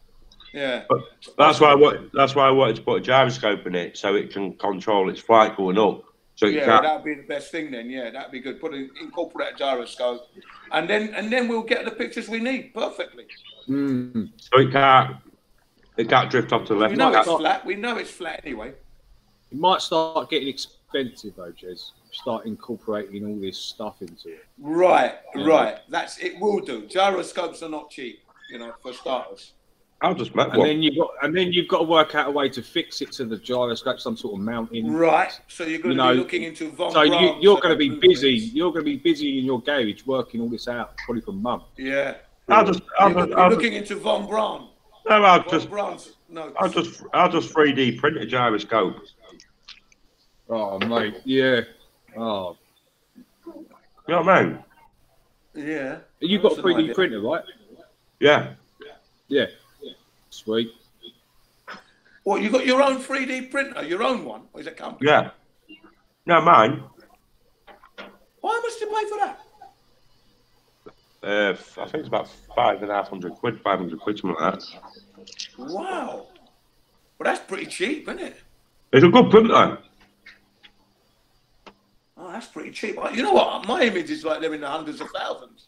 No. I'm talking industrial. Not industrial use. I didn't realise they had it domestic. I was talking about industrial use. Nah. I wasn't aware that you could have one in the home. I wasn't aware of that. My image of that was I've only seen the big ones, the industrial ones, the ones they're using like Formula One, motorcycling, and repairing cars and things, factories. It's I said it'd be interesting. Yeah. Oh, Jez, especially if you do like a video vlog of it, you making it, Yeah. You could do it live on here, couldn't you? You could show people. I'm going to do it live on here. Yeah, that'd be excellent. Well, that's going to be fantastic, step by step. You can all see the enthusiasm, the energy you're putting into it as well. So yeah, that'd be cool, man. I said I'll put the small ones on here. What I'll do when I set my little firecracker one off, I'll be like, there you go, that's the first one done. We have a laugh and a joke with it. How we go along. That's going to be pretty good. The little one I'll just let off in my backyard.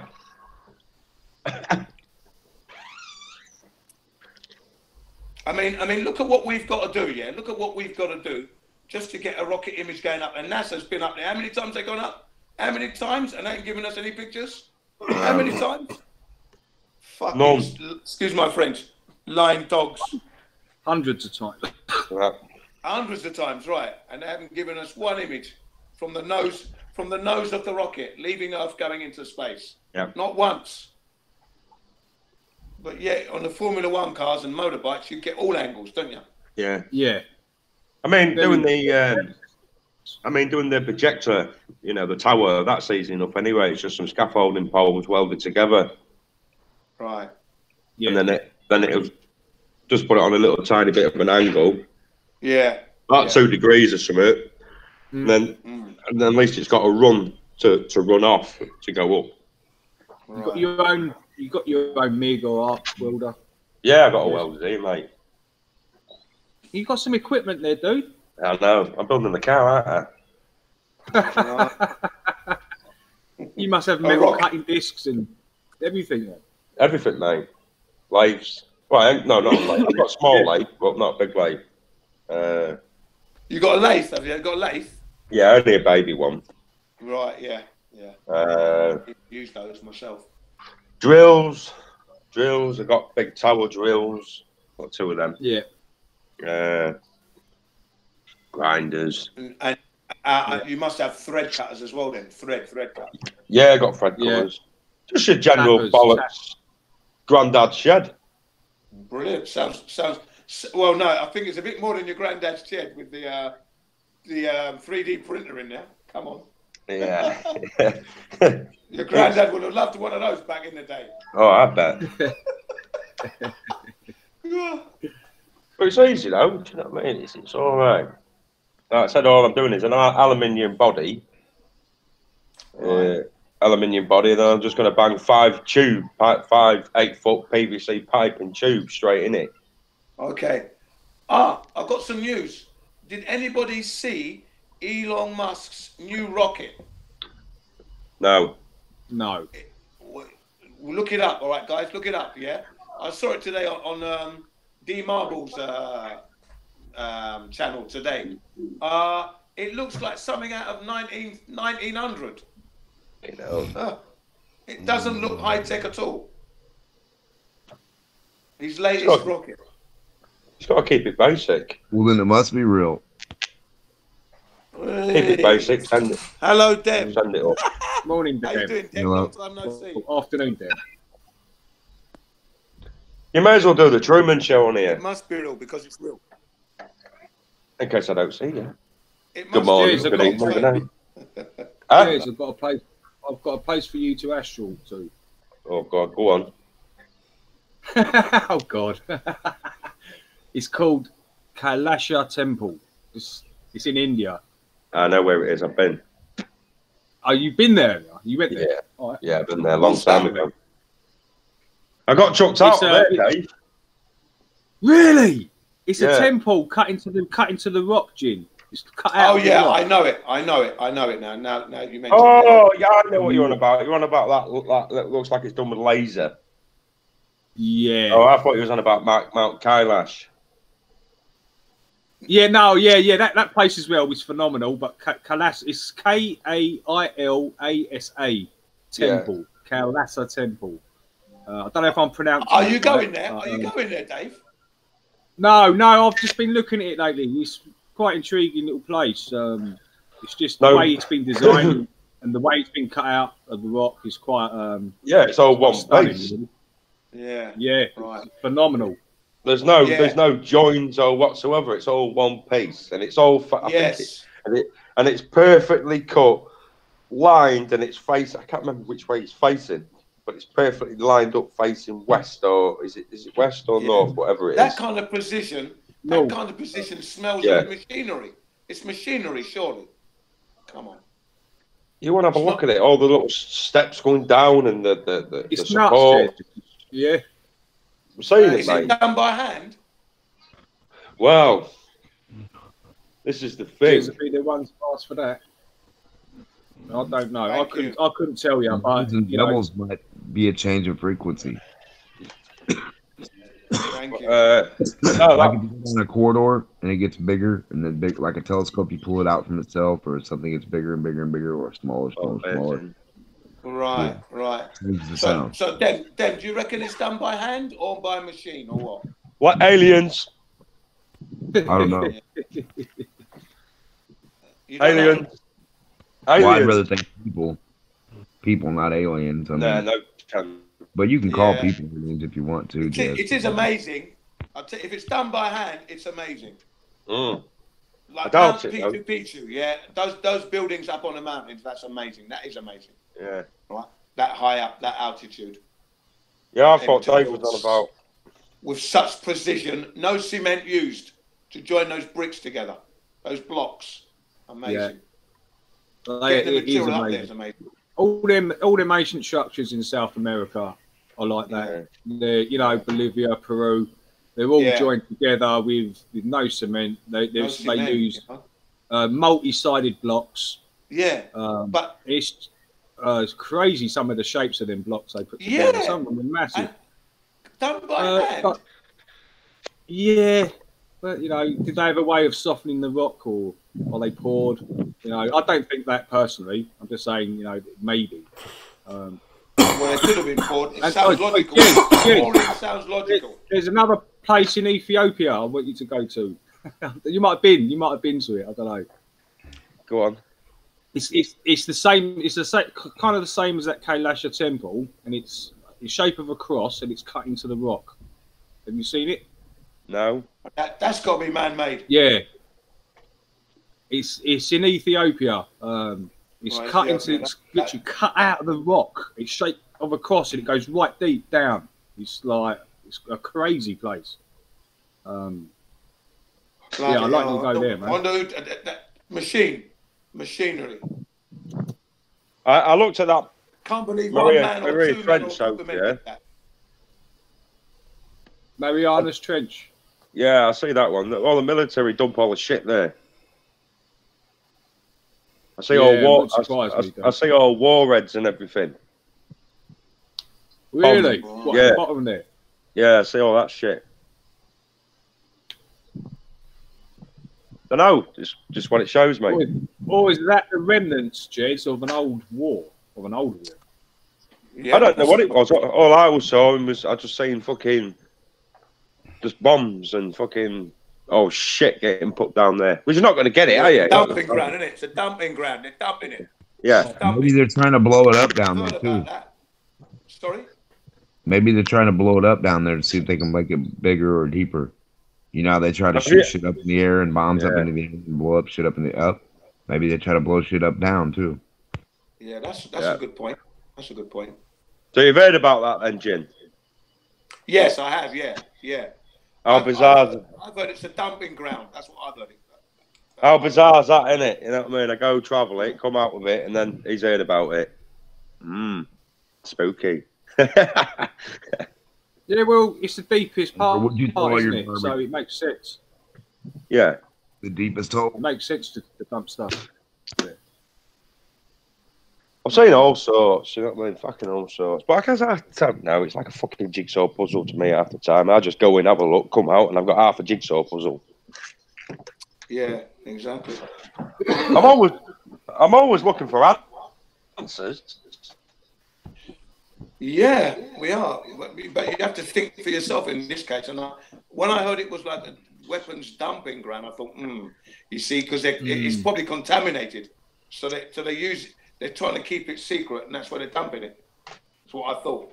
I've seen a big squid. What But side of the trench are you? I don't like travelling in water. Yeah. What side of the trench was you on? The east side or the west? Do you know the east side where there's like a bowl, and on the other side of the trench there's like a sheer drop into the trench, right? And there's a little shape. Which side of that did you go on? No idea, mate. All I can remember is just fucking going straight through the ocean, and then it's weird because it's like I have to. I don't know. You can't explain it. It's like you have to hold your breath. Do you know what I mean? But you're not holding your breath. It's weird. It's a weird view. It's fucking mental. What and were you're you like, doing? you feel like traveling. Right, I see you on holiday. Did you see any No, light I was- whatsoever? Yes, I was in my numpty, Jin. You was in your what? I was in my numpty. Numpty? Numpty. Numpty, head, mind, brain. Oh, right. Numpty. Oh, okay, I'm with you. You're numpty. Kind of like an out-of-body experience kind of thing, right? I'm with Yes, you. Sorry. yes, yeah. I was astral traveling. Right. I was either astral traveling or I was remote viewing.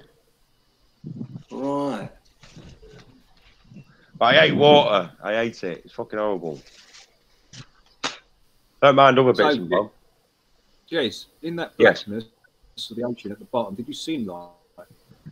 Yeah, I see a few lights in that, but I saw like a. Oh fucking hell! It looked like. Oh, how can I explain it? It looked like a sensor box, like a detonator sensor box, but it was like active. Do you know what I mean? It was live, and it had like red lights on it. Yeah. So there's like live ammo down there.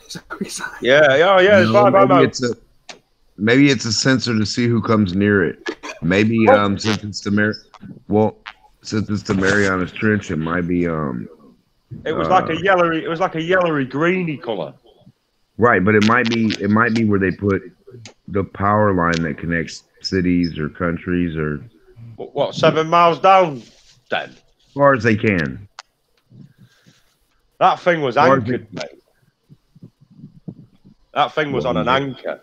Oh, if it's on an anchor, then maybe they got the power anchor down there too, so nobody can fuck with it.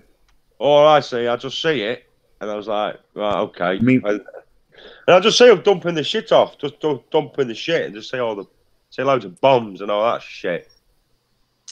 Well, a sensor that goes off has to be powered by something.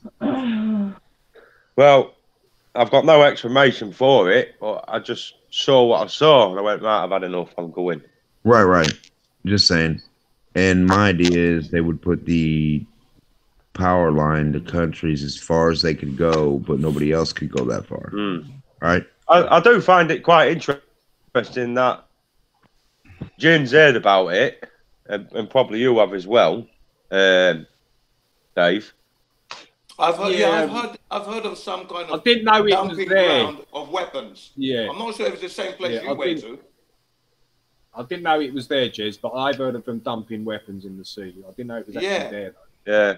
Well, do you see what I'm saying right now is you've sent me to a place, right? I have no idea whatsoever what I'm going to go see. And I go and see it and I come back with that information. But you already know the information in your head, but you're not sure. But I come back and tell you. Yeah, amazing, nice. It's corroboration, isn't it? Well, I just know they're dirty bastards. And if there's a hole, they're going to try to dump something or send something or try to send a camera with a sensor. You know, one of those cameras you put behind your house that catch deer and shit like that? Yeah. Maybe it's one of those. That's Maybe why. That's why I always say to you, don't tell me anything. But I don't want to know. I'm not telling you nothing. I just want a place, and that's it. And where to go, and then I go, and then I come back, and I give me a report. It's as simple as that. Right, When you Jez, start, on the next one, Antarctica. I want you to go to that little plateau. Instead of going to the bottom of the trench, go to the little plateau, the little banana-shaped plateau. On top of that, it's flat. It's dead flat. Tell me what you see on top of there. In the I want you to go. No, not down on the trench. Where the little sliver of land is, it's like a little sliver of land, but it's flat. It's like a flat top. right? Okay. All you got to do is Antarctica and the moon. Those are my two destinations for you. I've already done Antarctica. I'm not kidding. Antarctica or the moon. If you can astral project there, try it out. I've done Antarctica. What did you see? That's where all the world leaders go, and they do the fucking voodoo shit round this pyramid, round this it's about, I'd say probably about a foot, maybe foot and a half pyramid, like a power stone thing, and they do all do you know what I mean? Really? And they've all got black cloaks on. They've all got black cloaks on. Are they Maybe outside? the key to turn it on. Maybe the key to turn it on is a sound. No, they're underneath, mate. They're underneath. They're underneath the ice. Well, maybe. Well, maybe the key to turn it on is a sound. It's a frequency. They're Hang underneath. on, Jez, you said a 2 foot pyramid. You said a 2 foot pyramid. Is that just the tip of it? Is that the tip? No, this is no, this is like a power stone. It's on like oh fucking hell. It's on like a stone. Like a cube. Column. It's on like a stone column. Oh, right. Pyramid at the top, pyramid at the bottom. Column's about 3.5 foot up to waist height, and then it's got this power stone on the top of it. It might be a square, Jez. That was fucking hell. We didn't do that. That was last year. That day. Well, a certain part of a square pointed up, buried at a certain level, looks just like a pyramid on one side, and then it goes underneath to make another pyramid, right? Yeah, and I've been to the pyramid in the Bermuda Triangle. Have you seen any pyramids like that that are like actually a cube all together, but underground's half and above ground's half? Yeah, I've seen the one in Bermuda Triangle. I've been there. What are the Bimini stones? Yes. You what, mate? What are the Bimini stones at Bermuda Triangle? It's like a pathway of like rocks underwater. I don't know. Well, I just keep seeing like it was like green, like a Superman. It's magnetic. Like a Superman emerald. That's all I keep Green seeing. means go, purple means push. That's all I see. It's a bit like Infinity War. He collects all the stones. oh yeah. I know. Glove? Nah, no one's got a glove, mate. it's weird. Well, do you know how they make aerodynamic shit? Now they Bimini make Road. planes That's and the way everything. on up. That's the one on up Bimini Road. I knew I was near it on her, but it's it's like square. It looks like a park under the water. It looks like there was an ancient structure there or something at one time. Yeah. What's that? Put in the side chat, Dave, on the internet. Honor's done it. It's called Bimini Road. What? Bimini Road. Hang on, then. Bimini Road. Yeah. Honor's put it in the side chat on YouTube. Right, hang on. Chat on YouTube. Hello, Anita. Just I never go on the YouTube one much. I don't know what people say. Bimini.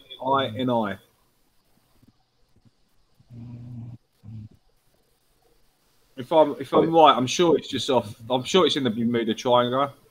Is that right or not? BIM. BIMINI. INI.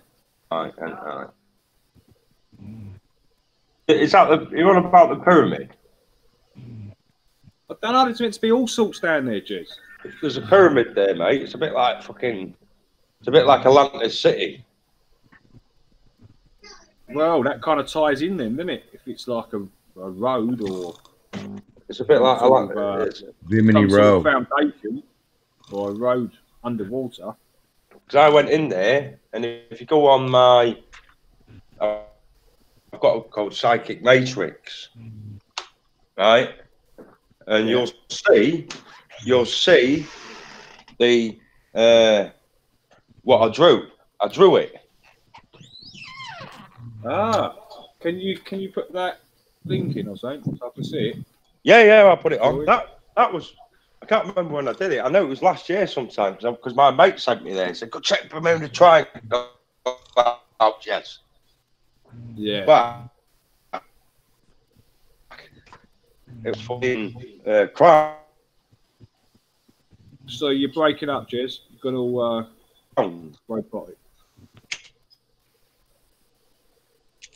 And that was on a triangle, on a pyramid. Do you know what, Jez? If you checked out most coasts of the countries, yeah, most of the coasts, just off the coast, you'll find stuff under the water. Your structures shit all and over, stuff. mate. Yeah, mate. Off the coast of southern India, coast of South Africa, they're everywhere, mate. Japan. You probably find them there off the coast of England, and you know. Yeah. I've got to go to China first for you. Yeah, you ain't. Yeah, I want you to tell me about the pyramids in China. I've got to go to China. Yeah, They're covered up. I want to know what they look like uncovered up. And I'm Yeah, sure because that they're covered up at the you'll be able moment, to aren't they? see. They're big molds. Apparently, in there, I bet it's a burial site. They reckon for some of these. But famous... there's also 3 smaller pyramids right next to it, almost a copy in Egypt. Yeah. Right. Yeah. But I've been Check at it the out, minute. man. Yeah, at the minute I've been doing my own work. I've been trying to get to Thoth, the Egypt god. Amazing. Right. Just He's playing hardball. Don't want nothing to do with you, Jez. It's like, go away. Fucking do me head in half the time. Oh. It's not. I'd say it's not as easy as that. You know what I mean? People think, oh yeah, you can go where you want. You can't. It's like you got to fucking sort of like weighing your way in. Why don't you like the water? Well, yeah, I've done the Bermuda Triangle, mate. I've done all that. Did that ages ago. I'm just outside at the minute. If you hang on 2 minutes, I'll just go. I'll pull up my psychic page and I'll show you what I saw at the Bermuda Triangle. How long are you going to be, Jex? Because I've got to go soon, mate. I've got to put some of these vinyls on. About 2 minutes, mate. All right, yeah, sweet, mate. That's cool. Right,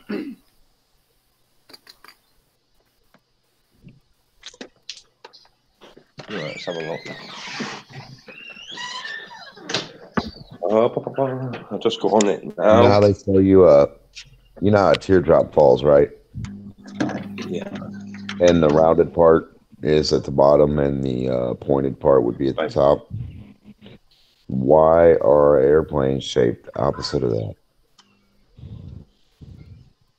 Like, if that's the fastest way to fall to the ground, that's got to be the fastest way to go, right? I'm on the right one. Just clicking on it. So why wouldn't we shape our shit like rounded and go with the big rounded in first, and then have the air travel on the back of it?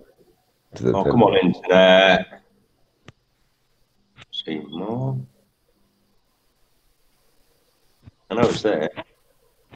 And I think it's magnetic, what you were asking about, David. That's what I called. That's what I called the page. Yeah. Hold on. So I can't see nothing, Jez. No, okay. I'll just wait for it to pop up. Where the fuck is it? I'll don't start doing my editing.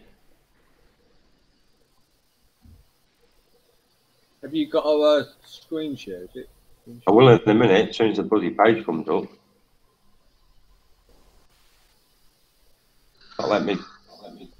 Why didn't it fucking let me put it on? Loading community. I've got 95 likes on it. Got a picture of me with Neo on the front of it with his glasses. That's what I called it. Because when I was going astral traveling, I was just putting everything I see on the page. I've even got a picture of Lucifer at the top. So you come out of it and just start drawing. Start drawing. Yeah. To see. Yeah. Yeah. Cool, man. You must have pages of that then. No, I only just started the page up and then I left it for a bit and I couldn't be asked. No. Of your drawings. Oh yeah, I've got a few, mate. Yeah. That's what I'm saying. You must have like quite a few. All right, hang on. Screen share.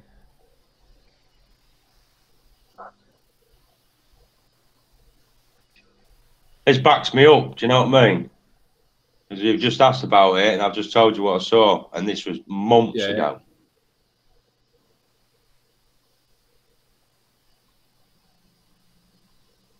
Okay. Here, look. I took a visit to the Bermuda Triangle. That head crown looks like the same crown, but instead of 3, just 2. The monkey magic crown they put around his head to keep him in order. It's like almost identical to that, but it's just got 2 coming up. Yeah. Instead of 3. That was placed over the pyramid. That's what that one is, over the pyramid. Yeah, and that's mad because that's about control. That crown. Yeah. That crown's about controlling. Wow. And that was on the 17th of November when I did that. Yeah. So nice. I always like to draw. And that's what you see. Yeah, that's what I saw, mate. Yeah, went inside the pyramid because it was like a big glass. It was like a big, massive glass pyramid. It was weird, mate. Weird. Interesting. And I walked. If you take the two bottom layers of that pyramid, yeah, place them in like lengthways, it will look like the Bimini Road a bit. Mm. Just them two bottom layers. That's kind of what it looks like. Yeah. Well, then, that's what I said. The information's there. Look, Bermuda Triangle, pyramid. Saw it, went inside, and I saw this crown. It's gold with green stones. Bam, bam, bam. And that's how I saw it. And the monkey crown that uses it, that they use to control him, to stop him doing bad things, is gold. Okay, now hang on. That's actually over a year ago, 2017. That's over a year and a bit ago. So there you go. That's what I saw. That was in the Bermuda Triangle. I mean, I can't keep going back to the same place all the time, but these are like the main key features that they're showing me.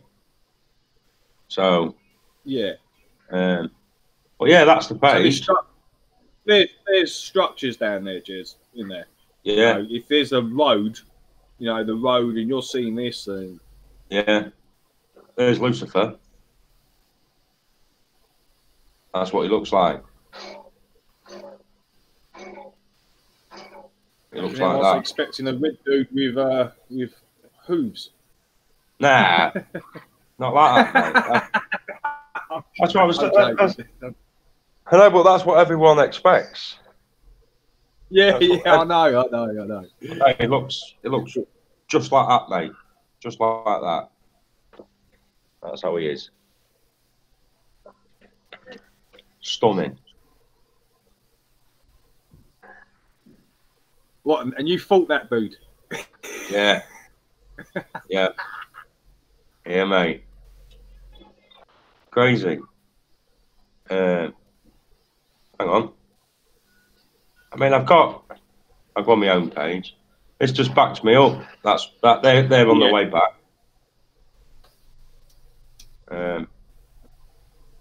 When did I do this one?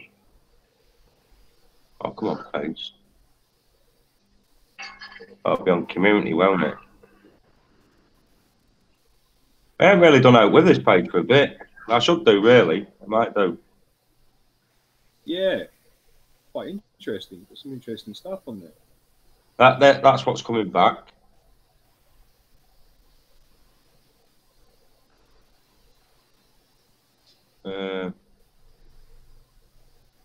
I've got some testimonials on here, no. There you go, community. There you go. Thank you for tonight. It was fab. Can't wait for the next one. There you go. Thank you so much for my reading. Absolutely fab. Be seeing you again. Nice. I just tell people to put. There you go. Have you given readings to these people, Jez? Yeah. He said, look, Jez came round to mine on Wednesday, did his stuff, and everything was spot on. Even if you know him, he draws his pics, and they are spot on too. Great reading, and always welcome for more, mate. Thanks, Cox and Sarah.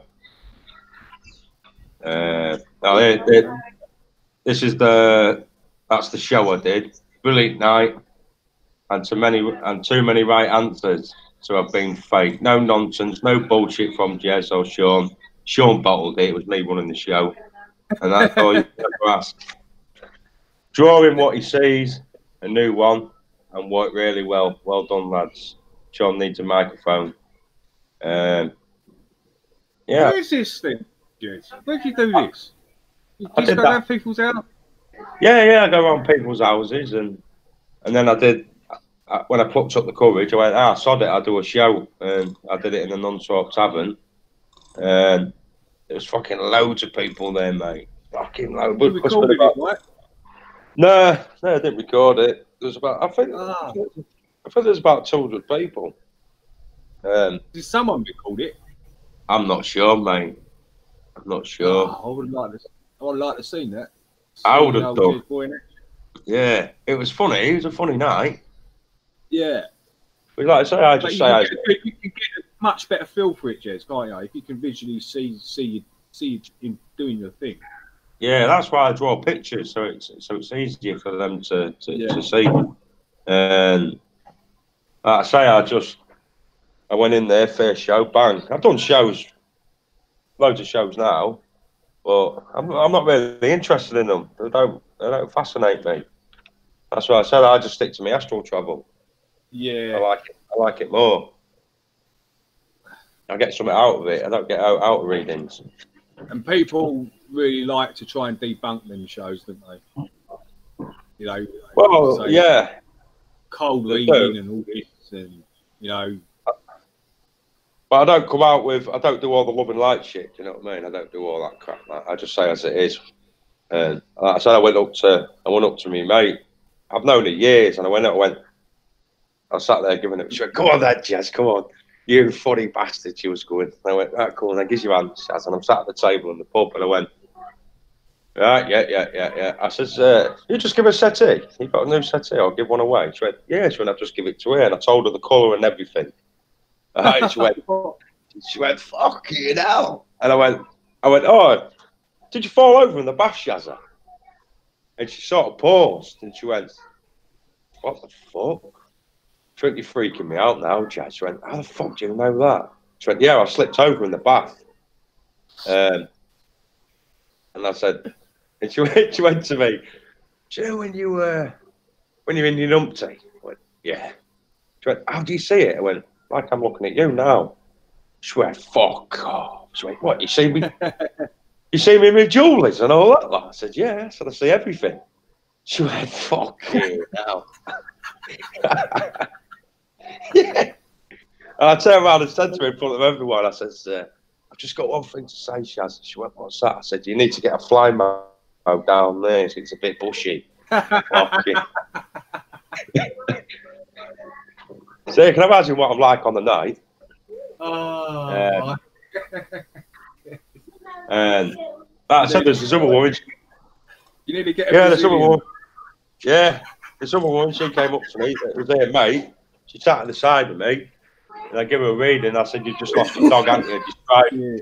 Describe what the dog looked like and everything. And she fucking broke down in tears, mate. Fucking crying her eyes out.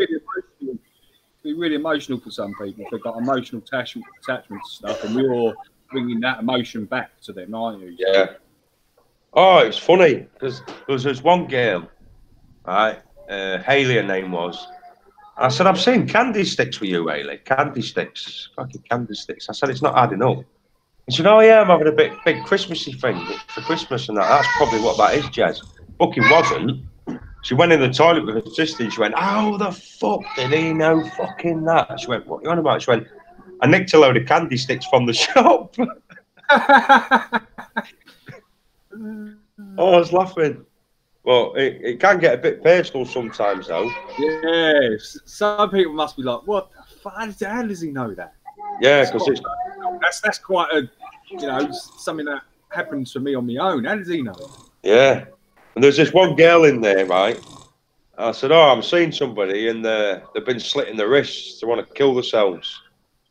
So they've got a bit of a drink problem." I said, "They need to sort it out. That's the message I'm getting." And everyone was dead quiet. They didn't know what I was on about. Do you know what I mean? And then at the end of the night, that girl came up to me and she pulled her sleeves up and she showed me her arm. She said, "That's me." She said, "I'm glad you brought that up." She went, "That's what I came for." I was like, "Well, yeah, it can be." So, Jez, did you give her any more information? Yeah, or do you try and help her, or do you try and soothe her pain somehow with some, well, it was over a child that died, and she's in pain, and basically, I just said, "Look, you've got to move on. Can't hold on. Just move on with your life. You're still there, basically, but you're gonna have to move on and stop harming yourself because the baby didn't. Your daughter or son doesn't want that to happen. So you have to be a bit personal and a bit emotional with them. But I don't like doing it. Yeah, but sometimes you got to go there, Jez, because of what you're bringing up. Yeah, right. You've got to go there. You've got no choice, really. No, that's why I don't like it. You can't foresee what you're going to see. What you're going to foresee, like yeah, you just go. Well, so, yeah. When I did my first show, because I did it in a pub, and she actually closed the pub for the night. because she made a fortune that night on drinks and everything. Because I was all sat there drinking beer and everything. I was doing it, you know, and was just having a laugh. And my mate Chris, he went, "I get it, mate." He said, "You got some bollocks to do that." He said, "You haven't been doing it that long." I think I'd only been doing it about 4 months, and then I jumped straight into a show. And he went, I went, "I get it, mate." He said, "You've got some bollocks." He said, "You did well." Fucking, he said, "You didn't get no wrong answers." He said, "Everything was bang on." And like I said, I've improved since then. Do you know what I mean? I've mastered things and learnt the symbols and all that lot, and so I know what's up with people. Yeah, that's what I said. Just because I have a mess about and people believe it, and some people don't believe it, but how can I go out and do a show, get things right, and then what I'm saying in the astral, and everyone's like, "No, see, you don't see." I just say as it is. What I say, you know, it's you can't underestimate the power. You know, it's we're a lot more. Why is this creator give us a gift like that? That's the question you got to ask. Why is he gave it? There's definitely something there, isn't there? Like Yeah. we've all got this kind of this premonition thing, this ability to foresee stuff. Yeah, it's definitely. there. It's not gave us it to do readings. It's gave us it to see the truth and get the truth out there. Right. That's what I believe. Sorry, I missed that, guys. What are you talking about? Oh, I was just showing him my testimony. Perfect time, Gin. The perfect timing. I've got to go, Jez. All right, mate. I'll check that out for you. I'll get these findings on that. Yeah, got to do a bit of work. But I'll be listening. Guys. All right, All right, mate. Take it easy, yeah? You too, mate. See you soon. So, guys. Sounds like I missed something interesting there. What's that all about? No, I was just showing him my testimonies from my clients I've worked for and stuff like that on my psychic readings, and just telling them about the shows I've done and how I've come a long way in 2 years. Yeah. Psychic readings, yeah? Yeah. Are you into all that, are you? Yeah, I do them. I do them, Gin. Right. That's what I said when I go off in my numpty and I go travelling. I'll tell you what I see. Right. Yeah, it's weird, mate. It is what it is. Strange. Yeah, it is what it is. Yeah, you know, if that's your calling. Well, my calling's the astral travelling. That's my speciality. It's all right. You just have to get used to it, you know, with all the voices in your head and all that lot. Yeah. I enjoy it. Good fun. Yeah, I suppose they've got it over here. They have that over here as well in Japan, you know. Oh yeah. Clairvoyance and all that, and reading your hand and all that business. They're quite common, quite popular. Did that shock you, Anita? Because I pulled up people's testimonies who back me up. That's what you need, proof. There's your proof. There's people, the general public, giving their views. That's what I say. I don't lie. I don't need to lie. If I lie, then I'm not proving anything. That's right. But it's definitely flat. That it certainly is. As flat as my ramen soup here. We're on a big rock. Yeah. That's what we're on. Big rock. Mm.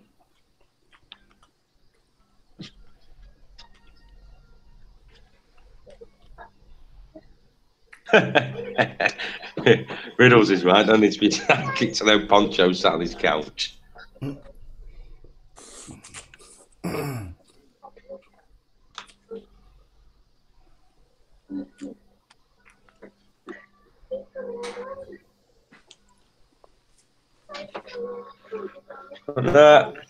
Okay, so I we had the enjoy it. curvature. We've had curvature. What we covered today? Yeah.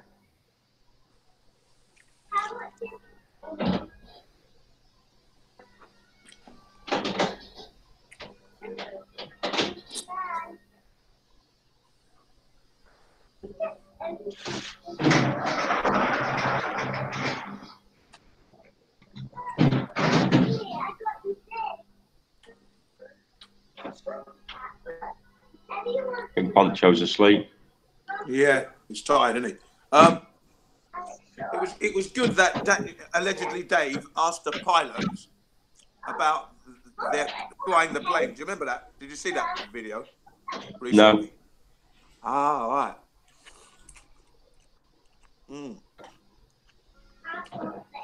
Fucking hyena. Deb, did you see that video? Allegedly Dave asking the pilots about flying the plane. Go check your cupboard, hyena. They'll be in there. Deb's not there. Okay. Well, basically, Dave's gone somewhere on a plane, yeah, and he's getting off, and he started talking to the pilots about how they fly the plane and everything. Oh yeah. And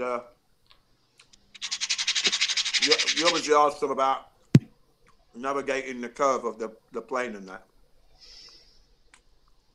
You know, navigating the curvature of the Earth. And I think they came out with, you know, it was already it's kind of like all factored in. The gyroscope. Do they have to make any adjustments for the curvature? And they said no. No, they don't. They don't.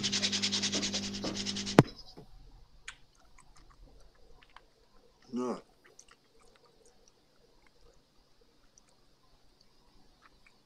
I should have to watch that again because it was quite interesting, that one.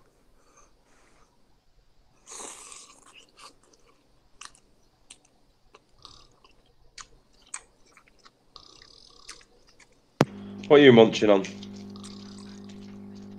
I've got miso ramen soup, vegetable ramen soup, really nice.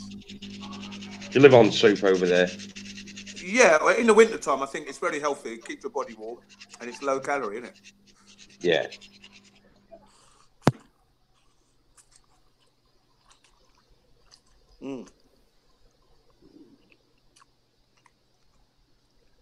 So healthy and delicious. People live on it all year round. You know. Certainly do, mate. Yeah. But yeah. Well, at least I've got some confirmation now about me seeing those bombs and military shit getting dumped in that trench, which confirmed it for me, which I was quite happy about. Yeah, because that came out on. I saw that on YouTube. Yeah, obviously didn't see it on mainstream TV. YouTube. Yeah. Yeah. That's what I like about it. You know, if I bugger off in my numpty and I come back and I see all this shit and I'm like, yeah, nice one. Right, that's what it is. And that's what I said. When people send me to places, I don't want to know anything about it. I just want a name and a place.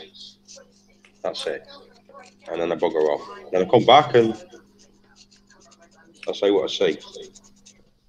If I don't see anything, I'll tell you. Yeah. So what is it? I mean, what do you do? How do you get this out of body experience? What you do using drugs, are you? No. Meditation. Yeah, just meditation. Just do it naturally. Right. Good. Takes practice. Takes a lot of practice with breathing techniques and that. Managing to control it. And yeah, off I go. What? And then you kind of like go into a trance. Are you saying kind of like a trance, a kind of subconscious, semi-conscious? Deep state. Well, okay, so it's a deep state. Oh yeah, but I'm fully awake. I know my body's. I can't feel my body, but I know my body. But I know my body's there. That's what it's like. You don't feel your body, but you know you're there. It's weird. Right. I suppose if you can't feel your body, you've passed on then. Oh yeah, yeah. Careful. Yeah, it can be scary. But you got to. I tell you, it took me a long time to master it. It hasn't happened overnight, mate. You know, I've practiced and practiced and practiced. And So how many years have you been into this then? How long? about 2 years. Oh, 2 years. Yeah. But I've been psychic all my life. Oh, right. But never knew. Never knew, mate. Never knew. 'Cause I've seen things since I was an early kid. But never known what it was. Mm. And then I was with a psychic lady one day, and she looked at me and she said, "You got the gift." I went, "What are you on about?" And then she just trained me up. And now she's fell out of me. Yeah. And no other bloody psychic in this town or psychics on the internet talk to me. All right. I don't want to know. I'm too much. Yeah. You find your keys, hyena?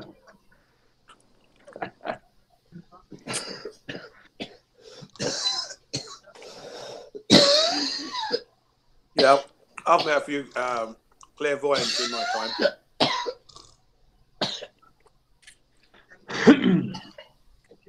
Yeah, all these flat earthers are dying, man. Come on, you guys. Something in the air. Must be. Tobacco fumes. Yeah. Jez comes out of the same night, the eye doctors, with a bad note. And then he comes out of the ass. I said, the cartoon parody. Jez has bad eye, 10-10 vision, but when he astral projects, he has 20/20. Oh, yeah. Just being funny. I don't know. Very good, very good, very good. Yeah, I met a few clairvoyants in my time in London.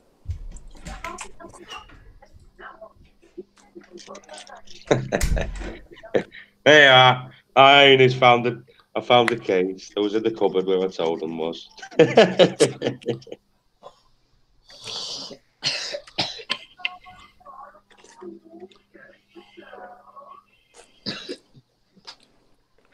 Apparently, taxi drivers in England, right, driving all day in London traffic, it's like smoking 60 cigarettes a day. Fucking hell, I can believe that. I know. Yeah. Fumes, you can definitely smell the fumes, mate. Mm. Yeah. I might be going back to London yet. Yeah? Yeah, I didn't think I was. Work. Oh, yeah, of course, yeah. I didn't think I was going to, but the house I was working at, the blokes robbed him, so I might be going back. He wants me to finish the roof off room. He said, "Will you do it?" I said, "Yeah." I said, "No problem at all." That's nice. Yeah. So what will you do then? Where will you stay? Kensington. No, sorry, not Kensington. Fulham. Fulham, that's where I'll be. Yeah. Yeah. Round the corner from the Fulham ground and the Chelsea ground. Yeah, I'm only around the street from about 2 streets away from Chelsea Football Club. Right.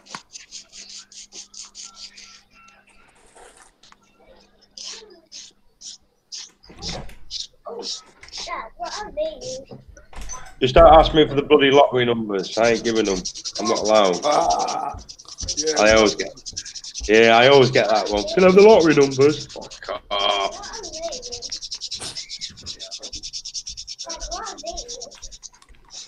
You're not allowed to sell games, which is a bummer. So basically, you're just before Parsons Green. I only need 4 of the lottery numbers. I'll guess the rest. Yes? Silicon Moles, boo. I ain't know how. So it just popped in my head.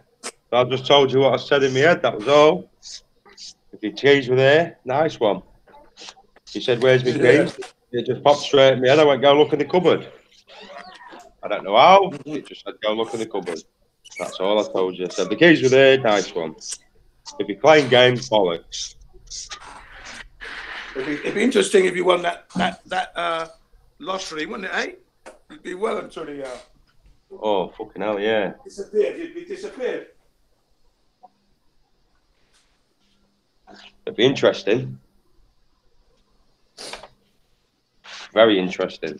Yeah, why don't you try it? Have you not tried it once or twice? No, never tried it. Why don't you? You never know. Because you're self-gaining, aren't you?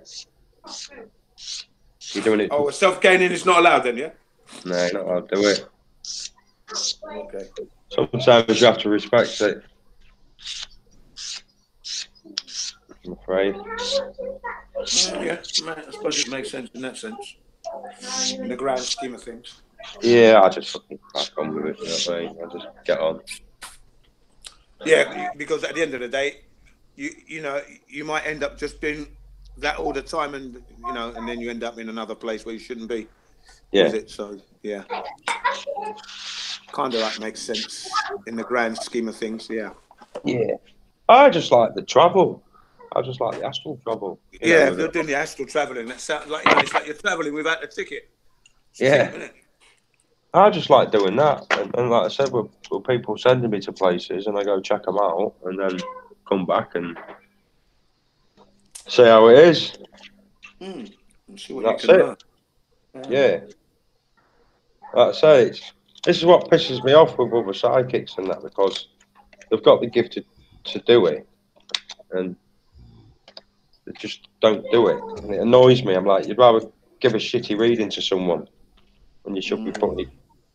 They like the money, they get tempted by the money and they think it's great, you know what I mean? I'm like, I can look at you. Do they get a lot of money, these people who do the readings? Yeah, some are like £50, £60. What's that, for an hour? For an hour, yeah. Yeah. Fucking shit. And what they actually read? Are they reading your palm, or what are they reading? They're just basically reading what's around you, the energy.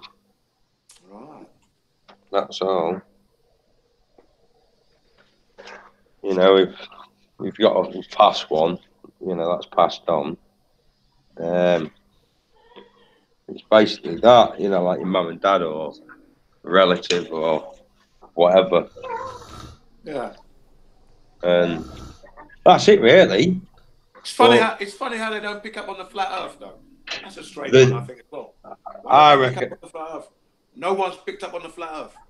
I reckon they do. Right, But go on. I think they choose not to because they don't want to damage the reputation. Ah, right. That's what I believe. That they don't want to damage the reputation and go, oh yeah, well, I've just seen the Earth like this, and you know what it's like. Yeah, You yeah, know? we know the ridicule. We know, yeah. You know, if a psychic that does it for a living starts coming out with that shit, they're going to be like, oh no, oh don't go use him. Bloody hell, he's off his fucking head. You know. He's due for the asylum any time now. Yeah, that's what the people. I mean, I know a few of them that do shows and all that bollocks, like, you know what I mean, and come out with all the la-di-da, and I'm like, well, why don't you just get some truth out there? Just say what you fucking see. You know, well, they won't do it, and it's annoying. That's why I get chucked off all the psychic sites. They start fucking boxing their heads in. Right. Not my fault. I'm just me. No, you're a real psychic, you see, that's why. And I don't charge. Mm. Whatever reading I've done, I've never charged. Never. Never. I won't do it. Well, that's commendable in itself. In itself, with this day of money, gimme. Yeah. I don't believe in charging. I just do it for training. I just do it for training for the astral world. That's all I do it for. I look at it like this: if I give them a reading, I'm gaining some experience, getting things right for them. Yeah. And then they're happy. So this reading you do, you have to be one-on-one with the person, yeah? Yeah, or I could do a group. You know what I mean? Oh. I could do a group one.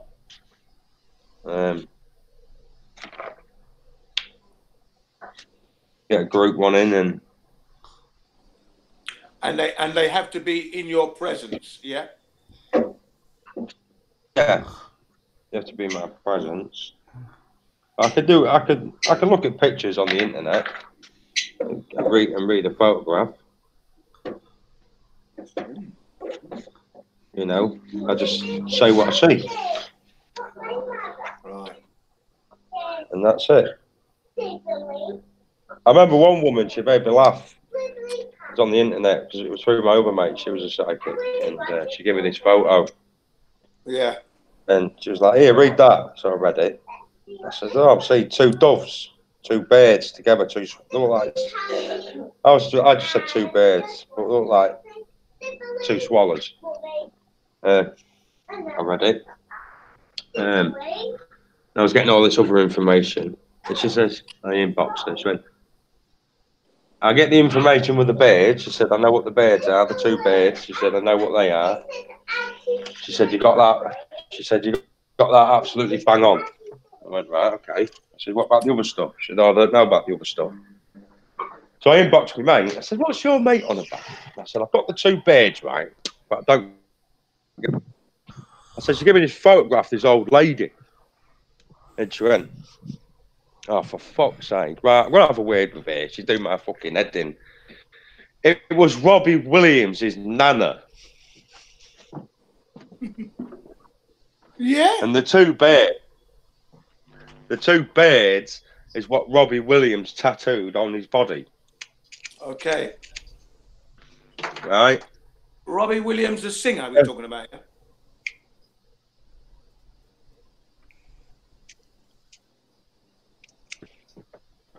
You're what, Jen? Are we talking about Robbie Williams, the singer? Yes, mate. Right, okay. And it turns out Yeah. she's a massive Robbie Williams fan. Man. Oh, right. wow. So I thought this old lady was her nana. Or might have been an auntie or whatever. You know what I mean? Yeah. Don't know. Right. So I'm giving her all this information. She knew what the two birds were, but she didn't know the rest. Right. And then when I spoke to my mate, she went, I'll have a word with her next time. She shouldn't have done that. But yeah, basically, I give the photograph a reading. It was Robbie Williams' nana.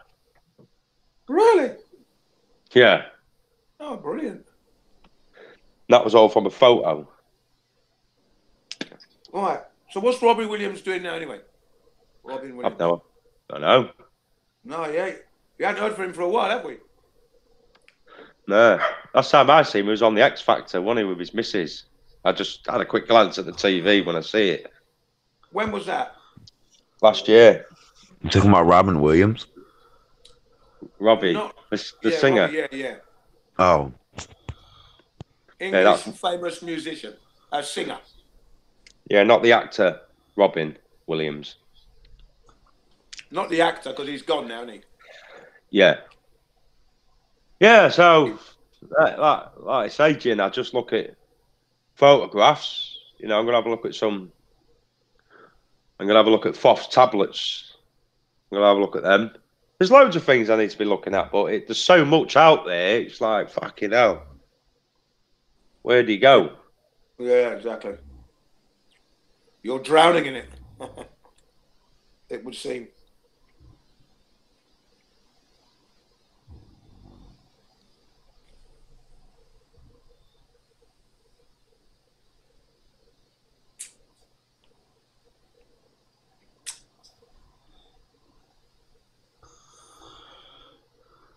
Yes. Okay.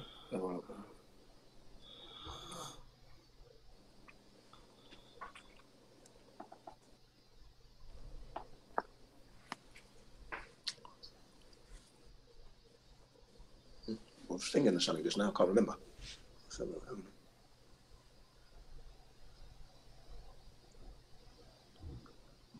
oh, that's right.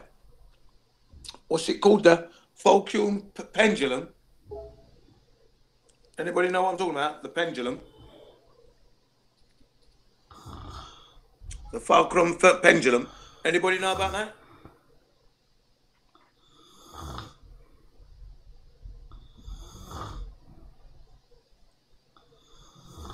Only one company makes it. Do you know what I'm talking about? Vocal spin. The what? You know the pendulum. I think they call it the Fulcrum pendulum. Like a crystal? Yeah, you know the pendulum that's supposed to detect the Earth's motion. I guess, yeah. Yeah, I was saying that it turns out only one company makes that stuff, makes that equipment. One company. Wouldn't that be the same as a plumb bob? Yes, exactly. Same as a plumb bob, yeah. Only in the case of the Fulcrum pendulum, in order to get it moving, you've got to give it a push first. And they've also got a little motor there to keep it. And everybody believes in that. That proves the Earth moves. Silly, isn't it? Yeah, but in order to detect something's movement, you have to control all the variables, meaning it has to be still, and then it has to start moving from the effect of what it's given the reading from. Right. And how comes that moves, but we don't detect it? Silly, isn't it?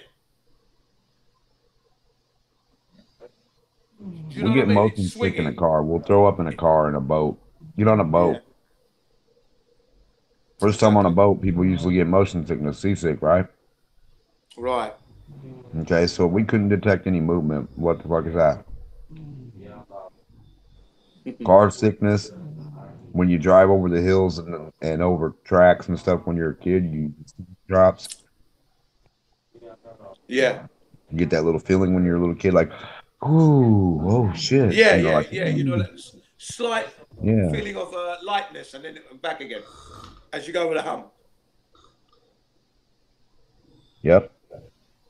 I used to know when certain tracks were coming up when I was little. I remembered certain areas in town because of the way they made my stomach feel.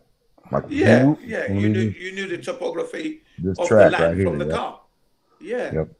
I understand that. Yeah, We're yeah. going by this I was the floor. same. Yeah.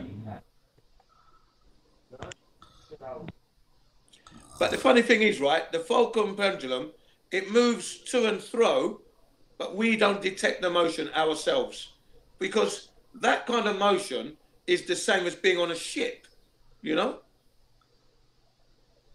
If you've ever been on a ship, right, and sailed across the ocean, you know, the ship rocks slightly and then rocks the other way slightly. It moves from side to side sometimes, right? That's what you'd feel like if that was a real motion, the Earth was really moving according to this Fulcrum pendulum. Well, according to movement, according to the body that you're riding upon, moving. Yeah. Like you're a little bitty boat, you're on the ocean's moving, and you feel it. So the Yes, that's relativity right. in this fucking aspect is gone. Exactly. I mean, it's there, but it's not there in that. It's not the way that you would think that they explain it. Yeah. You wouldn't notice it if you're on a boat. You're not going to notice the Earth's movement at all. You can't, can you? Can you? But on solid ground, in those museums where they have these, Just take liquid. Just take a ball of liquid, or a 2-liter that's halfway full, or with you anywhere, and just see if that liquid moves. If the liquid doesn't move, then you shouldn't detect any movement. Exactly. So you put the liquid down in the Fulcrum pendulum room, and it's not moving. So why is that? It's a motor. The motor is a motor. They're keeping it moving. And you've got all these people crowding around, looking at this pendulum going backwards and forwards. You think, you fools. God. Well, on a string, anything on a string only needs tension. Yeah, like you said, the blood bowl, you know. Yeah. None. Tension, none. Tension, none. I mean, to keep it Yeah. moving. I mean, Exactly. just a slice, just a fucking hair. Tension, tension, tension. You know. There's a little motor in there keeping it in motion. And and they're all made by one company, and they send them all over the world.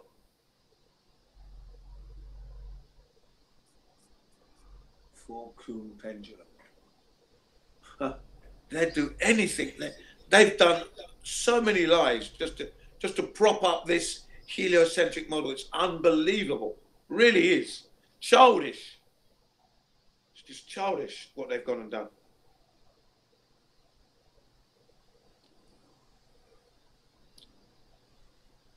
Just to support their bloody globe model. Huh?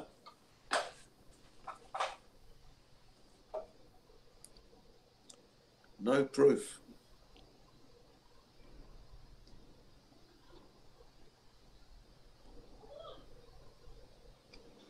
Nothing but fakery.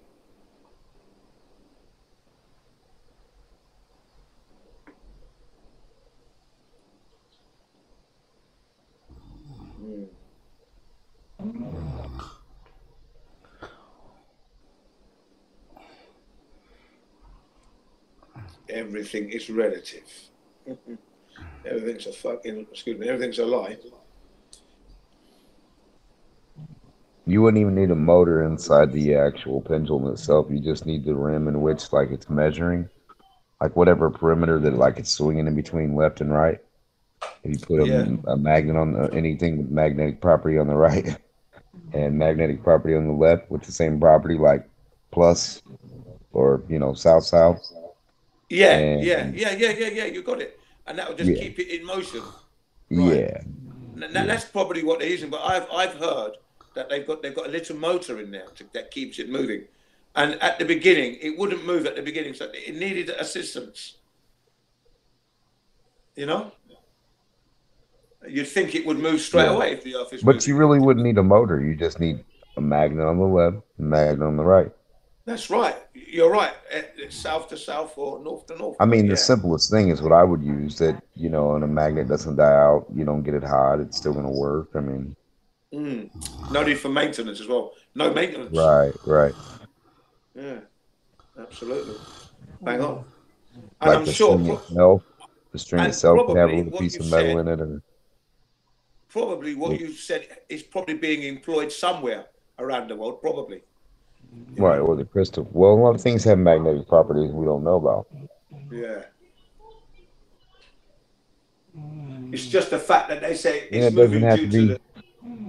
Doesn't have to be magnetic like we think either. It can be static. Yeah. Static electric. Yeah, static electricity. That's right. Electromagnetic. It's just that we're told it's moving due to the movement of the Earth. Well, if static and energy is a sort of magnet, then the movement of the object itself is a type of magnet, in a way, in sorts. It's just weird, but yeah. Yeah.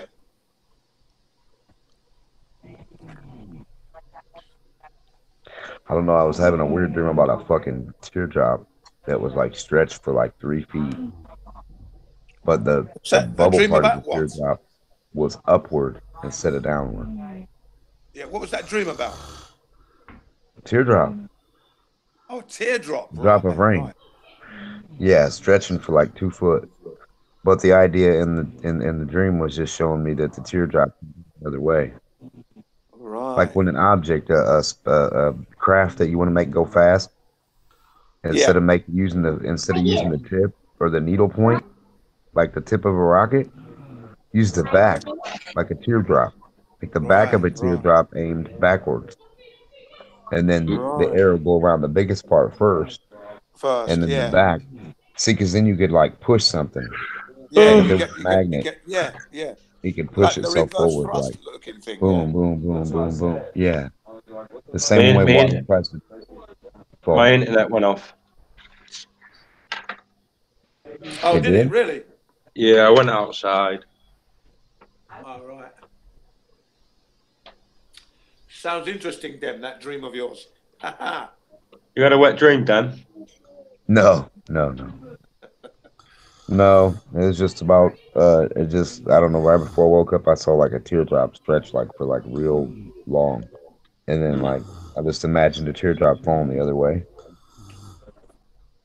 Or like using the teardrop to fly in instead of doing it the way that, you know, we designed planes to go little tip to the back, big part.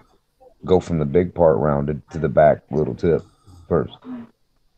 Like round it like a big ball, like a sphere kind of, and then make it back to a point. And then make little grooves in it or little fins in the back part, and then anything that hits the back pushes it forward also. So everything that comes around the biggest point will push it forward. It'll make its own toroidal field around itself like a teardrop when it falls. That's the fastest So rate it's like a that it's falling. perpetual motion, yeah? It's the fastest rate that it's fallen for itself in that design structure in itself. It's going back into the front of itself, back in, back in, back in, back in, back in, forcing itself down also. That's an interesting. So it has to be the fastest rate of speed that it can fall is in that design. The circle and then the end piece that strings up the tail. Because if it was faster for the raindrop to fall the other way, the way that we would think aerodynamic would be better, it would fall the other way point first, right? But it doesn't. Yeah. It falls big round in first and then point last. That's right. So think about that when you make something to send it up. Kind of like a balloon design is the best fucking design is basically what I'm getting at. It's got the same idea, you know, big round at the front part that's gonna go up first, and then the back part is like cylinder.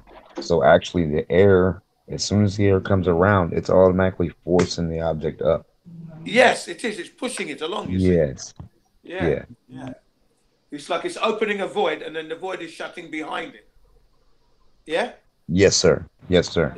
And then if you had little fins or little designs on it, it's also going to push that in, like a fin that can like bend from down to out a little bit, has a little stretch. Any wind that hits it, like comes around past it and hits, like goes back, because that's what wind does. Like a mushroom explosion. Remember, it goes out, up, out, and back into itself. Right. So if you have a fin back there, it's going to catch that fin and push it up and make it float or push up more. Yeah, It's more give it more lift. I think you're saying that. Or You ever seen a pogo ball? A pogo. A pogo ball. Yeah, one that you put your feet on, the little plastic disc, and jump on it. I used one the other day. Kind of like that. My kids. Kind of like a design like that, but the pogo piece would have to be down. Yeah. Yeah, like a fin. Like a fish's fin. Like down and slender. Yeah, I'm getting your idea now. Yeah, that sounds good. As a design. Yeah, that's the way flying objects should be. Yeah, so could you apply that to a rocket, for example? Well, yeah. Yeah, exactly. It would be better than a rocket. It would go faster. And you also need to use liquid. My dream's showing me liquid. It's showing me a tube of liquid. You know there's the corkscrew effect. How would you counter that, the corkscrew? Or wouldn't it do that? Probably wouldn't do that then.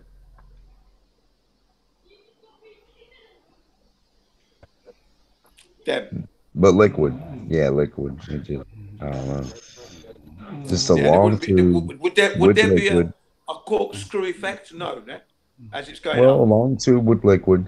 You could maybe have two. You could maybe spiral it a little bit. Spiral two things that react Would it upon be each other. necessary? My point is, would it be necessary? Would it affect positively or negatively? That's the question I'm asking. Well, it's hard to say with a liquid, right? Yeah. A liquid's different than the mediums we use now. We use metal and other shit now. Mainly surrounded by liquid. I don't know. It's hard to say. Okay. Did you watch D Marble's video today, live show today? No. No. Okay, no, right. he showed us Elon Musk's new rocket, which is like something from the 1900s, 1901. Really, really old-fashioned. It was supposed to be a test model, prototype, and it didn't have any windows, nothing. Just like an old rocket from the 1900s. Well, yeah, basically like a big nut, like a bullet. Yeah, exactly. A bullet with fins on it at the end. Yeah, a 3-point fin. That's all it was, and the American flag on there. The old stars and And why stripes. is a bullet designed like that? Also, Yeah, exactly. Who knows? Elon Musk. They're in the red. Elon Musk. They're in the red. So $2 million into the red. Is it 2 million? Oh, sorry, $2 trillion. $2 trillion in the red, and they're worth more than GM. Tesla. It's worth more than GM. Amazing. Heard that yesterday. just saying that the bullet even has a slightly different, you know, it has the rounded part to it, right? Most time, unless it's like a hollow point or something, it's actually rounded. But if they make the rounded point a slight bit bigger than the end in the back, you know, the front, slight bit bigger than the back, and then when that little copper piece leaves out, it would be like a teardrop coming out, you know. And you have little notches in the back and little pieces, and you actually could have it designed to actually turn or spin or you weirdly could. enough, but yeah. So I'm just wondering why they don't do that. Just weird. But liquid, just think, like, if you have a pressurized fucking object, like a ball, and you throw it into the liquid, like at the bottom part, like, you know, or pressurize the ball inside the liquid. As soon as it hits to a certain pressure, it's like, that's right. It'll just shoot up out of the fucking tube. Yeah. Depending on what kind of liquid and depending on the oxygen bubble itself. It could just be an oxygen bubble itself, or it could be a material with oxygen pressurized in it, in our case, you know, so we could still breathe, you know. Just so we could get high enough to see what we could see. So what kind of heights are you imagining you can get from that kind of design? Well, it depends on how high you put your liquid tube. Right.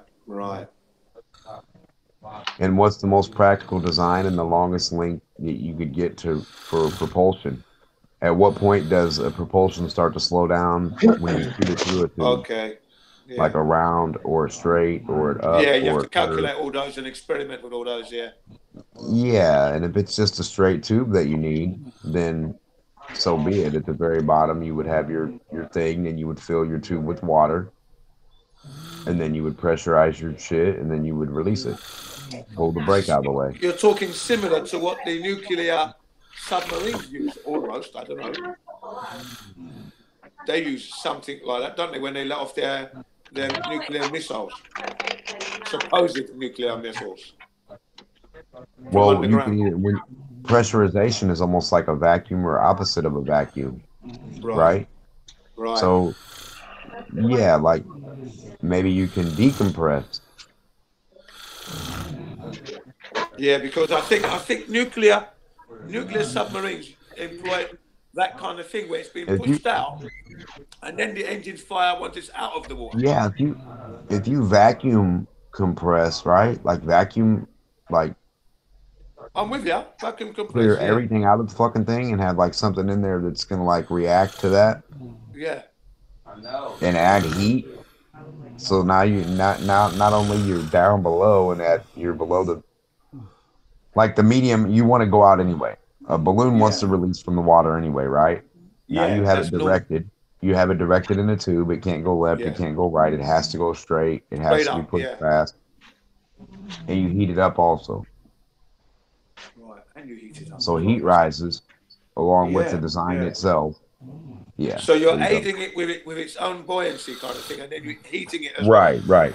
Its own buoyancy is its bullet, is its Yes. propulsion. Yeah. Yeah. Yeah. Yeah, it's a good idea. That's a good theory, that one.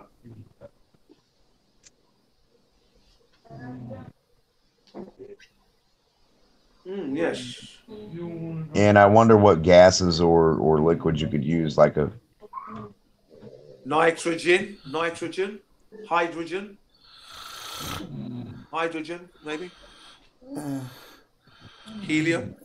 I wonder how helium, under pressure, though. Heat might be a bit dangerous for these. No, these gases, yeah. Gases have a tendency to explode, though, don't they? If heated wrongly. But then again, if you can harness the heat, then it can work in favor of your projectile. Yeah.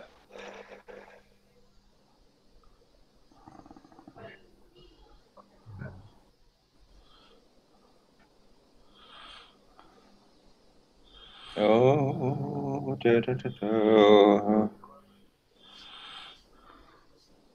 wonder what Ponch you're dreaming of. Sounds very interesting. Yeah, he's a sleepy head, isn't he, eh? No. He's dreaming about gays, penises, men, and ladies, and Tartaria. How could you do that to the bloke? What? No, it's usually the last thing you look at. You think about it when you're dreaming. Sometimes. Last thing you think about. And if he's thinking about who's a man or a woman, that's probably what he's dreaming about. Oh dear me, yeah. I hope he's getting banged by Bruce Lee. No, I wasn't saying that. God damn it, Jimmy.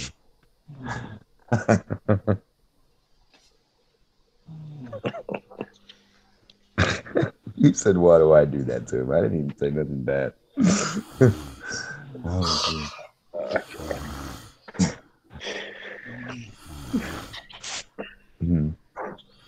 it's Jen's fault. It's all Jen's fault. I don't know.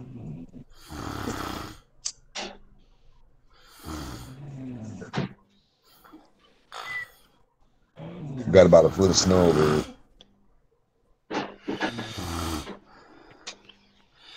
What you got? Snow. A foot of snow. What, is it snowing? Yeah. Okay, you got the snow. Hey. Do you have studless tires on your car? Do I have what? Studless tires. I don't even know what the hell that is. I got regular tires. Okay, well, studless tires give you tremendous grip on snow and ice. No, I'm a broke bastard. I don't have anything special. Okay, right, yeah, fair enough.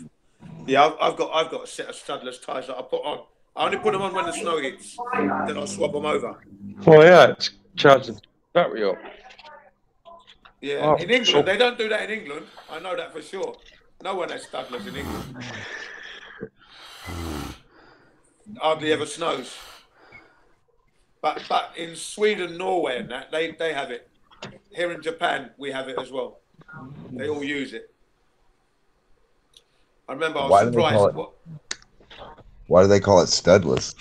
You'd think you'd be because knobby. normally when you've got studs, like if you're a rally driver driving on ice, your tyres are studded, aren't they? Studded. Yeah? Do you get me? You got the little silver spikes that stick out of the tyre for grip. Well, these tyres don't have the studs, so they've been removed. They're not on there, and then they slit the grip. So the tread is slit, little thin slices, and when you drive, they kind of like grip the snow. So they grip, but they're studless grip rather than studded grip. That's why they call it studless.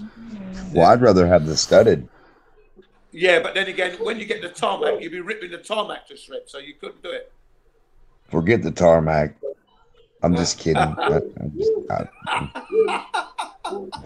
Nah, you couldn't use studless on the streets. You'd rip the streets, man. That's why they're called studless. Yeah. Yeah. Just for the snow and gravel areas, maybe, and stuff like that, it would be pretty good. Going off-roading, some studded sound probably pretty good.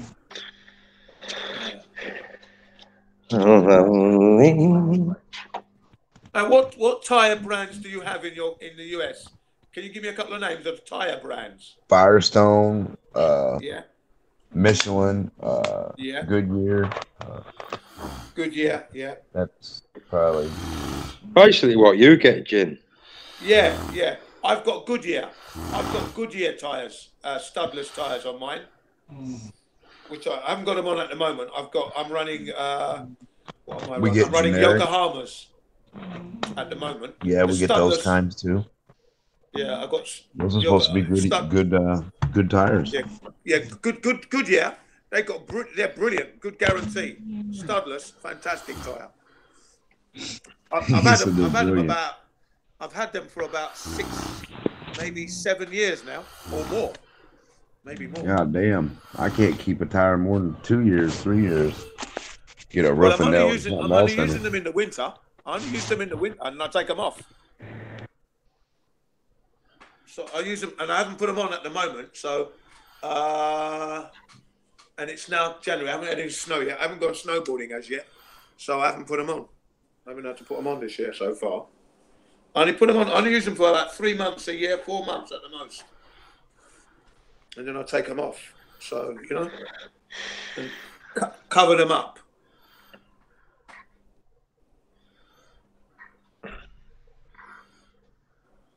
Yeah, pretty good. So you get the same as us here, Firestone. Apparently in Japan, Firestone rubber compound isn't very good on the Japanese snow, they said. The Japanese tyre manufacturer or the tyre shop said. But I said, I've had no trouble with it. I've enjoyed it, all the grip around the corners, up on the hills, everywhere. Blinding tyre. They reckon the compound was a bit hard. And I suppose that will give it its mileage.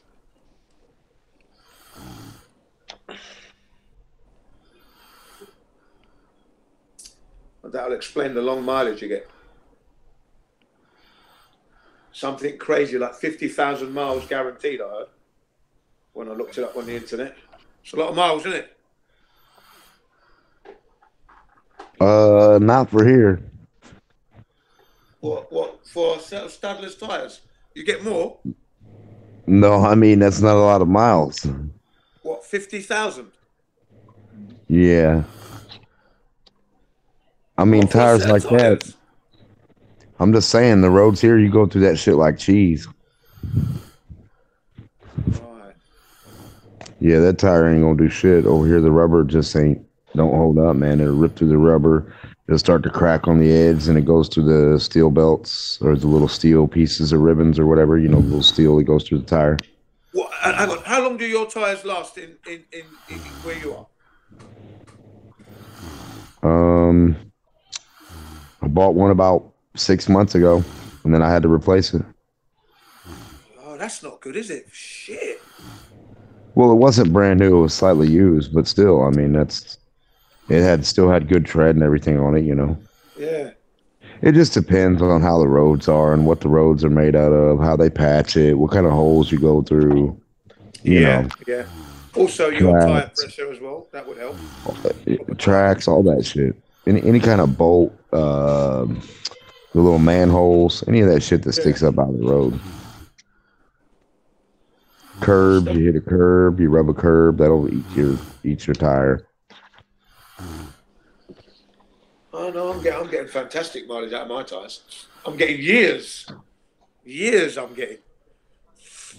You're the only one I know. Is that right? I tell you no lie, I'm not lying at all, man. Honest, this is. Goodyear tires, years we get over here. See, with the studless, you're only using them 3 to 4 months at a time. So you take them off. So I've had my ones for more than 10 years, the studless ones. And then the Yokohama, 6 years I've had them on my car. 6 years. People will tighten the bolts on your car. You can't get the lug off. It'll When you take the leg off, it'll be broke. All kinds of goofy shit, man. Yeah, I actually put silicone grease on the actual stud and the bolt so that it come off the next time. You know what I mean? I don't want anything rusting on my car. I might have a little bit rust here and there, but not where the wheels are, for sure. Where the wheels are concerned, no. I don't want any problems. Because if I have a puncture on the road, I've got to change the tyre. You know? And I always carry a proper breaker bar in the car anyway. It's coming off, that's for sure. Thanks for that, Snack. Sorry? Thanks for that. Yeah. Always coming off those wheels. Put a little bit silicone grease, right? That works to minus 30 degrees, 40 degrees. It's still going to be okay. So it's definitely perfect for that. And I put them all on the lug nuts. Yeah, the rule is you shouldn't do that. That's the rule, okay? The rule is you shouldn't do that. That's the rule. Okay, you shouldn't put any grease on those lug nuts because of the amount of vibration it might vibrate loose, but it's never happened. Do you know what I mean? And I don't have that problem of removing the nuts, the lug nuts and that, because I know what you mean. I've seen it. I've actually helped people on the road because of that problem. All manner of rust and problems. It's just where the machine was too tight. They bung it on too tight. Don't push me. Madam. Yeah, I know what you mean.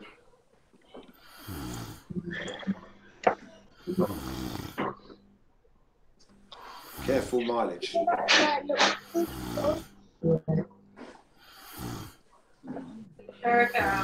But I think I'm going to be needing a new set of tyres next year now. That means that the tyres that I'm going to replace, I would have had them for 7 years. I think I can do this year. I can get away with doing it this year, and I'll be okay for next year. Oh. Even like fresh blood last We got a really nice place where I go to, and you get some really nice used tyres.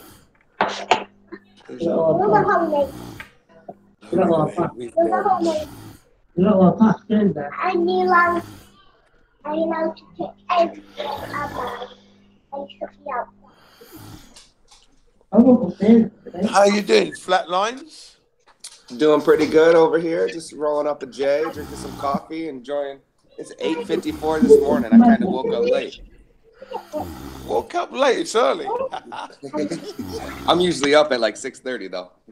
Oh, like me? Yeah, I'm up that early. Yeah. What's your plan for today? What's that? Right here. I got a new chair. Okay. Don't we should do the next picture? How old's your kid? Hi, Mummy. How old are you? How old are you? Oh, she's only 6. 2? 6. She's 5. 5. Say 2-year-old. 5. 2 years old? Kidding. 2 years old? 5. 5, oh, that's a bit better, yeah. Who just passes a pen out there, please? Jared, we get from under the table, please. Jared, put down. Move it. Move. You can see I'm doing this. Use your fucking brain.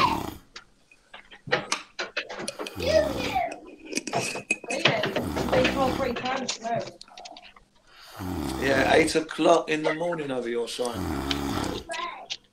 Yeah. What's the plan for today then? Relax time? Are you working? Today, Saturday? No, not working today. I'm probably gonna go to the funeral yard to go see my wife's grandma's grave to go take out, the flowers. I put some new flowers in. Okay. Did she pass away recently, did she? 2015 or 2016. Oh, okay. A couple of years back, yeah. Yeah, she was like 97 years old. Oh, brilliant. She lasted a long time. She lived a long time. Yeah, she had 97, that's fantastic. four husbands who died before her. Wow. Yeah, I know. Yes, women live long. Amazing. Right. And I have surgery at the end of the month for hernia surgery. I have 3 hernias in my stomach from my work. Okay. All right. So I got to take care of that by the end of the month. I'll be out for like 4 to 6 weeks. So no making income for me. Don't they pay you for? Don't you get sick pay? No. I own my own painting business, so I kind of had to pay myself if I do that. Yeah. No, I totally understand. You're self-employed. Yeah, I understand. Oh, Right. yeah. Okay, so yeah, and you're going to be out for what, about 6 weeks, yeah? Yeah, 4 to 6 weeks. So my wife is going to take about a week off of work. We actually she took 3 weeks off of work so we could go on vacation. And now she's going to have to take another week off just so she could take care of me for a week or so. Okay. Where did you go on vacation? We went to Tennessee and we went to Florida. First, we drove all the way to Florida. I live in Michigan. Right. Thank you. So we drove all the way from Michigan to Florida. We stayed in Florida for about 15 days. And then we drove, we stayed in St. Petersburg, Tampa, St. Peter. Yeah, so we had a good time down there, and then we stayed. Sounds good, man. This was in the summer, was it? This was like 3 weeks ago. Okay, so you're brave. Yeah. Well, we got our own camper too, so. Yeah, I'll show you the camper and everything that we took down there. Kind of a waste of gas. We should have stayed in a hotel, but I got 2 big ass dogs, and some hotels don't allow dogs. Right. And anyway, camper's best anyway, I reckon. So here, those are my dogs. Hello, boys and girls. Whoa. I got mics in. Yeah, nice. But I took the truck and the camper down to Florida. Yeah, that's a nice camper. Yeah, we stayed. It was a little bit cheaper than staying at like a Marriott hotel, but Marriott hotels, they don't allow dogs. So we would have to stay in like a dog hotel. And, yeah, of course. And my dogs don't like. No, I think you did it. I think you did it the right way, really. In charge of your destiny, I think that's right. Good. Right. Yeah, we did. Yeah. The dogs loved it. They loved swimming in the Exactly, ocean and whatnot. In the pond, in the lake. Yeah, man.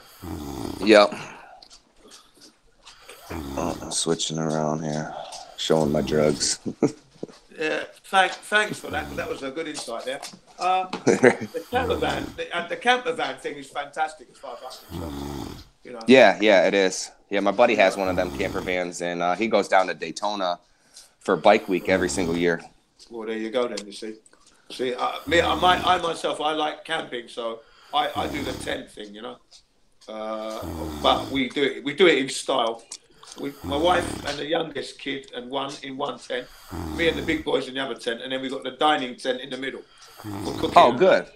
Yeah. Good. Yeah, that's how my buddy Jose does it. Before I got the camper, we were tent camping a lot. Yeah, and, love it.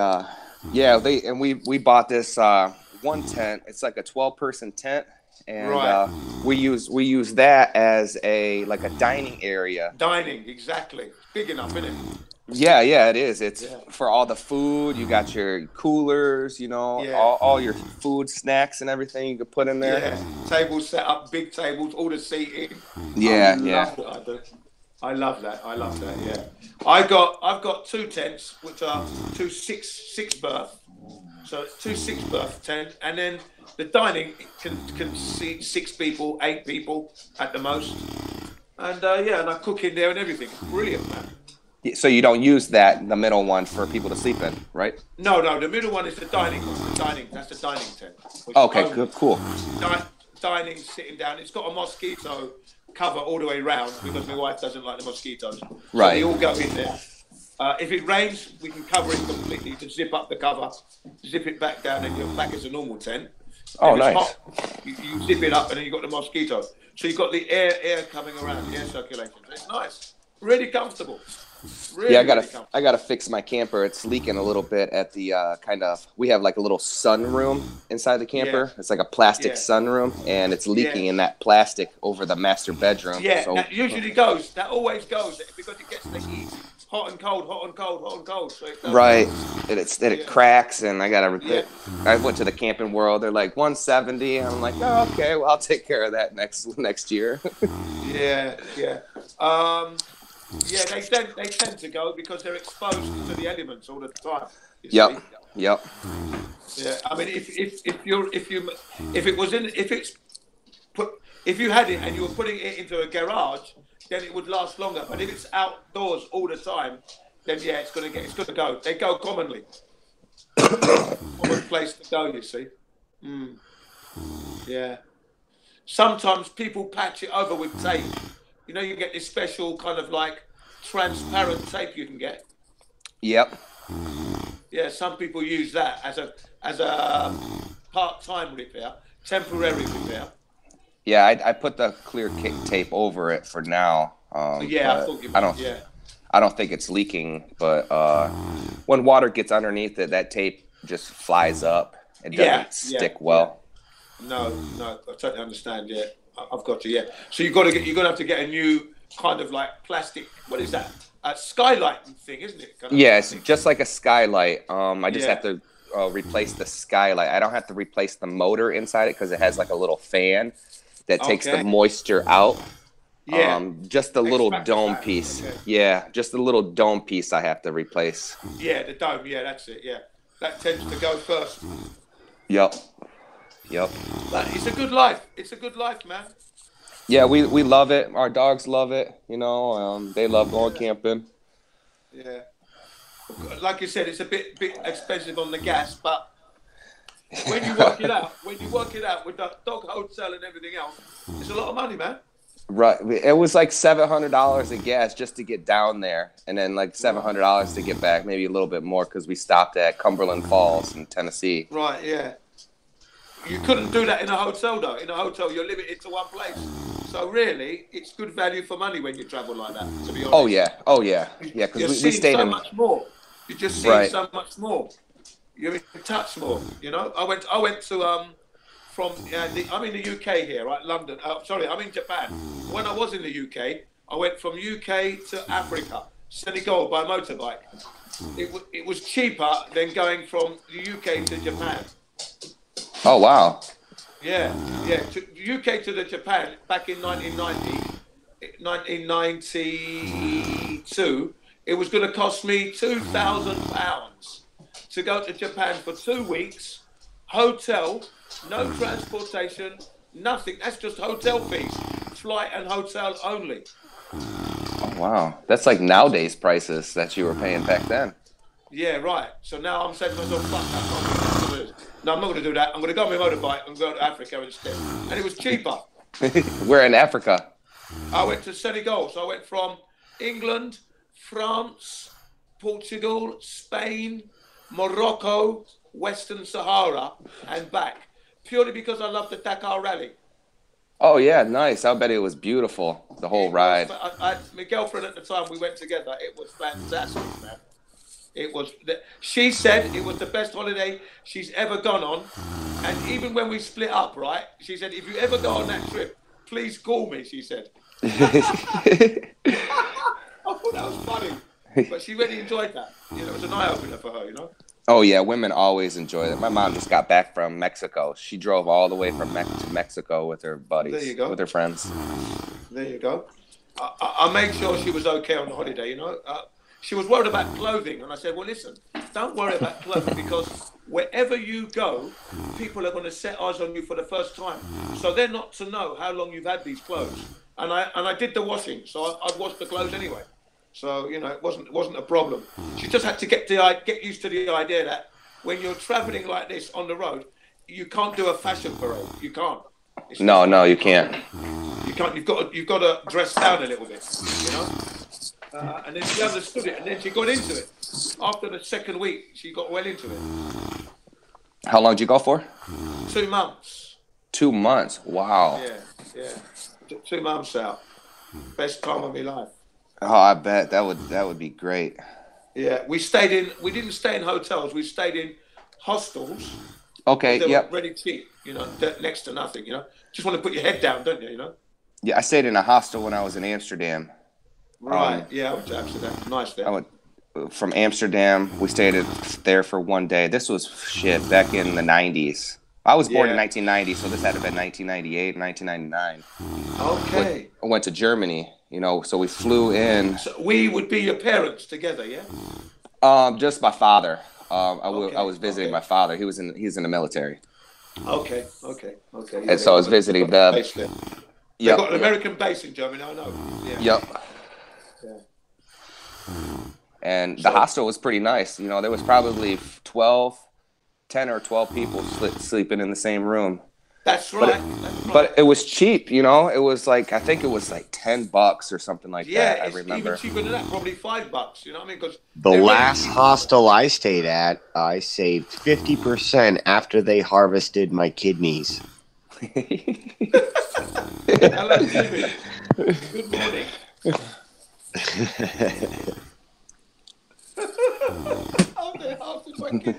Hey, don't knock it until you try it. I think my kidney's good. It's too dry. Yeah, the bathtub was nice. It was big. It was roomy. Yeah, the hostel. Ice cubes weren't bad. Yeah, Amsterdam's a nice place. Yeah, definitely a nice place to go to. But yeah, I think the caravan and camper life, definitely when you're traveling around like that, no matter the weather, it's fun. Right, because it has heat in it and it has AC. Yeah. You've got everything you need, perfect, really. I was thinking of doing that when I get a lot older. Even though I'm 57 now. Yeah, get a caravan one. Don't get a camper one. No. Okay, I won't get a camper one then. I won't get that. But I'm looking, I'm thinking about getting something like that maybe later on. Yeah, but I do like the tent life still, though. Funny enough. Yeah. We do that when we go off the grid camping. We'll pack our tents up and we just pack a backpack. Everybody packs a backpack, and then we'll go off the grid. Somewhere. People don't even know we're there or whatnot. Yeah. And just camp right there by a river or something. Yeah, it's really good, isn't it? It's just brilliant, isn't it? Yeah. That's what we do. We park by the lake. Yep. And we go canoeing on the lake. And then, just cooking the food. And I do the cooking anyway, so it doesn't matter. I love it.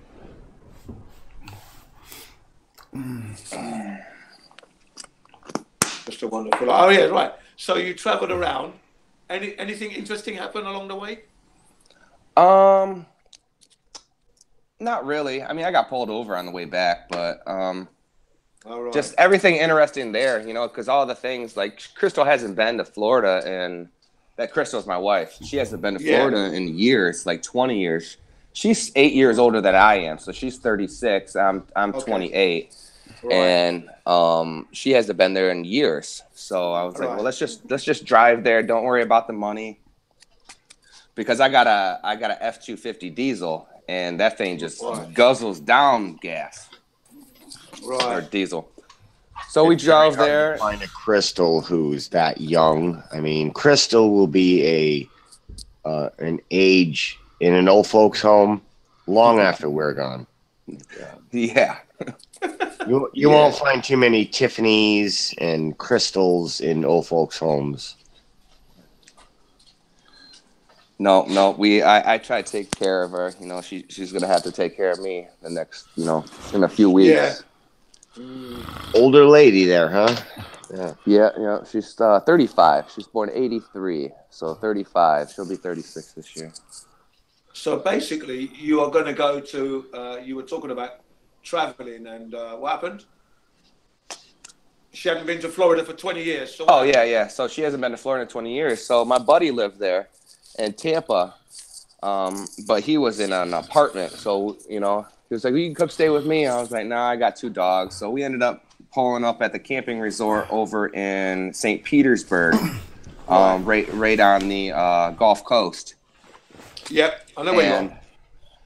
And we stayed there for, I don't think we left the campsite for like 5 days. We stayed there for 5 days enjoying. Nice. She likes the beach, you know. She doesn't like, Yeah. you know, we could go out and buy stuff, you know. She don't like, she likes that buying stuff. I You were, should say she basically, doesn't. you were living there, it sounds like.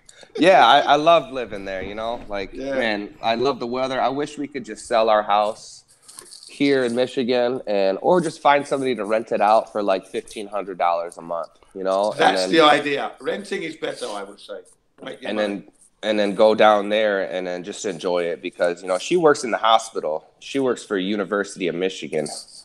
So at the hospital. So she makes pretty good money and she can travel, you know. She could leave the hospital and go to Florida State University Hospital or, you know, any hospital in St. Petersburg. Right. You know, because I've met a lot of people down there, and with my profession of, you know, I own my own painting business, but I also do drywall.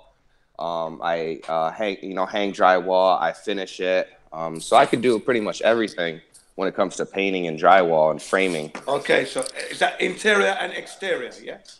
Interior and exterior, but here in Michigan, I'm only doing residential. I do a little bit of commercial, like I worked for the Detroit Metro Airport before. Okay. I did some work for the GM Renaissance Center, General Motors. General Motors, really? Ooh. Yeah, I worked there for about 10 months as being subcontracted. So it was pretty fun. Yeah, I would imagine so. At the Renaissance Center, so that tells me what they got all the old cars there or something. They have older cars there, but they show newer vehicles every single year on platforms there. Ah, okay. So you're probably talking about Ford's. What is it? The green. What the fuck is it? Michigan Ford. The Ford plant, the old Ford plant. I bet you they got all the classic cars over there. Greenfield Village. Mm. Same in England. We have a place called Dagenham, Ford Dagenham. They have all the old cars in there. Do they have American cars or foreign cars? This would be Ford cars, as in the British market. Oh, okay. Yeah, they might have one or two American cars in there as well. Yeah, they'd have a couple, but mainly British market, British Ford. Same company, yeah. just right. It is a design slightly different for the English market. That's all. Right. Yeah. Same in like Costa Rica. Smaller. They're a little bit smaller because of the roads. Right, because the roads are all narrow, one-lane roads. Yeah. Well, they're not like that now, but American cars tend to be big, and in Britain, you know, they don't want such big cars running on their small streets. So no, we've got big roads as well, but again, even they're not big enough for the American cars. Would you believe? Yeah, and don't get me wrong, they're quite popular in the UK. American cars are loved in the UK. People do like the American cars. The only problem is, running them on the streets can be a bit of a problem from time to time. Yeah, I was trying to buy a UK car a while ago. So when I went, so my cousin went to the UK and found this car. I forgot who they were. Mighty Car Mods. You know them guys? Who? Marty and Mighty Car Mods. Yeah. I've heard of them.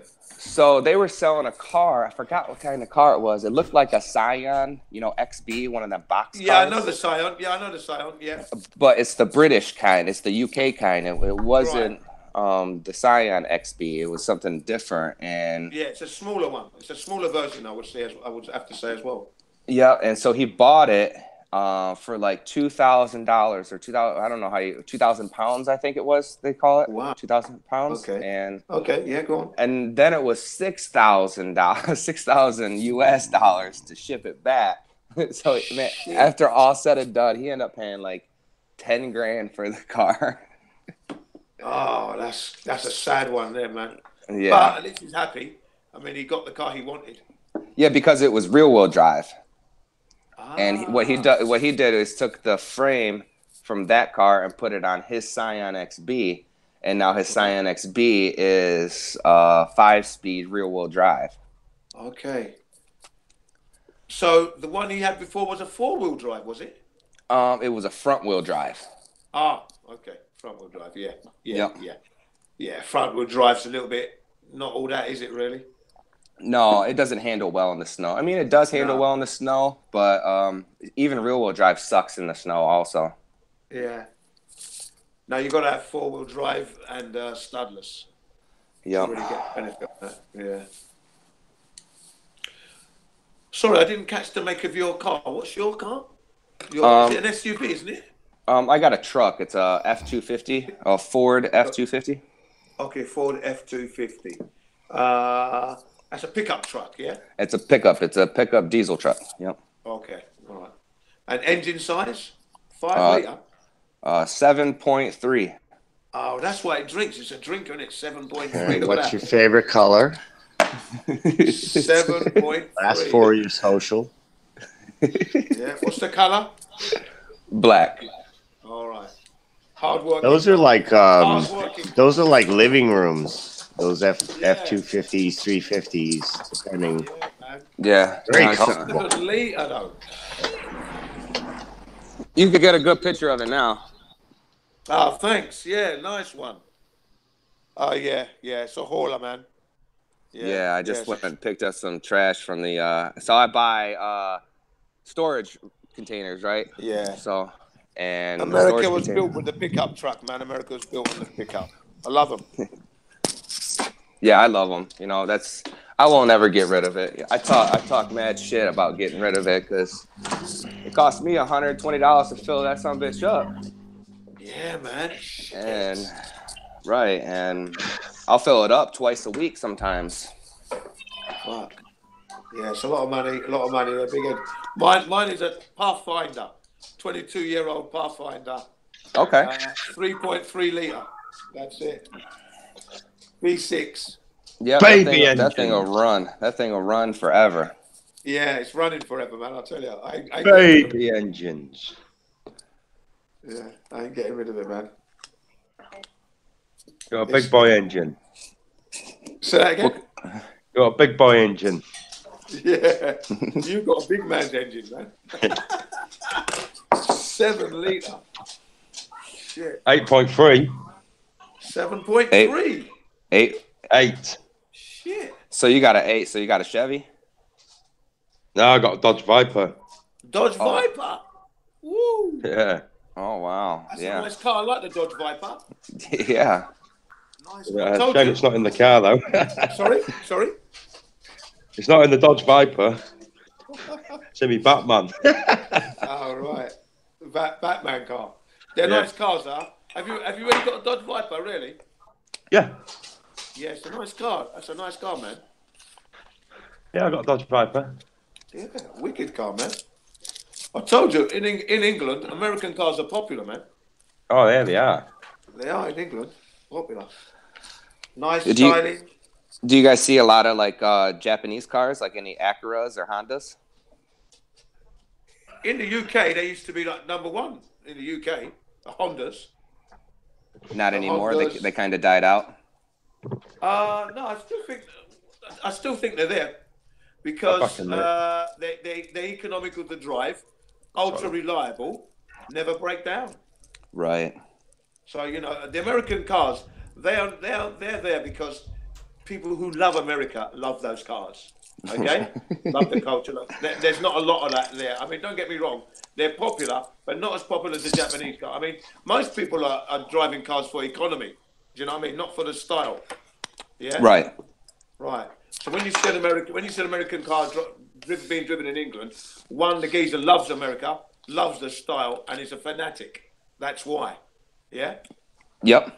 That's the motivation there. But in general, the British are driving Japanese cars or German. And then the purists, the people who are older than us, who are collectors, they're driving like the Morgans and that handmade British cars. Oh, okay, like the Fisker Karmas. Yeah, that kind of thing. Yeah, they belong to the collectors, and there's quite a lot of them in England. Quite a lot. Yeah, I've seen a couple in Michigan. Yeah, they're a very proud bunch. They meet up regularly. it's another world, if you will. Oh, it is. You know, like we were just talking about. You know, how come they don't have like the old car shows like they used to? Like the people who had, you know, hydraulics in their cars, they pull up at the lights and they start, you know, hydraulicing out. You know, how come they don't have those anymore? You know. Now in England, you'll find that they do have them, but what tends to happen is that because of the insurance they have, they're limited on the mileage they can do. But they do when they go out, they're going out to meet up with others and have a fun, and have fun with it all. Yeah, like a historic plate. Yes, they go to London to Brighton, for example, on a charity run. Then they'll have their private meetups as well, which is all. It's all good. So it's another world, literally another world. Yeah. But Now most people in England. Most people in England drive cars for economy's sake at this point. Yeah, try to save the environment. You know, that's what people are. But in Japan now, you see a lot of American cars. A lot. Okay. Yeah, I didn't know that. No, in Japan there are so many American cars, Japanese dealers who sell American cars. It's unbelievable, mate.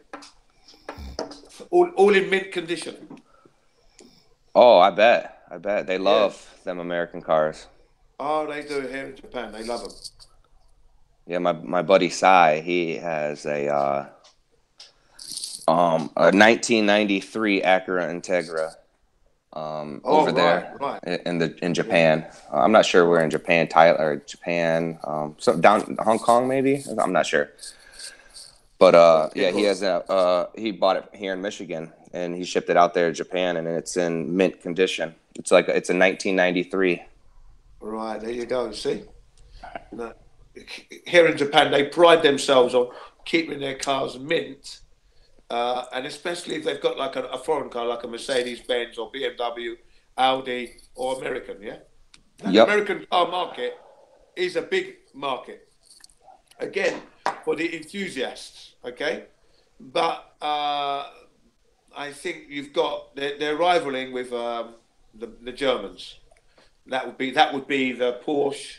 Then you've got your BMW, Audi, Volkswagen. But the American car is an established market in Japan, very established and very well present. Good presence, definitely.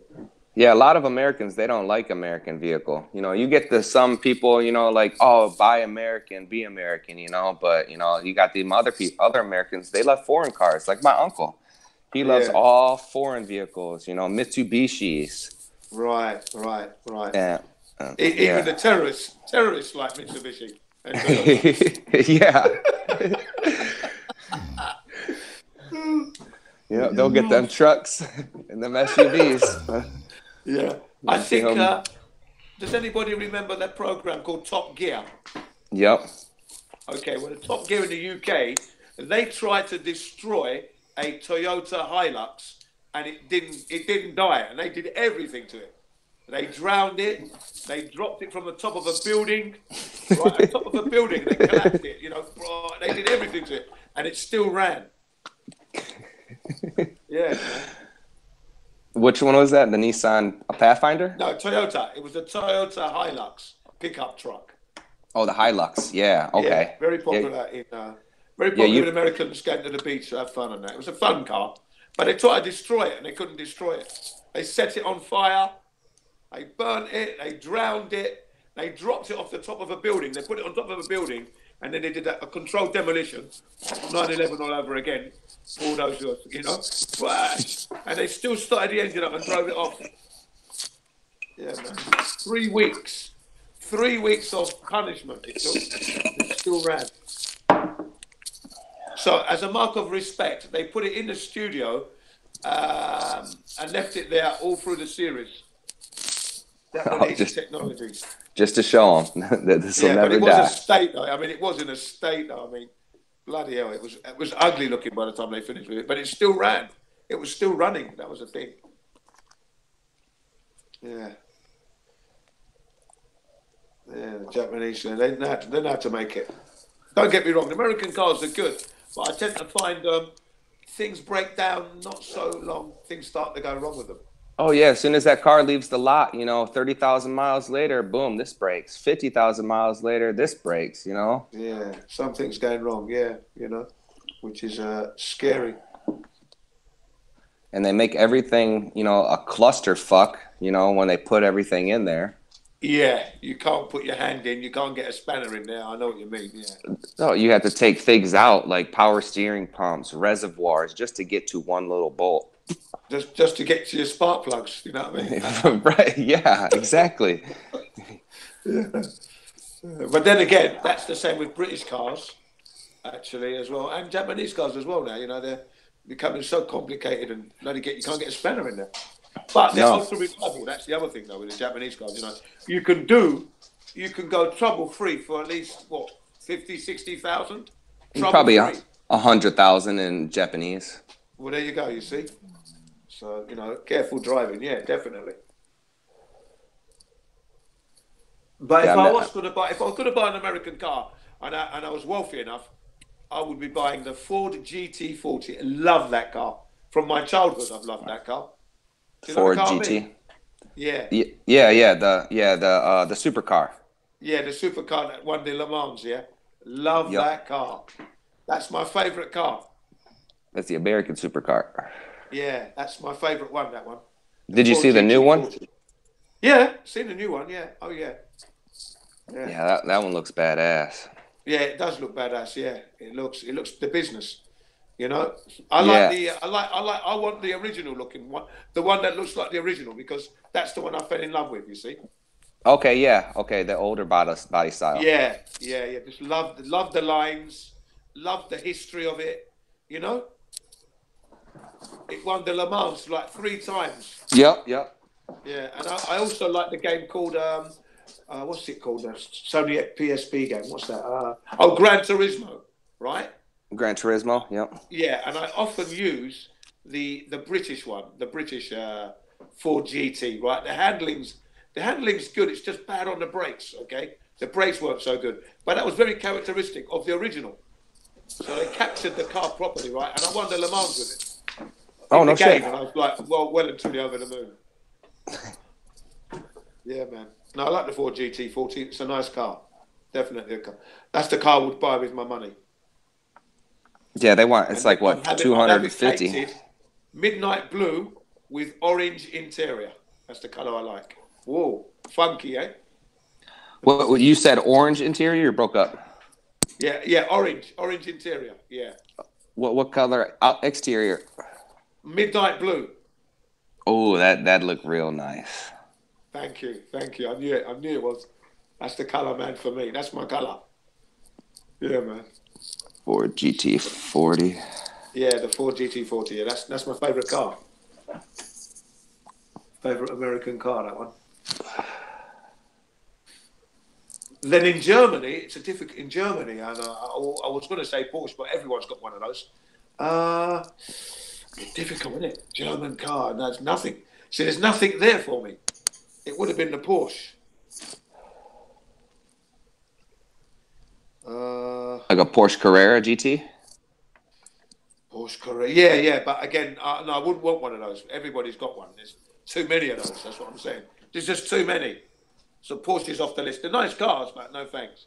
And there's nothing there for me in the Porsche range at this point. In the Japanese car, again, what would I buy? See, I'm lost. Just so many to choose from. So that's the one you were talking about, right? Yeah. I put it on my screen. Oh, sorry. Yeah, that's it. There it is, the Ford GT40, man. That's my car. Yeah, that was nice. Slick. So slick, isn't it? Come on. Yeah, I'll put another picture. Yeah, that's a slick motor, that. Thanks for that. That is gorgeous. That is just gorgeous, man. Yeah, that red one's really nice, too. See the original one there? Love it. I mean, look at that car. Look at it. Everything you want in a car. Yeah. Yeah, they say that we're going for 50,000. That's still a lot, though. Yeah, but that's long. Yeah. So it's cars, no doubt.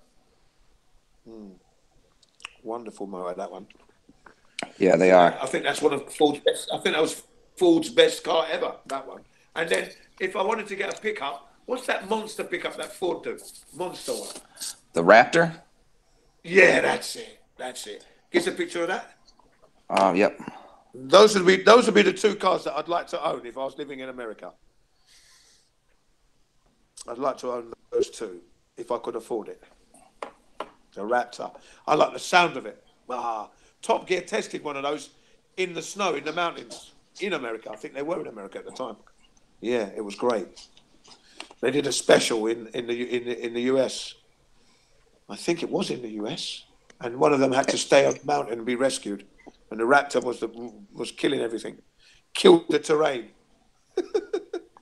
I know they had those in Costa Rica.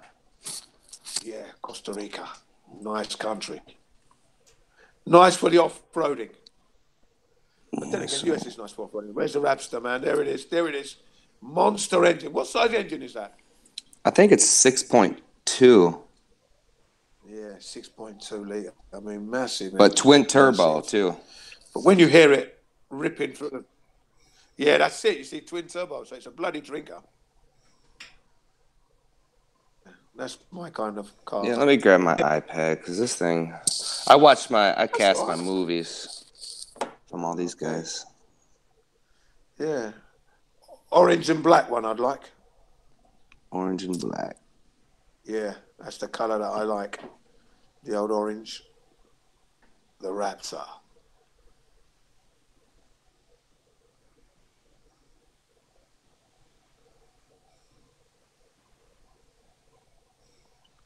So much power that pours out of that thing, but it looks good as well, though. I like the looks of it as well. Dakar Rally this year.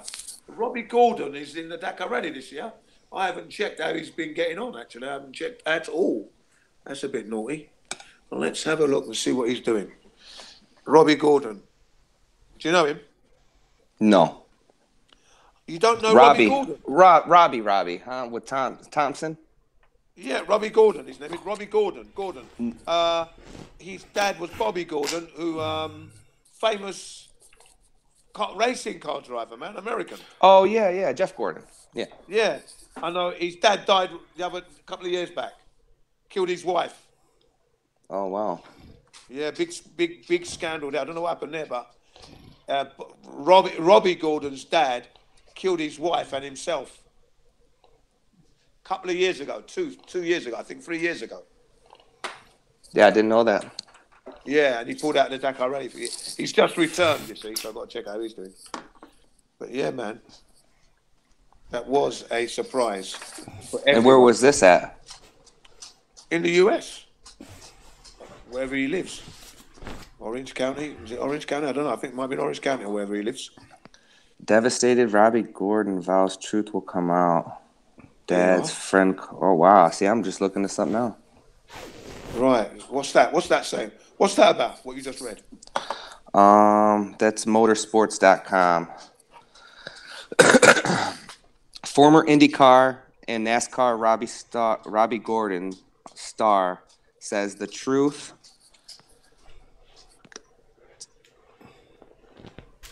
Yeah, go on. The truth.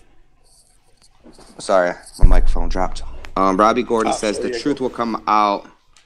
What went down there following the deaths of his father and stepmother in California?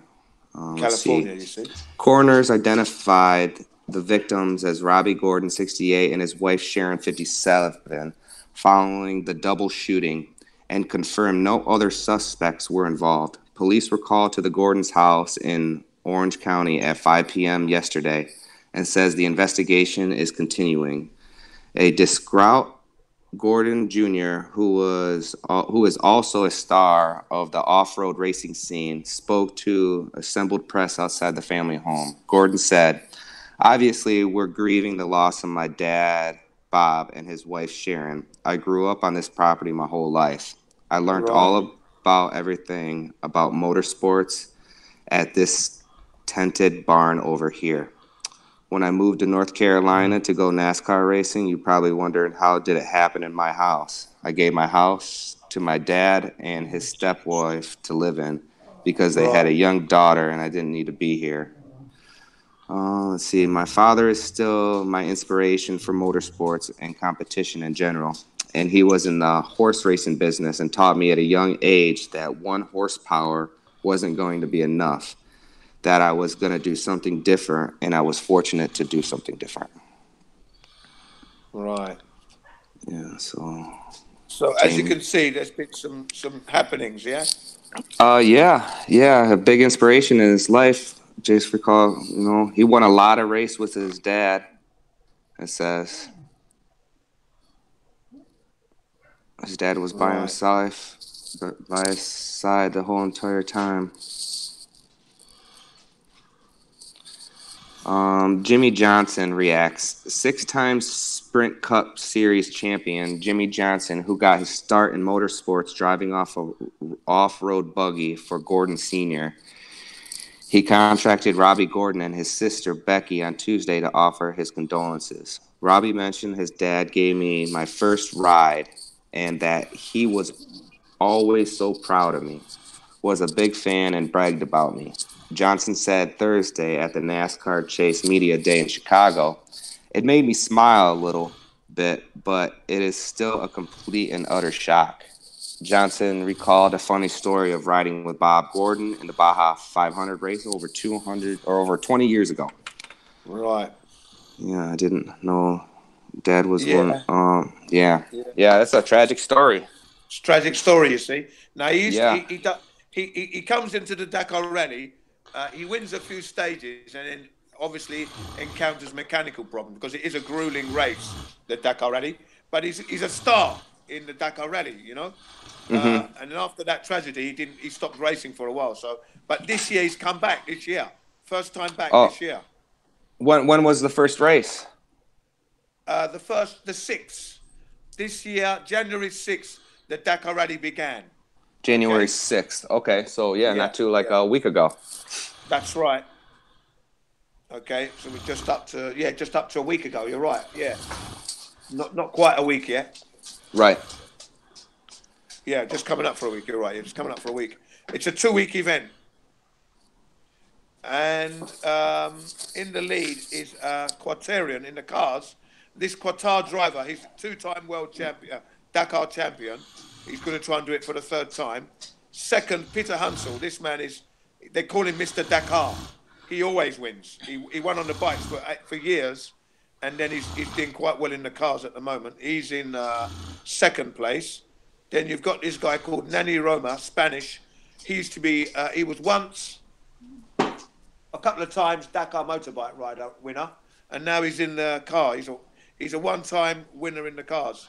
But he didn't really win it. Team orders. So Peter Hansel had to stay behind so that he could win it. But it was given to him. So it's not really a win. Right. Yeah, they gave it to him. Yeah, they gave it to him. Yeah, it's not really a win. Then you've got this guy called Sebastian Loeb. Sebastian Loeb, yep. Yeah, 10 times rally car champion. Okay, world rally car champion, okay? And I think this is his 4th Dakar. He's trying to win. He's in 5th place. Nice guy, French. All-round nice guy. And we've got a Frenchman in 6. Deprise, 6 times motorbike rider. Now he's in the cars. So it's looking good. I'm just trying to find Robbie Gordon, but I'm going to have to go into the Safari because he's not coming up on the Dakar. So he must be either down or out. He could be out. He uses the Hummer. That's what he was using before. The Hammer? Yeah, the Hummer. The MV Hummer? Oh, the MV Hummer. Yeah, the Hummer. Yeah. That's, he takes the body and then obviously changes all the chassis and that, yeah? Okay. Yeah, so he soups it up. Yeah, he soups it right up. Yeah. You want to look at he's very interesting to watch. I look at his project and what he gets done. He's very good. Bit of a loudmouth, but then you need that sometimes in the game. Can be a bit boring, So I like his spirit. And he's racing today? He should be. He should be there. He's racing this year. So I'm going to look now. I'm just going to look him up. See, I love the Dakar Rally.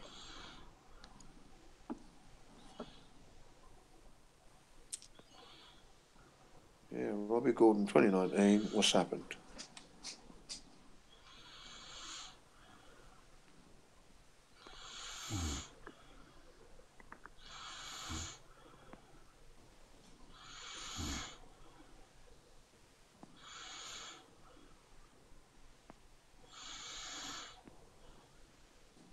Yeah, I'm just looking. I haven't got any news yet. Stage 3. For update. Let's have a, looks like he's encountered some bad luck, I'm sure. That's probably what it's going to say here. Not Robbie Gordon's day. Let's have a look. It's got here. Dakar Rally.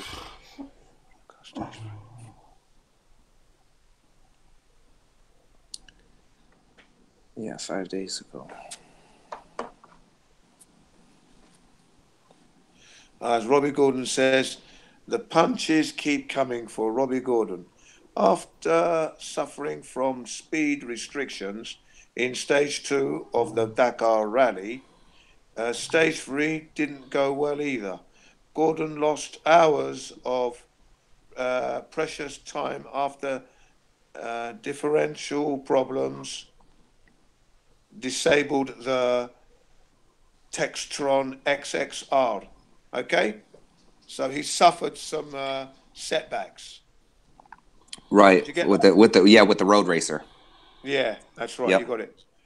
Gordon was stranded in the middle of the course until teammate Cole Potts arrived with a parts box. Rules state that competitors cannot receive outside assistance. Only vehicles entered in the rally can bring needed tools and parts. Gordon had the repair completed in roughly 7 hours and was back underway, finishing the stage in the dark of night. Okay, so he's obviously having problems. But then, Yeah. It's part and parcel of the Dakar, but I love the guy, man, the way, Yeah, I guess you can't. I didn't know you couldn't have outside help. You had to bring your own tools, huh? Yeah, back in the day, it wasn't a problem, back in the day. Right, But they've but got a bit stricter now, haven't they? They've got a bit stricter now. yeah, it is a lot stricter. Yeah, everything nowadays, even like football, NFL football, has gotten a lot stricter. College football has gotten a lot stricter. Yeah. Don't know why. I don't know why. It's just I reckon it just spoils, I think. All these silly little rules they make along the way. Yeah, they just make them up. Here you go. Yeah, I think it's to maximise their winnings in the betting Yeah. office, where people go and bet and lose their money. Because now they got them to blame. Yeah. There we go, But yeah, Dakar Rally, man, the place to be. I'd love to do that. And where's that at? In Peru? It runs through Argentina, Bolivia, Peru. Three states. Oh, Or okay. 3 countries. 3 countries, yeah. It used to run in Africa right up until 2009, I think. Political trouble, instability. They moved it, unfortunately. They kept the name, of course, but I do wish it'd go back. Do wish it'd go back to Africa. Put Africa on the map. That was really good. Mm-hmm. Everybody says that Dakar isn't Dakar unless it's in Africa.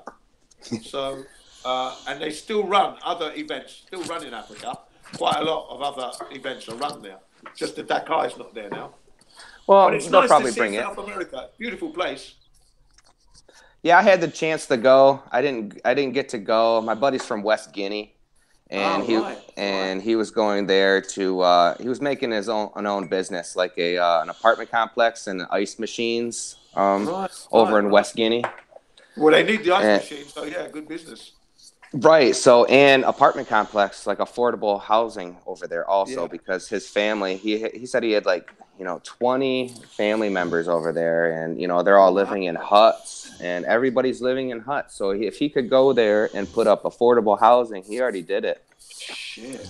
And he put, he's like, man, the first thing I want to do is get some ice machines, because these ice machines, because he just came over here. I mean, this was probably 5 years ago now. He just came from Africa, and he saw the ice machines. He fell in love with ice machines. Right. So he went to the country and did his thing. He worked.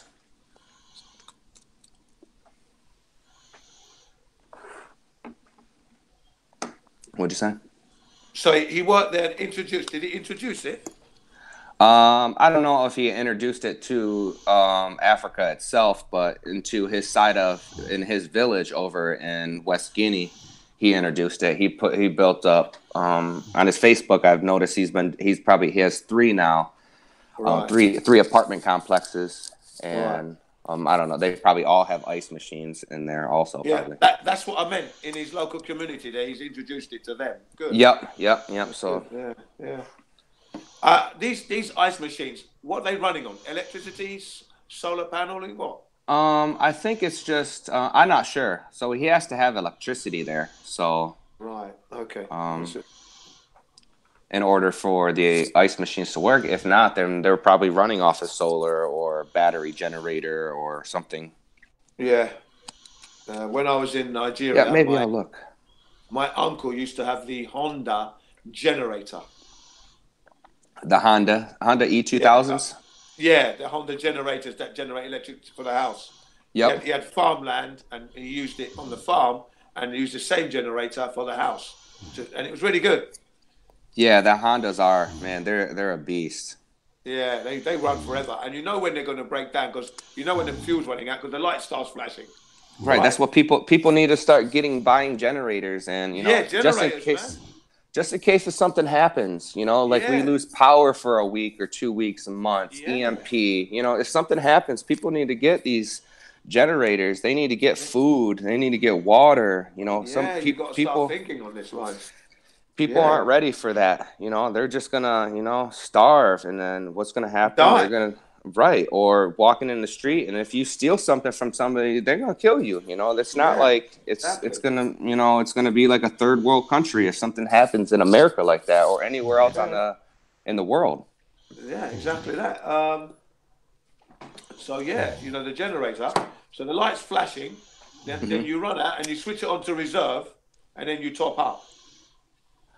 Okay, so is it running on propane or just electricity? No. This one is running on electricity. It's petrol, gasoline generator, right? In Nigeria. So this is back in the 70s. All right, this is back in the 70s, man. Right.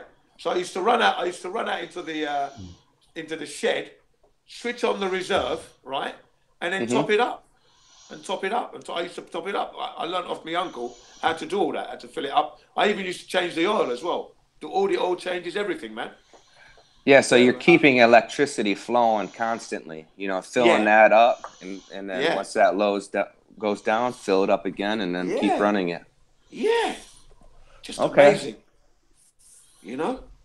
Yeah, it is, and you learn a lot of shit. You probably remember some stuff too. You learn a lot of stuff from old folks too. Yeah. Like they teach you stuff that you don't even know, and it makes it so much easier. Like if you're doing a project and somebody told you to do it this way, some people don't like to be taught this way. They like their way. Yes, that's right. They've got an idea and it works, so you just got to let them do that. But a lot of these old folks, man, they know stuff also that you don't even know, and it makes the job easier and simpler. Yeah, I'm a proponent of talking to old people, because that's where all the information is. It is. Talk to the oldies because you're gonna, if you want to learn something about the past and maybe something that's going to help you in the future, you want to be speaking to these people on a regular basis. Just befriend them, talk to them when they talk. If you talk to them about their past, that's all they want to talk about because that's all they know. Yeah, it is. It's just logic, isn't it? It's just logic. Yeah, but there are a lot of old stories like how they came over. Like my old buddy, he's from Greece. He came over here on a boat. Right, on a boat. Look at that. Right, Greece, man. That's a story. That's a movie. Come on. And they got Italian, like his buddy they got old school Italian restaurants over here in Michigan that the grandma came over here on a boat. And she's back there making noodles, flapping the noodles down on the table. You know how they make the old noodles. Man. Handmade noodles. Shit. Yeah, everything. Yeah, she's like 100 and something years old still. Look at that. You see? Truly amazing, you know. I mean, it was only the other day I was telling the lads on the panel there that, you know, in Japan here, there's a woman, she's 90 years old, and she climbs trees to collect lime. Lime, you know, the citrus fruit lime. Yep. Well, it's a popular staple in Okinawa, and she climbs up the tree. She's been doing it for 70 years, right? She started when she was like 19, all right? So she's up there on her family's land, on her family's plot, and that's what they grow, and they sell it to market. And she's up on the tree. She's 90 years old, 90, Wow. 90. And she's up in the trees, filling the baskets, lowering it down to her children, who are 61 and 64-year-old, right? And they can't climb the tree. They were never taught. She wants to do it all by herself. Yeah, yeah. It's a CNN report, actually. Okay. Bloody amazing. I might put it in the link. If you look it up under CNN, Secret to Japanese Longevity, I think, it might come up. Secret to Long Life in Japan. CNN, Secret to Long Life in Japan. It's about a 5-minute video. Absolutely amazing. I'll try and look it up here for myself here. See, I'll put it in the link. You see this woman, 90 years old. She just turned 90 at that time. She's probably dead now, though. Because the video was back in 2011, I think it was. CNN travel. Yeah, CNN. Secret to Long Life in Japan is the meme, if you call it, or if you're looking for the title.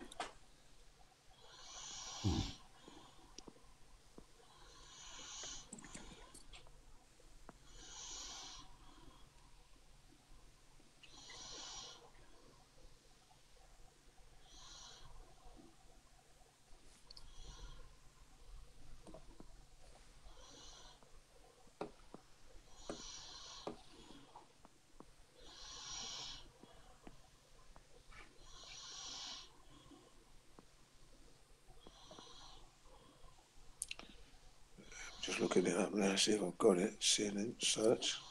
It should be about a 5-minute. Okay, it's 3 minutes. I've got it. It's 3 minutes. I'm going to put it in the back chat. Okay. Link. Quickly, let's have a look. Can I copy that? Copy the link. Okay, it's copied. Right, here we go.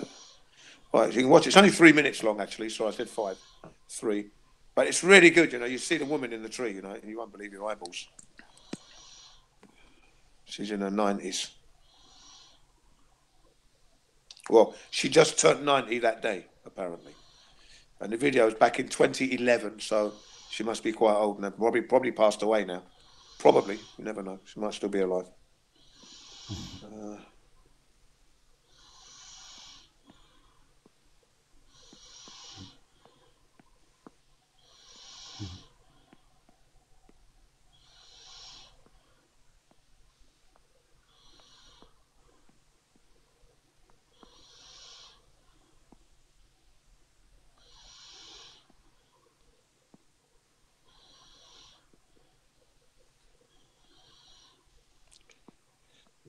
Just writing a little caption, just so you know what it's about, yeah, rather than just drop the link in.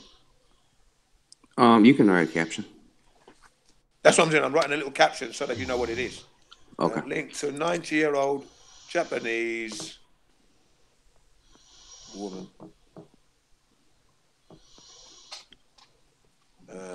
Climbing trees. I just put like that. That'd be enough, wouldn't it?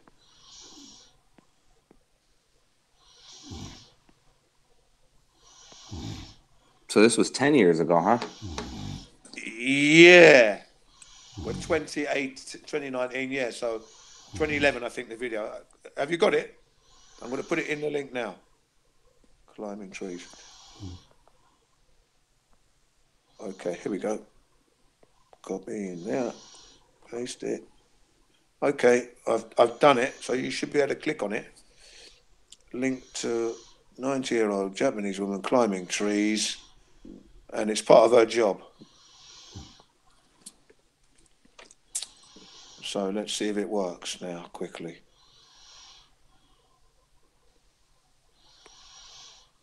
No, I think you have to add me to the other one because I deleted. I'm only on one.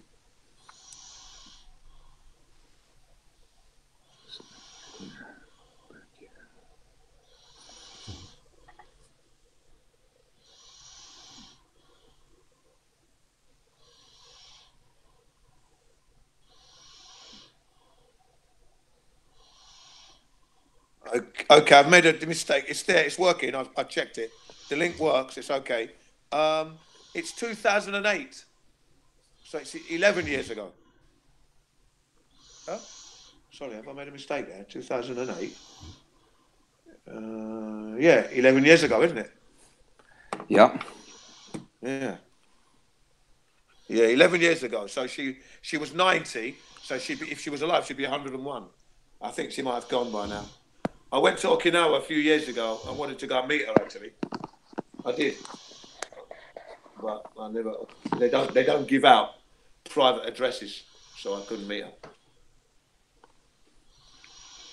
She lived there in the UK? No, she lives in Japan. Oh, Japan still. Yeah, see, I'm currently living in Japan. I am. Oh, okay. Yeah, I'm currently in Japan at the moment. I've been here 19 years. Sorry, I should have said, yeah, I teach English here at my schools, and my wife's Japanese, she's a masseur. We have 4 boys, the eldest, who's 18, then we've got a 16-year-old and a 14-year-old, well, 13 going to be 14, and a 9-year-old going to be 10 this year, in the next 2 months, 2 birthdays, February and March. Wow, you got a handful. Yeah, I've got 4 kids. How about you? Any children? No children. Just 2 dogs. 2 dogs. Yep, that's enough. Do you plan to have any? No, my wife can't. She had let's see, she's had breast cancer 3 years ago. That's all right. That's okay. No, and then no need to go there. I understand. Right, Yeah. and just let me see. Yeah, watch it. It's really interesting. Amid the tall citrus trees of Okinawa, Japan, Suni Ganaha is busy picking fruit as she does 8 hours every day.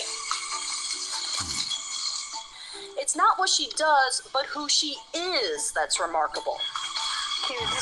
I just turned 90, she says. Age 90. Climbing tree after tree, hauling down bags of fruit, and doesn't remember a day she's ever been sick in her nearly 70 years on this farm. Wow. Ganaha's 54 and 61-year-old daughters say good luck trying to get her to retire. We can't stop her, they say. Yeah. And why would they? She's the best climber in the family. family. Ganaha is just one of many look at these. very active seniors in their 90s and 100s in the town of Okinawa, Wow. defying the Look at physical odds of age. 90-year-olds running. Yeah, 100. In a culture where Alzheimer's, cancer, and heart disease is unheard of among these elders. Well, yeah, they don't eat the fucking food we do over here. McDonald's every single day, you know. Yes, that'll better. Right. If we cut that down, you know, obesity. We wouldn't even have obesity here in the United States, you know, if we got rid of all these. There's a McDonald's every corner you go, Taco Bell, or whatever you want. Island that has the highest percentage of centenarians anywhere in the world. He points to a number of factors. The Okinawan diet, very low in fat, salt, and sugar. This There you go. traditional lunch plate is filled with papaya, tofu, and dark leafy vegetables. At this weekend event, they snack on citrus fruits and sip unsweetened green tea. They exercise and work well into old age. There's a good, affordable healthcare system that focuses on prevention and a strong sense of community that values optimism. Where older people remain active and respected. Wilcox says any community can replicate this. We still refer to these types of diseases as age-associated disease back in North America. Well, people don't do that anymore here. There's tremendous amount of control that people have over these diseases if they live the right lifestyle. just like this. Hi. So you eat this as you're working. Hi, hi. That's right. Sunni Ganaha's family. Yeah, because you swears need by energy. Your daily body's dose of burning both now and energy citrus. all day long. You need to eat something. Exactly. Is that Sai? But more importantly, working and being close to family. A recipe she says will Mic keep check. hiking these hills for more years to Hey, come. hey, sorry. Young I was just checking. Is that Sorry Sai? about that. Yeah. Sorry about that. Yeah, we're Quite watching interesting, 90. Yeah, 90-year-olds climbing trees.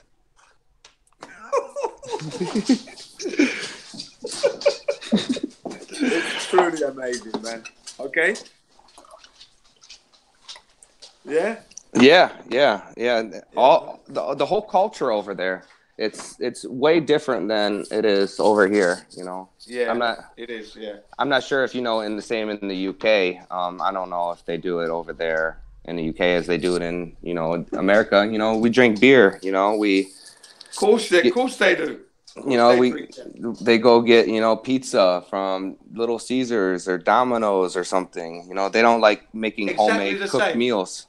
Exactly the same, mate. Exactly the same in the UK. Exactly the same. Although the middle class and that, they're the ones that go to the Japanese and the Chinese and the Taiwanese restaurants, yeah. But the working class, yeah, they're the ones who eat that junk. The working classes. And middle class as well. They buy the pizza occasionally. But no, it's the same.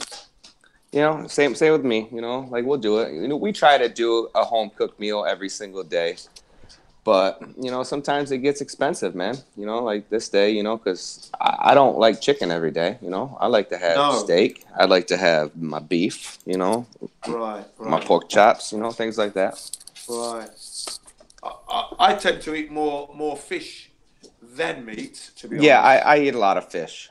And then vegetables like I had just before you came on, I just finished, or as you came on, I had just finished vegetable ramen. Okay. Yeah, which is really nice. It's winter now, so ramen soups are the order of the day for me. So a couple of boiled eggs in there and a ramen and that vegetables, lovely. Yeah, boiled eggs. I just made some. Yeah, there you go.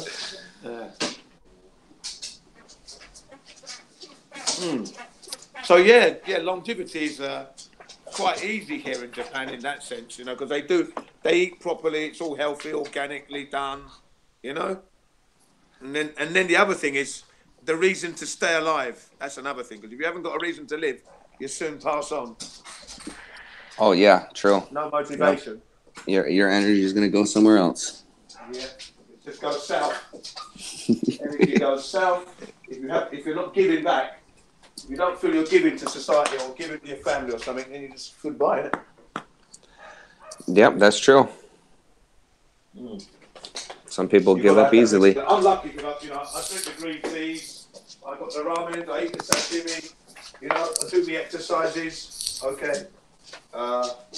So I can control my weight and that, and I'm happy. I'm not stressed at the moment, and it's all good. At the moment. Yeah, stress kills people fast. Yeah. You guys want to go outside? Come on. You got in the UK or in Japan, is it wintertime? Say that again? In Japan, is it the wintertime? Yeah, it's winter time here. Winter time in the UK. It's winter all round. We're in the northern hemisphere, or hemisplane, as Dave Wise likes to say. And hemisplane. So we're in winter now. You guys got snow? We get snow in the mountains. Yeah, we've got snow in the mountains. Yeah. Where I am, no, but in the mountains, yeah. But it gets cold. It gets cold. I mean, in the mornings, -6 in the mornings. Oh wow! Centigrade. Yeah, centigrade. Celsius. -6, so that would be 30? 30, 27, 30, yeah. Something like that. Yeah, it's right now it's 30 degrees Fahrenheit where I'm at. So it's, yeah. So that's what we call bone-shattering cold. Yeah, last week it was 50 degrees, and now it's I don't even want to go outside. I still have to finish a project. I gotta go do that, but I ain't gonna do that probably for another week. Okay. Sorry to go back to you were talking about going to have a operation, yeah? Yeah, so yeah, my hernia's in my stomach. Right. That'll be January 31st. And is that going to be like keyhole surgery? Pretty much. You know, I think they're gonna have 3 or 4 of them, you know, on my stomach. Okay. Well, and when is this happening? January 31st. Okay, so this month. Well, I wish you all the best for that, honestly. Yeah. Thanks, man. Thanks. Yeah, I should be fine, but I just need to go back to work right after, and they tell me I can't lift 5. I mean, I guess I can go to work. I mean, my guys will still stay busy, but I'm not gonna be there, you know, supervising them, you know, making sure the job gets done, you know, on a precise time, you know, schedule. But no lifting 5-10 pounds for 4 to 6 weeks. I think that's right. You've just got to take it easy. Yeah. For the next, well, really, realistically, 2 months. Yeah. After a month, I'll probably start going. Maybe 2-3 weeks. They just don't want it to pop back. It's not as big as, you know, a lot of people's get. People's, you know, it's just popping out a little bit. And yeah, you've got to be careful with that, with the hernia. We've got to be careful with hernia, no doubt about it. Hernias, you've got to be careful. You know, if it was me, I'd take the 2 months for sure, and then gradually do some stomach exercises to strengthen the abdominal walls to keep everything in. Exactly. Right. Yeah, gradual exercise. Okay, not intense, just gradual exercises. You know. Exactly. You know, 2-3 times a week, gentle, nothing too strenuous, and build it up from winter through to summer. And then summer you can give it a bit more during the summer months. Then the other thing is, once it gets warmer, go swimming if you can. The swimming's going to build the stomach muscles, and then before you know it, your body's back in condition. You're not going to get hernia again, and then you can start picking up.